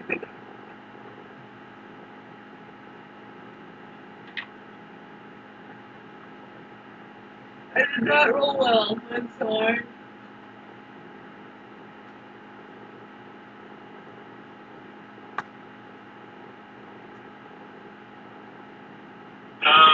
Was that a miss or what? What if the spiritual weapon has magic that's flanking spells? Spiritual weapons can't flank, apparently. Oh, wait a second. Fuck, I forgot. Didn't you say someone needed healing? It's too late now. Too late now, yeah.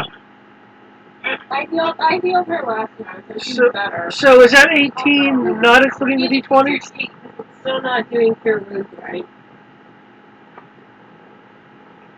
I believe that does include it. 18 is the total. Okay. Yeah, 8 total. Do you remember to mark off the mana? No, I'm going to. That was a level 3 spell. So, 5? Yeah. I'm clicking on it It's now. he was able to notice the spiritual attack coming and shift a bit. Just barely, though. So I'm in with a 19 right Gotcha. Crib. These two still standing? Did you guys make it back on top of are you guys back on the ship? Crib is. Crib is. These three are still standing, though various amounts of injured. What happened to the captain? The captain's up. Still alive, perfectly fine. Yeah. Actually, that's not wrong. We're still at max health.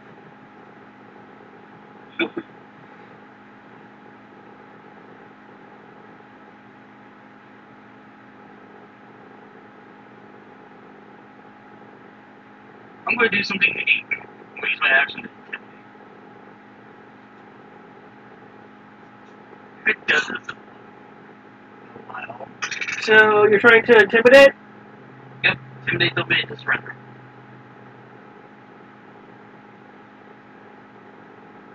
Where's the shot, I suppose? It's minions. Mustangs fighting means the boss dies fast. So you want the entirety of the borders, or the people you're immediately fighting? The three people in front of me, because all Okay. that's left is the other two on the upper side of the ship. Okay. I ain't concerned about those two right now.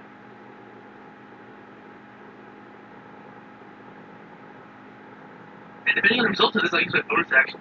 Crap. I don't surrender. Intimidate. Is Toto alive? Holy crap! Everyone is still alive? 31. Yes. 31 to intimidate these three in the surrender.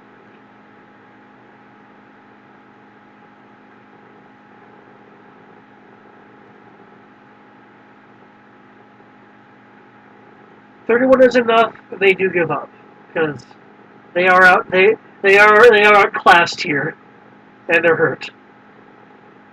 I'll say, by the way, I had a fight on dead, so pay attention for undead. Just saying. And then I'll proceed on my merry way. Thanks for the warning. Where is the stairs? There's the stairs. You see this spherical thing of ice with these hoses coming out of it? I will tap on guys and say, you're mostly safe now. And proceed to continue going this way. Yes. Zoraya, it is your move. You do see Crib with his He's running tall the game, self. so yeah, you can take a shot. And I'm carrying a giant hole in the chest.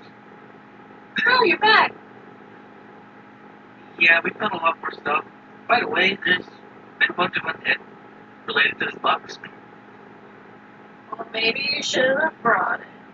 They're all dead now. Doesn't mean they won't come back.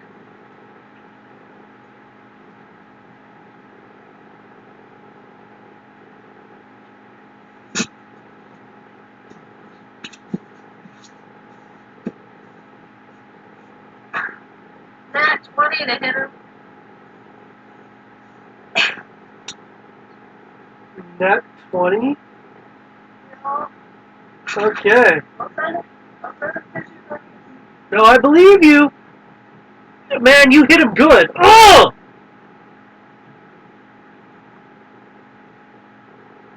Give me that damage.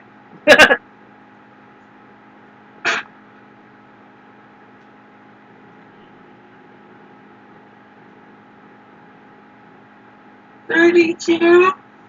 Wow.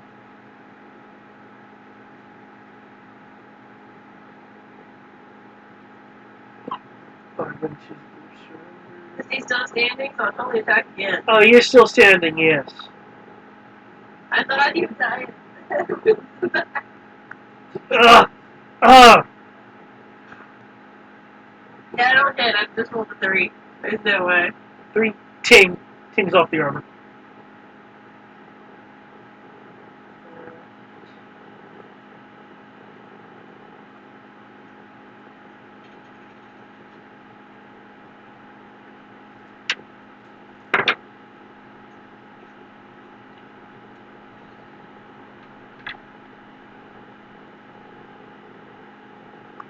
Yes!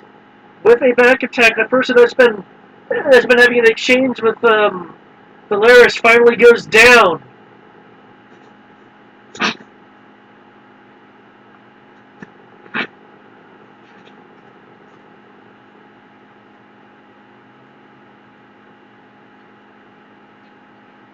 Warlord. Okay. I need that versus wisdom roll because the warlord is under a still effect of a spell. 10 rounds. I'll say, he said, I need to roll the wisdom thing. Yeah, this is Ladrina, so the game where the players make all the rolls. Yeah. Sir, could you roll my spellcasting thing? For what it's worth, I just gave Kodo a macro for that. It's so easy to click. But that requires you trust a roll 20. You trust roll 20 for your proficiency die. No, I require them to use roll 20 for the proficiency die. Yes, but if I phrase it like you trust it, it sounds much nicer. 27? Yeah, I don't trust it. Awesome. He's a stubborn bastard. Roll again.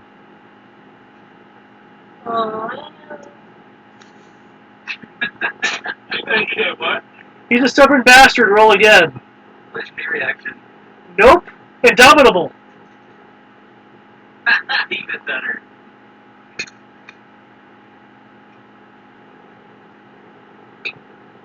Damn it. Roll again. Now legendary. No, Nope. legendary would just be he just wins. How the hell do I keep fucking I rolled a different number. Wait, are you serious? You have to roll 3 times? He has Indomitable multiple times. First one was normal, second one was character trait, allowing him to do it. The third one was a legendary action. No, Nope, same character trait. Same character trait. Yeah, legendary action. She wouldn't roll. He just wins. Okay, he's saving the next one. He doesn't want to burn all of his mind strength on this mind armor on this. Okay, he is immobile, holding his greatsword. What's going on? I will say, as he's attempting to move, the Necocon symbol face comes on his chest. Okay. Speaking of kids, it's your move. Oh, move? Yes. Shit. Okay, well. Come on, say, you can sit. Hold on, I almost got hit by a truck. If you want that. Get me safe. Yeah, I'm gonna say, empty truck decided that, oh yeah, this is the exit I should take, and tried to pull over on me. Which caused the Dodge Charger to swerve out of the way and almost veer back into me. It almost got sandwiched in between a sports car and a fucking, like 12-wheeler truck. Man. Man, that would have been a great lawsuit. If you didn't die. Yes, any accident you can walk away from is a problem. I guess that is a relatively accurate way to look at it, depending on how injured you are. Look, if you have enough time to gauge how the accident is going to happen, you might as well try to, position your car to take the most damage where you live. It's like, oh man, this is gonna hurt. Let me see if I can position my car so that they only hit the front end of it. Anyway. Yep, Tibbs, it's so your turn. Let's see. You said there's someone who needs heals. There's 2 people that need heals, if not 3 people. Okay. Because there's Valaris, there's the cleric who no longer can cast magic, there's Crib, there's Soraya, and possibly the NPC that's just finishing the guy that Valaris was fighting. You're breaking up, Brian. Yeah, we're not getting any of that. Master wins. Why can't the clerk why can't the cast magic? Mana. No, I said why can't the cleric cast magic? He's out of mana. Mana. Yeah. Oh, she ran out. Oh, okay. How much mana do I have left? how much mana does she have left? I mean, how much mana do I have left? Sorry. Left. 58? Okay. And how many people on the, alright,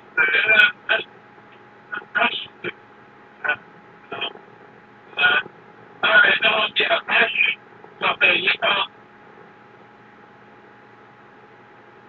yeah, I'll match your wounds, I'm just gonna roll master. That's all I. Unfortunately, I cannot remember how much I get, how much I get. It would be 7. So whatever you roll plus 7. Yeah. Isn't it plus the level of the spell too? Yeah, that's what I mean. It's 2 plus the level of the spell. It's a level 5 spell. So whatever healing Sarah just rolled, which it didn't roll anything. 3d8. 3d8 plus wisdom, so 3d8 plus 5 plus 7, so 3d8 plus 12. And whenever you cast a spell using a spell slot of 6 level or higher, it's increased by 1d8 per spell level. Yep. So Already did the math. That's it. I don't think she's pumping it. Yeah. Said 3d8 plus what? 12. Thank you. And can we get Brian somewhere where he actually has signal?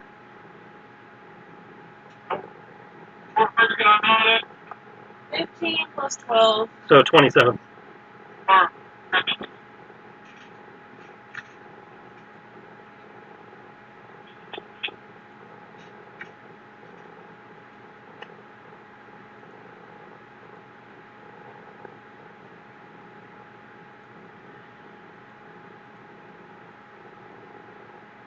Nice. Dude appreciates this.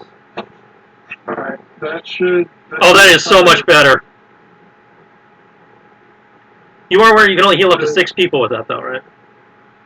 1, I don't know how many crew members we have. 2, 3, 4, 5, and 6. Oh, well, convenient. I mean, there's other people, but they don't need healing. I will always take that healing.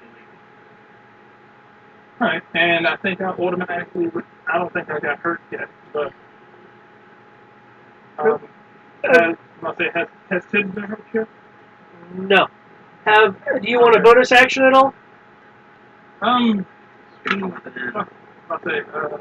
Since I just healed everyone, who's currently engaged in combat with me? Your spiritual weapon could attack.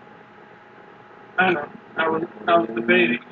Who is this guy actually that's actively trying to attack? Zariah. Yeah, Zariah and him have been kind of having a little duel. Does Zariah move before him? Warlord moves slow. Okay, so he moves slow. Sure. Alright. Fuck it then. I guess spiritual weapon again. Okay. Hit roll, please.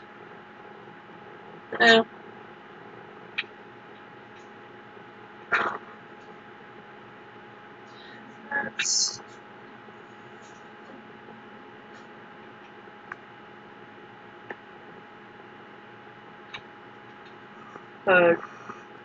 I'm working on it. Kimchi, you notice Lowfoot tracing with his finger on his arm. He's not actually leaving anything, but he's just tracing stuff. Okay.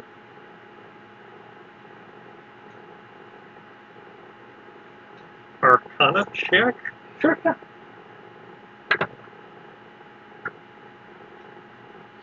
Rolling, shall we? 17. Nice. Another enemy you don't recognize until it gets to trace about a fifth down the line. It looks like one of the sigils on the Kemper box. Okay.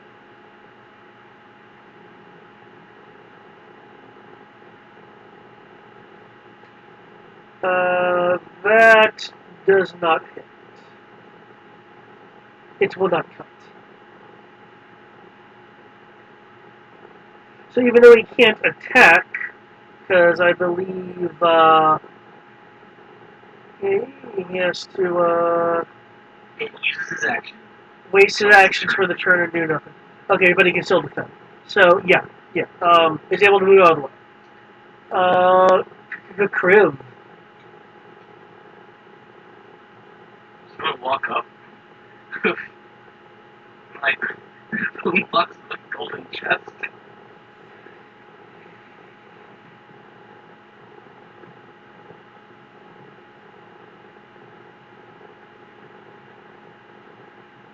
You I again. can see him up here. What was everyone doing besides the right to succeed beforehand? Valaris is doing much better since the heal. Renara is a little winded, but fine. Stressed about being so close to a fight. Zariah looks perfect.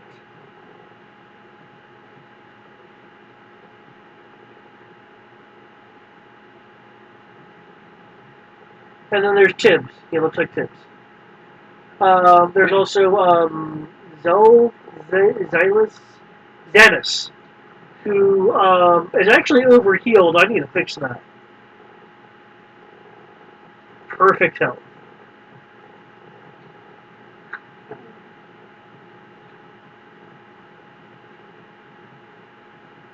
Hey, Zariah, do you want to finish the fight yourself, or do you just wanted to die quickly?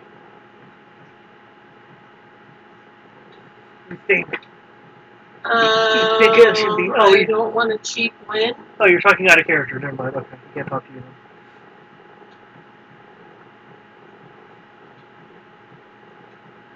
I don't know. You've been having a pretty good exchange, but in the end, it's. As I'm saying, like, if you're just gonna come in and kill it, then kind of stealing my thunder at that point. That's why I was asking. Because he's the last person left. No offense, there's plenty of other people you can attack. These three have surrendered. These guys are dead. I say, yeah, you've got the last guy on the field. I mean, you can help, just don't kill him. I wasn't going to kill him.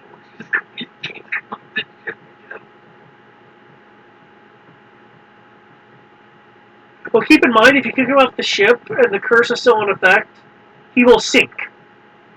No, he just can't take an action. Right, so he cannot swim. Move. It only says he can't do an action. He can still move around. But he still can't swim against ocean current. That's a swimming is your action. Because it requires an athletics check. I was saying, because you're in an ocean? Yeah, he's in plate mail. He wasn't playing mail. He wasn't an issue. Yeah. Yeah, he's in full play. I'll just sit there and be threatening so that he's flanked. That's the. Okay. And I'll use my action.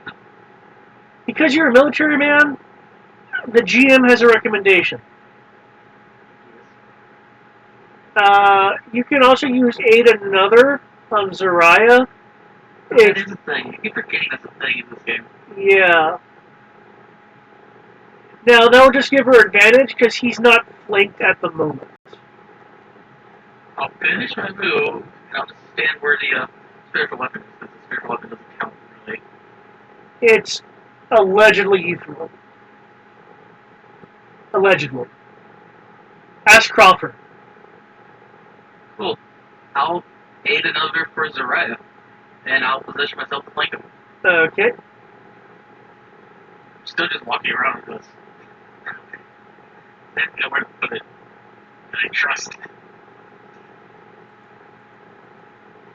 Zariah, you have all of the advantage. Yay! My turn. Yes. No, Tibbs goes before me. It can't be my turn. Tibbs went before me. Oh. Oh. Your turn. I don't need to see the map. I thought you need to see your sheet. Only 2d10s. Yes. Plus 4. Nat 20. This is going to Critical rule. Keep in mind, actually, I do have a question. Because you're a sniper class, do you get sneak attack whenever people are around? Yes. Cool. Because that doubles. I know. Good, you'll need it. Because this guy's hate Yeah. sustains them. I mean, Yeah, you don't need to roll 2d10 now because I rolled a nat 20. But, yeah, that's what I mean. Like, just roll 1 so to attack again. for the next 20, all nice, all logical dice. Yeah, but d10's not my. It's just the hit. It's not my. So I still need to roll a d6 for this. Yes, please. So I haven't tried to roll dice. Damn it. Ah! That doesn't mean move towards the dice box, you asshole. The cat wants the box. Wants to eat the box.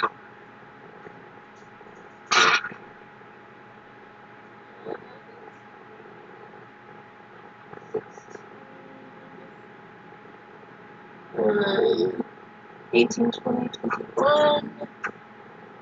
6 plus 4. For a grand total of. For the first attack, if he's knocked down, I'm attacking again. For a grand total of, I may have talked over you, I'm sorry. 30. 30. He and his plate armored self is still up. Motherfucker!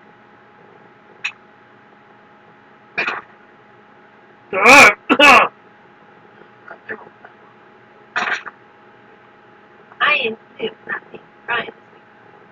That'd be 15 plus d10 plus 4. So 18, 19, 20.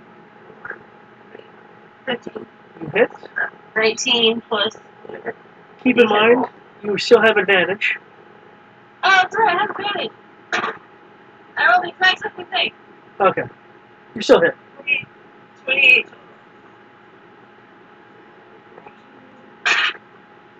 Wow. Happy David.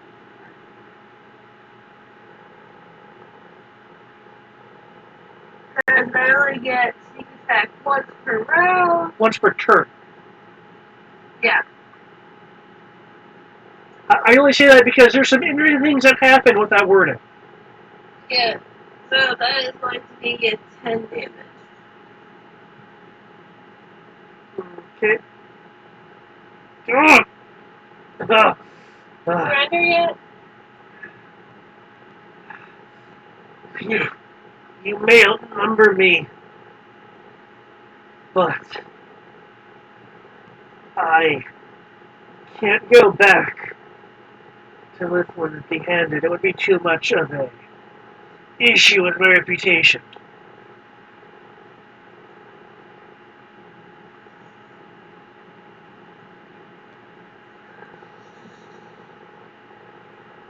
The Blood Marauders aren't known to fail.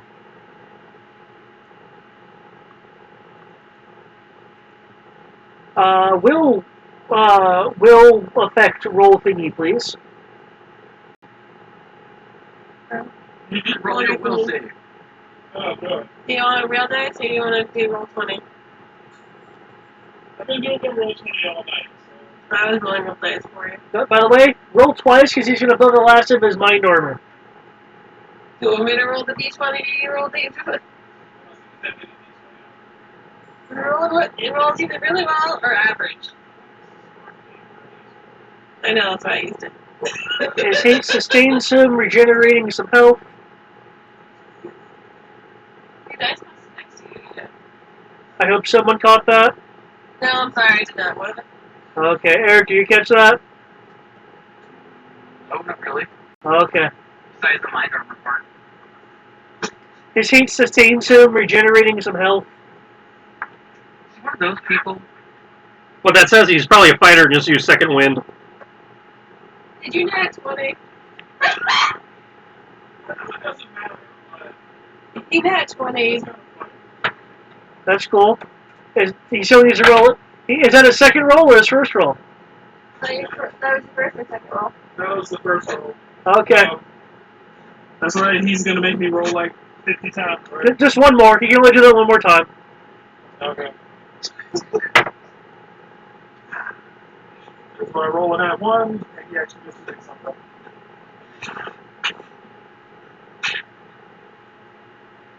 Can't let the GM play his characters. Dangerous. You still haven't banished him, so it's not that bad yet. Look, banishing doesn't work. All it does is basically gives us time to recoup. Gives us 10 rounds to recoup, and then he comes back and we just beat the shit out of him. Well, if we move this ship, 10 rounds later he just falls in the ocean. Yeah, but he has to land safely, and if landing in the water will make it unsafe, he has to land in the nearest place that's safe. So either on land or back on the ship. Because he can't reappear in a place that will be dangerous to him. Maybe if it's on land, we don't have to worry about him, but we'll still be the closest thing to where he disappeared at. So, could be back on the ship somewhere.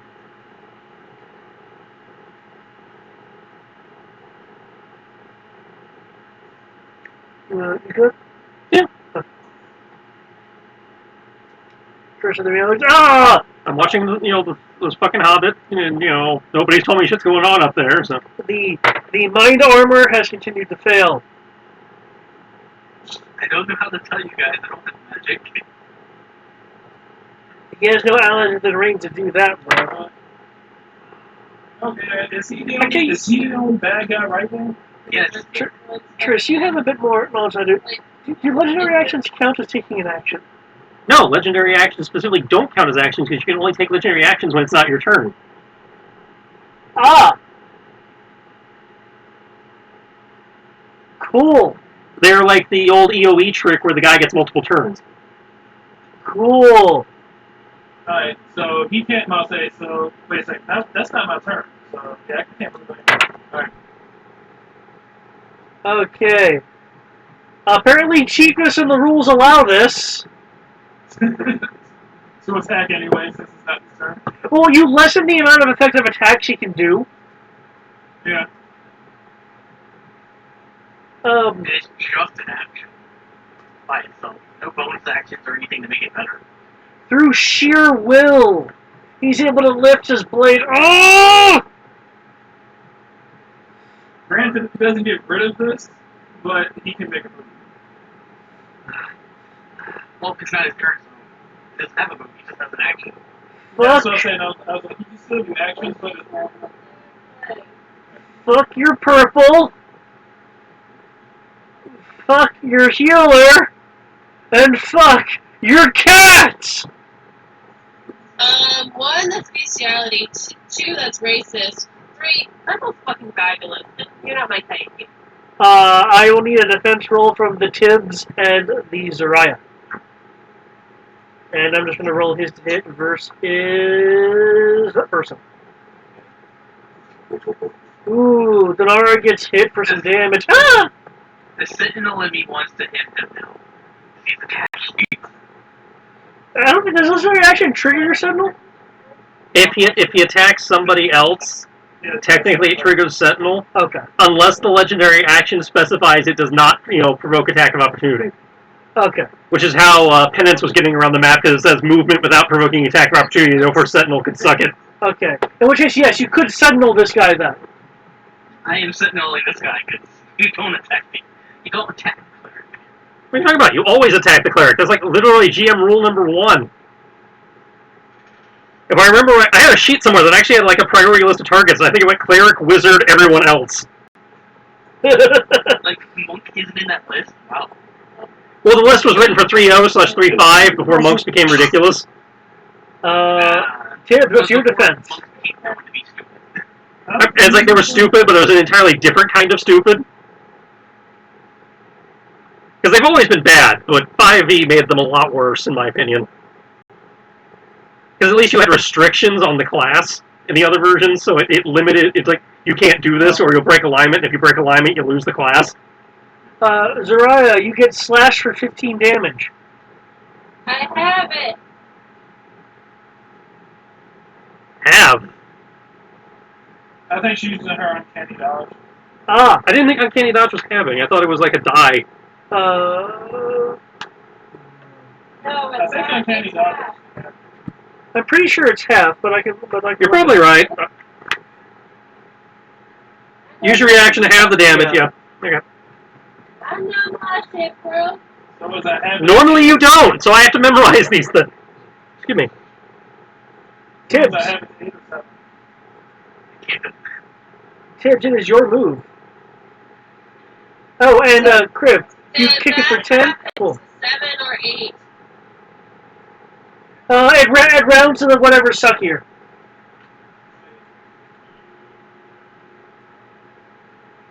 Approximately massive. That's I almost died at like 40. And I was like, Tim, heal me. And he healed me. Let me guess how you feel. That wonderful His little. his mana still hasn't been. What's it, 3? Who, Tibbs? Yeah. Yeah, Brian doesn't mark off his mana on the pog. You gotta remember to do that yourself if you're trying to track it. It gets real annoying. I'll say it's been tracked. I'm at 58 right now. Yeah, but didn't you cast Mass Heal earlier? Yeah, and I took it off for him already. Okay, sorry, I thought it was at 58 for a while. My No, it bad. just turned that the last time he did his spell. It was at 60 something. My bad. Okay. But yeah, it's your turn, Tibbs. Okay. This guy is effectively surrounded. You have advantage to all your attack rolls. Oh, should I just roll that again? See if I get that. Yeah, see if you got 20 it. Let me check and see if the slow versus concentration. It is. I rolled lower, so that's well, what is it? Yeah. Steve. Alright, but I have another thing. Fuck it. I don't feel like wasting any more magic, so Sacred Flame and Ball of Yarn. Okay. The sheet is what we can manage. Roll those. Are people just going to be attacking this guy? I mean, from what I know, so there's no one else. Okay. I mean, eventually I'm going to try to intimidate him if he can survive around for me again. Everybody else getting up. Yeah. In which case, since Tibbs is rolling attacks, Crib, you can roll attacks if you'd like. Am I right? Am I right? Because I was told that Crib convinced everybody else to give up. Oh, yeah. I'm just. Even the last 3 people still alive to give up. Yeah, and so if they gave up, I can't attack. Oh, no, I agree. I'm just confirming, because if no one's going to do anything else, I can speed round this.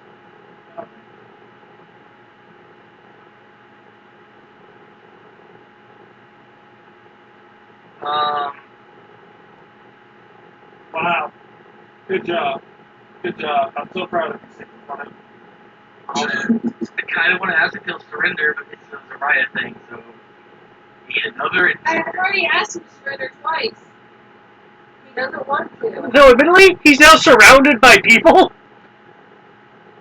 On my turn, I'm going to ask again, but Sacred Flame damage, please. You're coming up right now. we and Fred have to go for it. I'm just going to do another, so have your advantage on your advantage. I heard you like advantage. You know what? Fuck it. Tibbs is too distracted. Championship. Tips. Like, do this. Because Tibbs can't hit for shit. Okay, Zariah, I will. What manner are you using to have this guy surrender? Basically, what social skill do you want to use?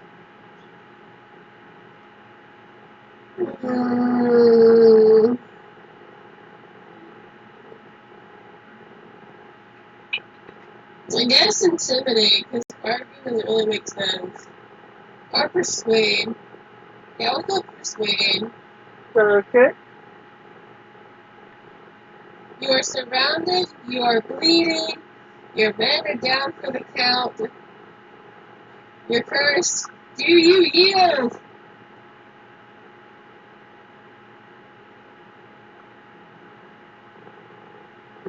Make a roll. What is my persuasion? Let's look it up. It's on my sheet's open.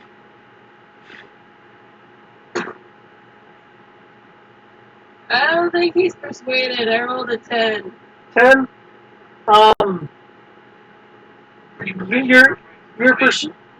Your your persuasion does not beat out his arrogance. Do I have advantage? If you chose a different skill, yes. Well, Because the rise isn't really intimidating. That's not her stick. So I'm going to attack. okay, well, using that skill, using persuasion was an action. My bonus action, I can attack. Cool. Go right ahead. You have only a D10, please. Plus 14.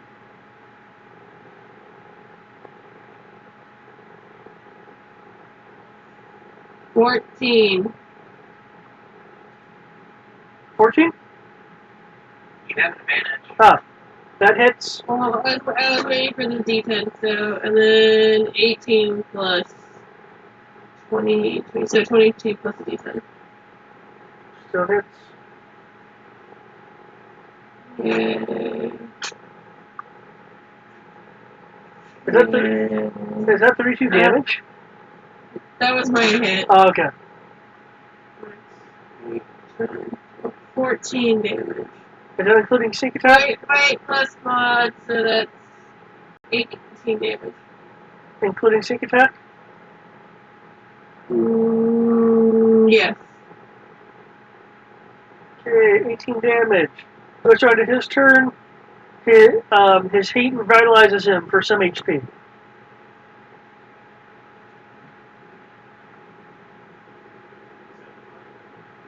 He got some HP back. I also need that wisdom roll. Sorry. Do I have to roll 2 of them? No. He's out of those. And that figures. That one. That one? Okay, it is broken. Ah! For 1 round out of 10. I mean, it kicks back in next round. But, I mean, Let's see. Two defenses from Zariah. As it shifts out of its turn, he's going to legendary action. One defense from Tibbs, one defense from Crib, and a roll because he's attacking NPC.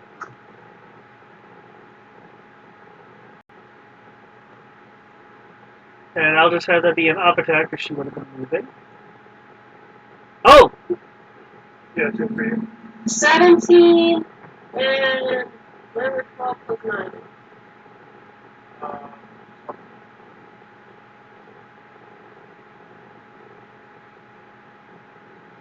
Unfortunately, you get hit by both of those. The up attack on Denala hits. Denala goes crumpling to the ground. Kriv, the back of your cloak has been cut, along with some of the front. Yeah,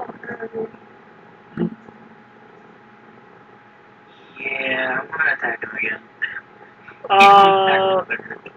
Zariah, you take 12 and 11 slashing. Do you see what I'm supposed to do? Oh, sorry, I guess Tibbs takes 12 and 11 slashing. I didn't take that. I shoved you out of the way, and then I roll out defense in your place. Oh, okay. Yeah, that's how that works because of that feat. Actually, no. Do The I? ending part is that I roll up against your leg, bend down to pet me, and suddenly I'm the target. Okay. Well, you still need a defense roll in there for yourself, so... That was 25. 25? Okay, yeah. Okay, then I need 2 more if you're going to defend her original attacks. I mean, I defend 1. I can't do it for the entire thing. Oh, then 11 slashing for Zariah.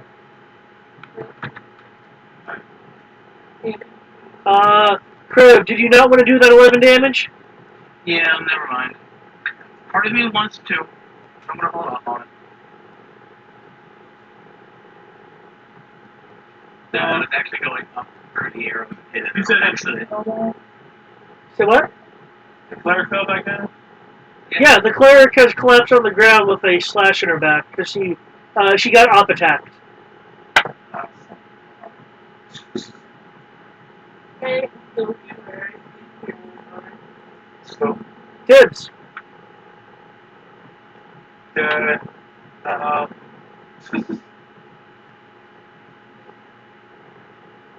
Stop killing Judas! She's adjacent to me, right? Not anymore. I mean, how far away did she move before she got smacked? She's 10 feet away from you. She was next to you, now she's 10 feet away. Oh, so we hit her from that far? No. Opportunity attack. Left, right, square. Okay, I thought if you attempted to leave and missed it, then you didn't move. No, you still move, you didn't hit. What prevents you from moving in sentinels? If they have sentinels. 56 we passed through. Okay. Okay, I thought he smacked you while you were trying to move and failed and you just died. That's Trying to all. Okay. Well, actually, quite frankly, sometimes I do have them just fall in their square. Other times I don't. It depends on quote unquote how fast they are moving. Okay. So if I move right here, that's not exactly an attack. No, you're still within 10 feet. I mean 5 feet. And I'm going to reach over here, and rather than use magic right now, I'm going to because I want to save my magic. I'm going to cast Spare the Dying on her. Okay.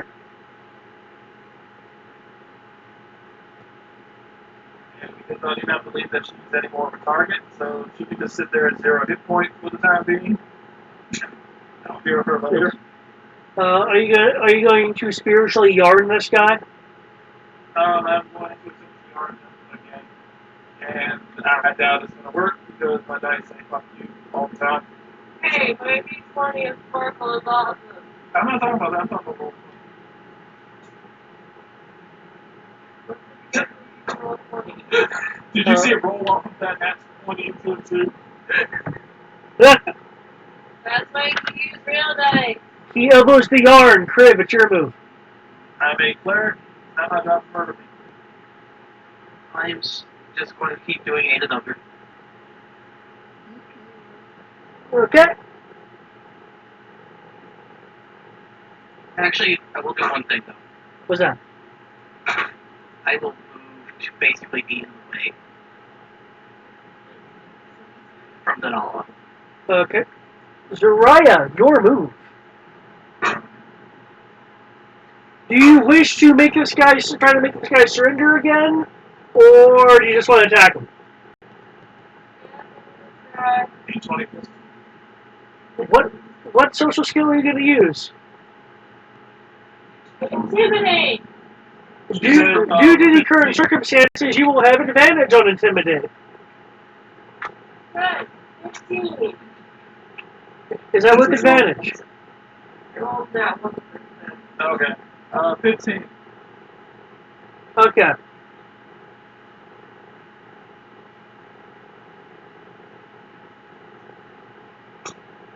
I can snap it.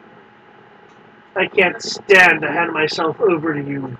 However, it would permit me the use of one of our boarding boats. I'm willing to leave here.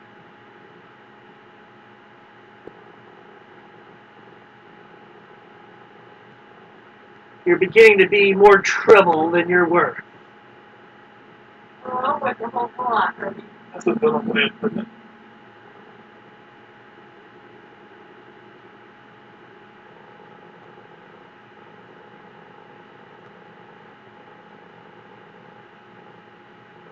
Do you accept these terms?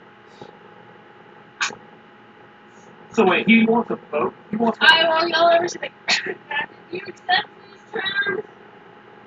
What? He wants a boat and What? a move surrender. What? God damn it, Owl.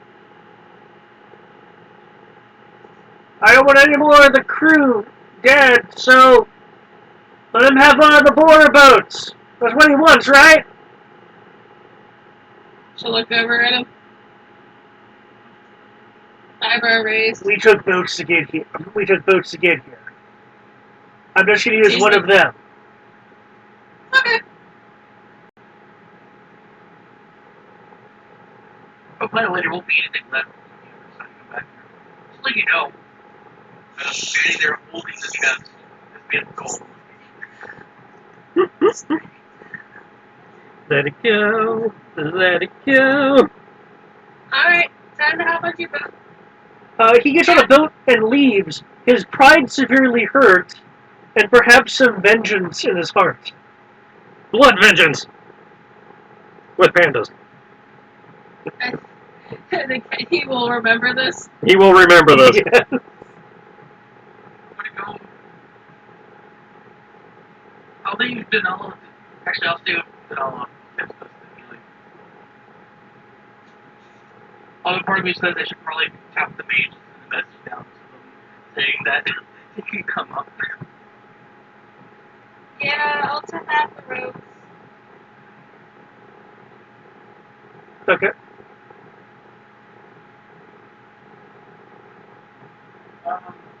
David, how many people have died? Died? Mainly enemies. Injured? Many. How many of our crew have died? Of our crew, there's only Denala. I don't think any of the crew died. Yeah. And you stabilized Denala before she did die, because she's a main character. She doesn't die instantly. Right. That's what I was just asking if anybody can see. No. It is just the clear.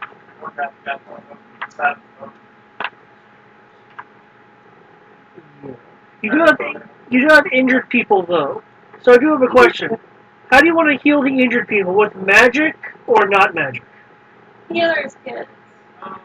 Well, I do have a recommendation if you don't want to use up healer's kits. You do have the boatload of potions. Yeah. Remember the last time we were in, I also bought a shit ton of heroes kits, and heroes kits help like 10 uses. That's true. And heroes kits are significantly cheaper than potions. Okay. I think I actually think I restored more hit points with a heroes kit than I do with a potion. Potentially. For 10 uses, you can heal up the remainder of the crew. So you use one entire pack. I use one pack to heal her. Yeah, 1d6 plus 4 hit points plus additional hit points equal to the creature's maximum number of hit points. Yeah, that's better than a potion. Yeah, it's just 1d6 plus 4. I don't know what their max. I don't know what these maximum hit points are. How many maximum hit points are?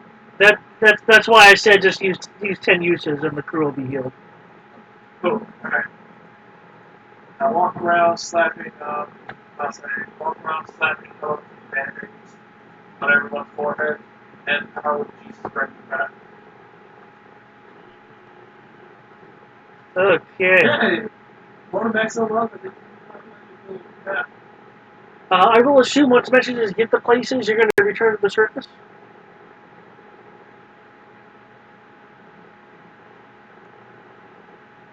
I'll say, do Kodo and Kenshu look injured? Yep. Yes. I will place a band-aid on Kodo's forehead, and I will put a band-aid on Kenshu's finger. Okay. What about Hyman Lowfoot? He looks hurt too.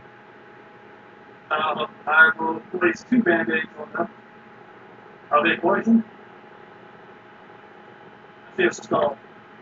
That was for something. Actually, yes, I believe I believe he is poisoned.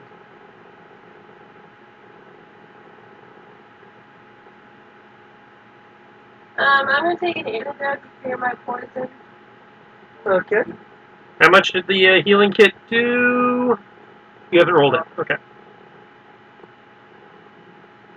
Yeah. I believe it's 1d6 plus his wisdom mod plus level. I get a D10 regardless, but because mending affinity. Does he roll it or do you roll it? He's the one using the healing kit, so he rolls it.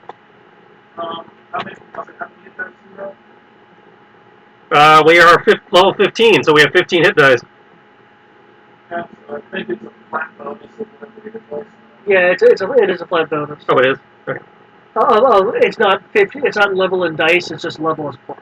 Yeah. So I just gained 15 hit points from the healer's kit. Well, 15 hit points plus his wisdom modifier plus the d6. Okay, so 22. 22, and I add 7 to that because mending affinity. So 20. I will roll for Lowfoot.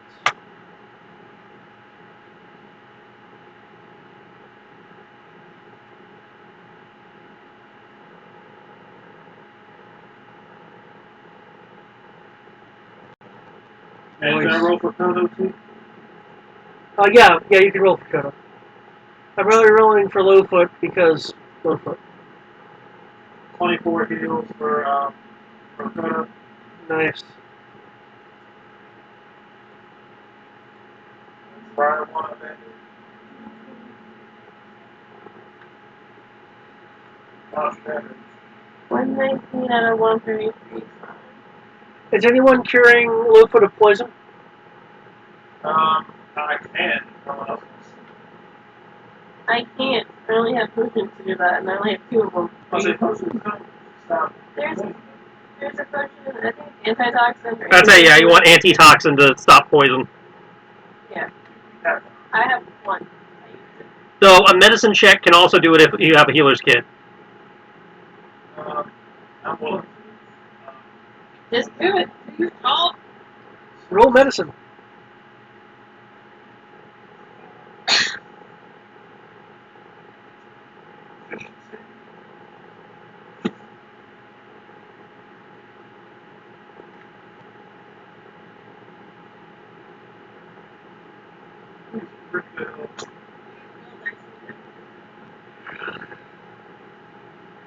Okay. Wow. Told you to use real dice. Oh, that's a 1. But that's right. That's right. No crit fails. Okay. You cure him of this particular ailment. Thanks, cat. But you're really, really sloppy at it. I'm a cat.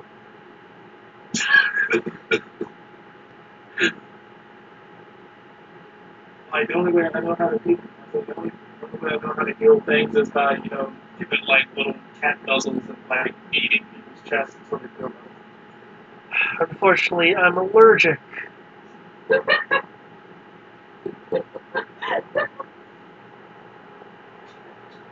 if you get scram, that'd be nice. Can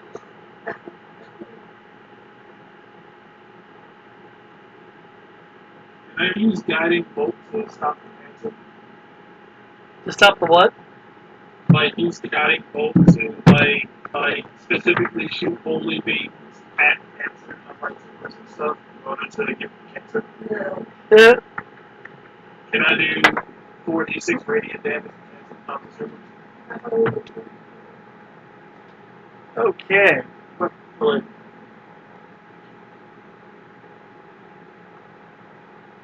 So, what do people want to do for the ending scenes of the session?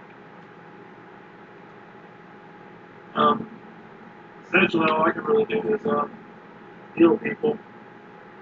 Heal people, I guess, we throw the dead bodies on the side of the ship.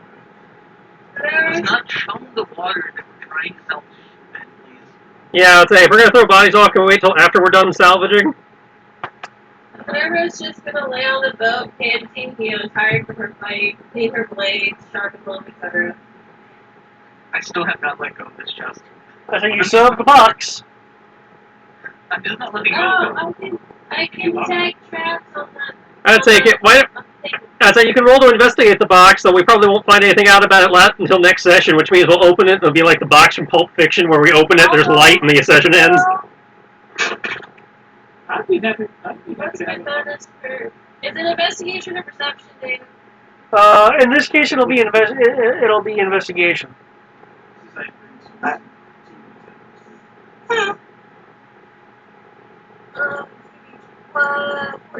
bonus whatever the 2d10s.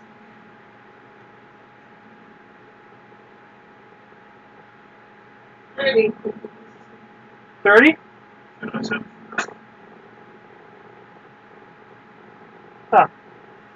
You do not see any physical traps on it. It is very obviously magical due to the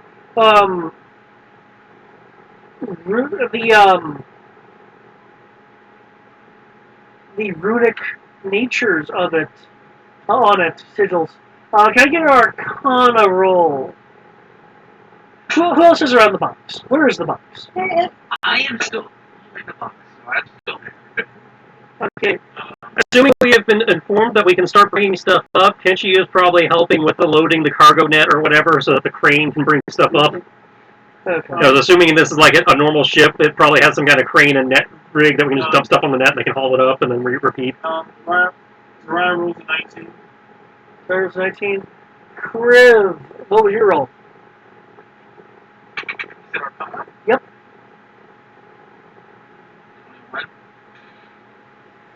There are sigils on here that look familiar to you, Soraya. Kriv, they especially look familiar to you. You can't. I should have known these. You're like, they're very similar to something you're pretty sure you've seen before. Not, they're like along the same vein, but not identical. Wait, no, one of them's identical, but the rest are very similar. What is it identical to? I read this chest and then write it out in comment. It's the cat is a wolfy cat. I don't speak the heathen's tongue. You read comment. I'm talking about Arcana. Hold up. You said I know one of them. Did I see that one? Yes. Where did I see this at? From my first. Oh, you forget. No better than you. You saw the symbol as a part of the book that had stolen pages in it from the Halfling Horde.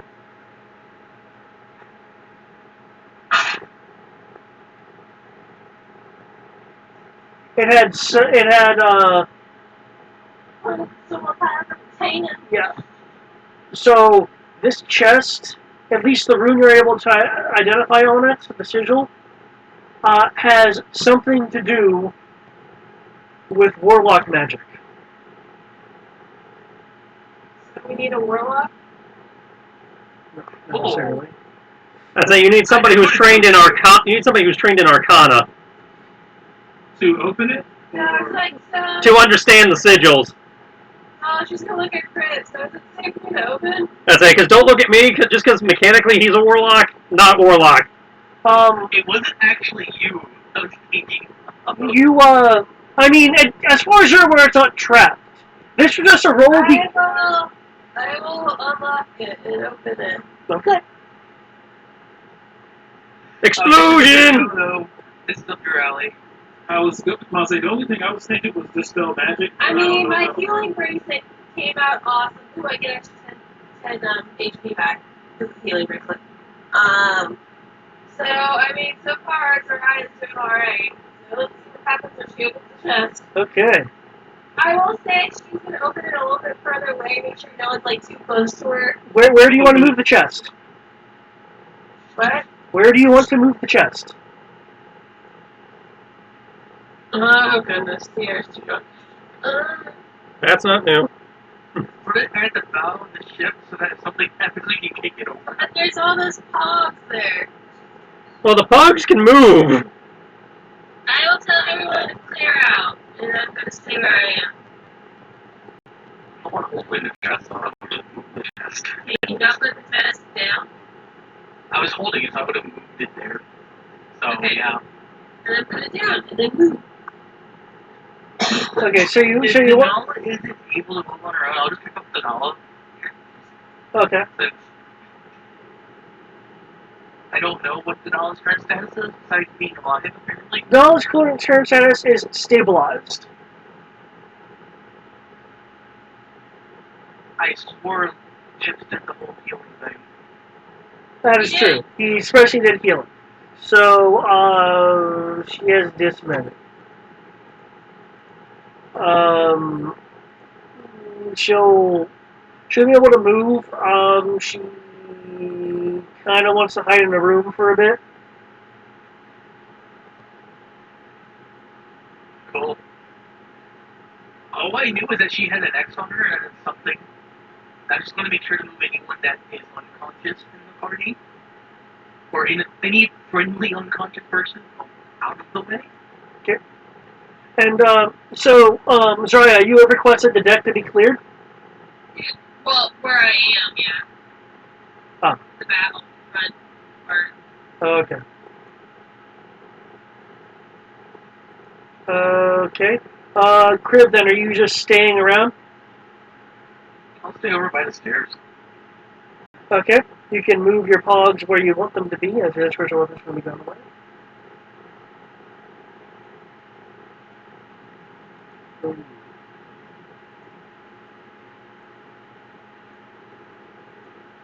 Okay. There is a heaviness to the chest.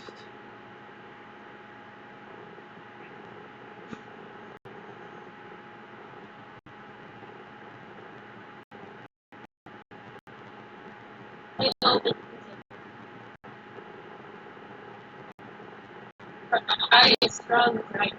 Nothing's heavy to me.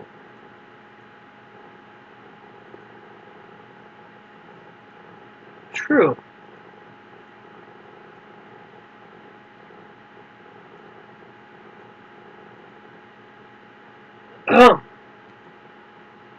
One memento.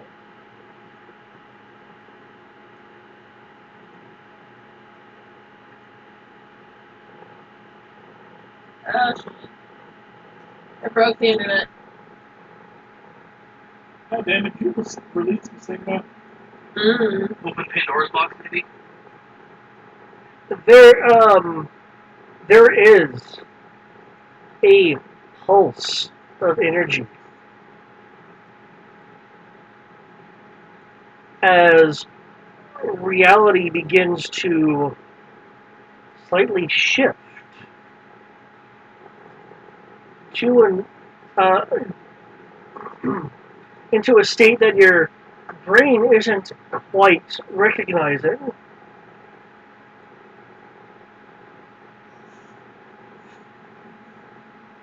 The area is rather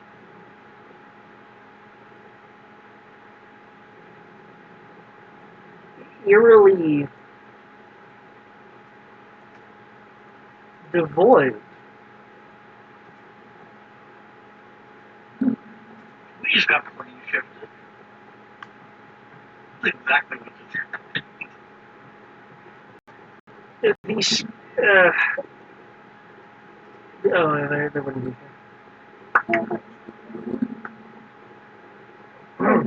A red tinge is in fact in the air. The clouds feeling rather far away despite their usual far away nature.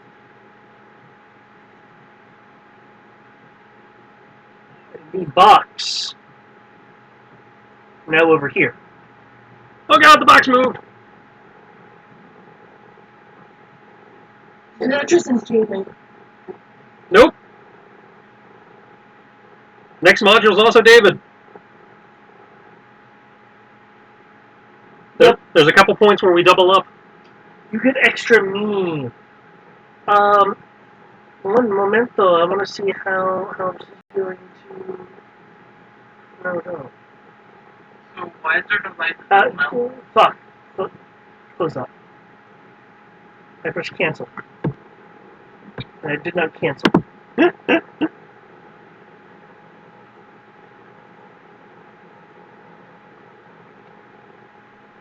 Upside, it didn't show on the player screen. Only those of you watching at home saw that.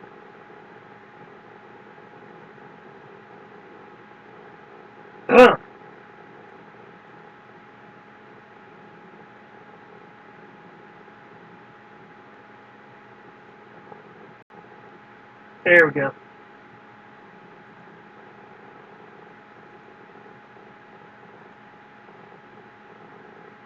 There are some things here that weren't there before. And something most unnerving for those who are aware. As as if a chameleon was unblending into sight, all of you will hear a voice.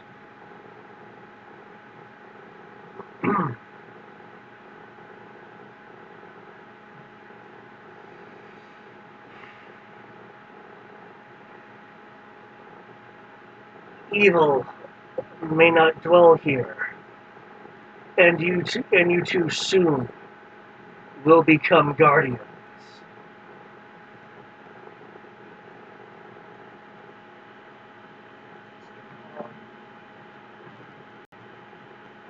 Oh, God damn it! It's a nice back. You banished him! And I apparently banished him to the box? Yes! It's the nicest thing to me. Let me stop. With money? Well, now we know the box is another plane of existence. That's fun. So, who is this? That's the Death Knight we were fighting underwater that Kenshi banished with his smite spell. Sorry. So we have to finish that fight? Apparently. That, or you now realize that the Guardians leave the party? I didn't know. Another line was, evil cannot dwell here, and you will become guardians. Yeah. Okay. So, all we gotta do is kill him. Huh? We It's have, easy enough. Can we just banish him again? No, we'll have 60 seconds to Well, it's not the one to lose. We'll do another night. No, I'm just saying, I was like, technically, we can just banish him again. with, well, Just keep banishing him. well, you banish him to his home dimension, right? That's how that works, yeah.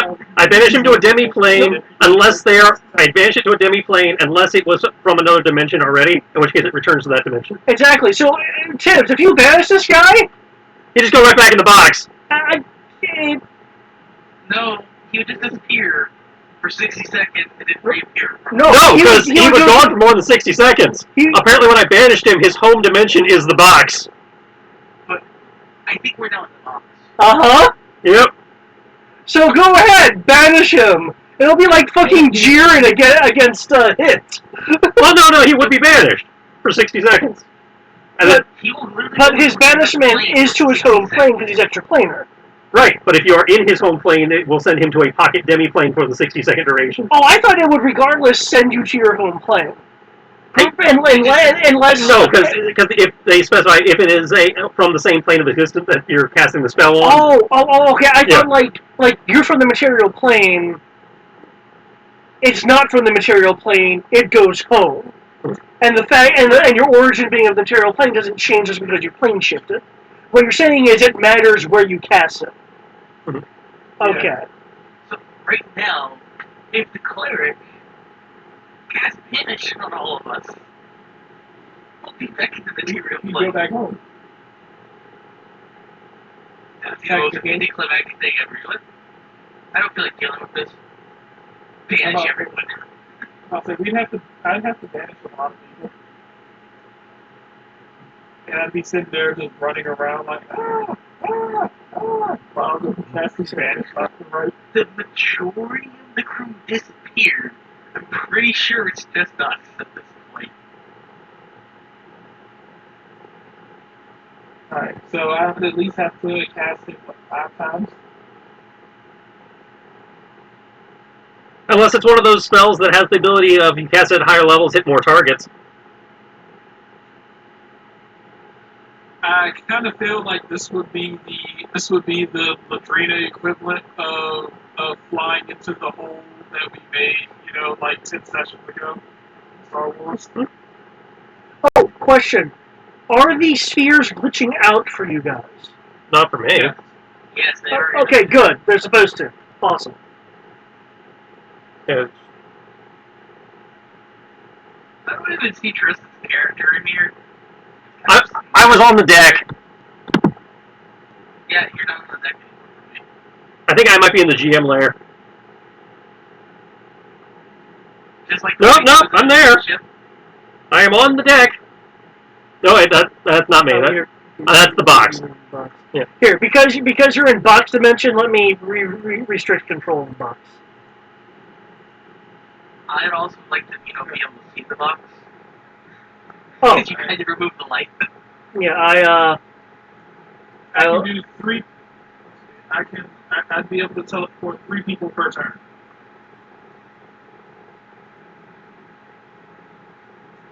Okay, that better? No. I disabled dynamic lighting. No. Yes, it did. It's not on my screen. I'll just refresh real quick and see what it does. Oh, wait.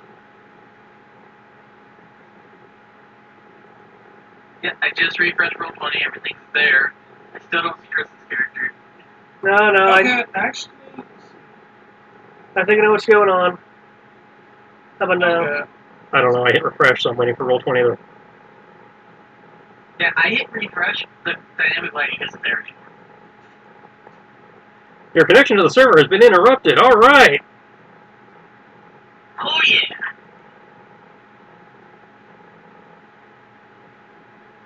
Actually, I could get us out of here, but we would not go back on the boat. I mean, right now, the boat is in this dimension. If we go back there, anything besides water. I mean, The other small boats from the, like, there are 2 ways I could do this. Either way number 1 that we just spoke about, or way number 2 that I wouldn't be able to send the boat back. I can't banish the boat.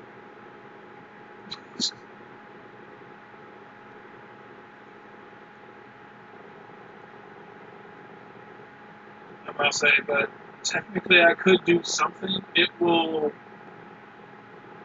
put us back.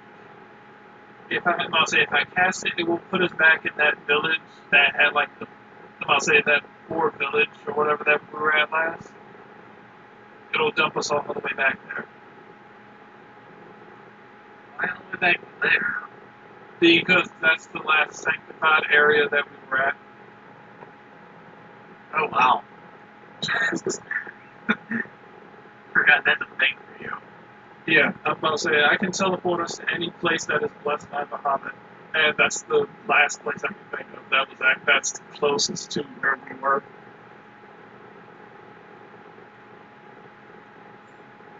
I'll say because I had put that sigil up, I put that area outside for people to worship at. So that's technically considered a sanctified area, and I can use Word of Recall to basically teleport to the nearest one, being up to 5 willing creatures. But that will put us all the way back there.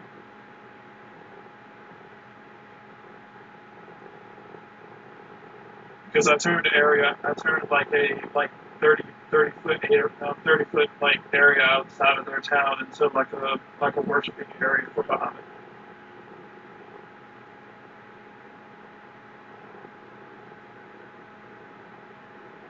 So it's either that, or we can try to do the bullshit thing where I try to banish all of us back home. Or we just see what the challenge in the box is and handle that. There's also that. I'm all for seeing these challenges first. The challenge is the Kraken. It's always the Kraken. We already fought the Kraken, no. You have never finished fighting the Kraken.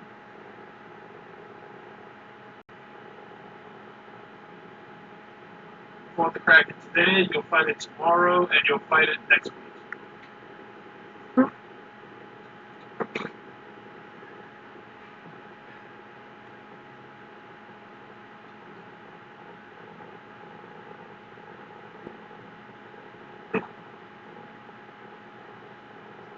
there's always more crack. There's always room for cracking. So, did you guys expect this to be inside the box? I am. Of all the people.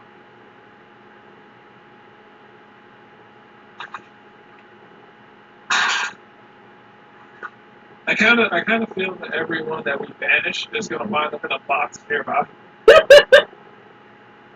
It could be. So- It could be worse. It could be Lady Bane. I just have this feeling that's gonna be our situation in life now. It's just randomly, it's like, oh yeah, you know what? There's a box here, and this box has, you know, the last person you banished in. And probably the next box we open is gonna have that beholder that I banished. I said we're just gonna open up a closet and it's gonna lead to Narnia, and inside of Narnia is a fucking beholder. The beholder killed Jesus, lion. I would not put it past. I don't have any reason to believe it wouldn't be in there. We're gonna open up the bag of holding and it's gonna be in there.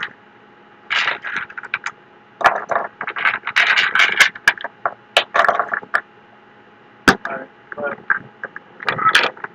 I'm gonna get going. Yeah. And start on back. We're going to sign off too. So good night, all. Alright. Have a good night, you guys. Good fun session of killing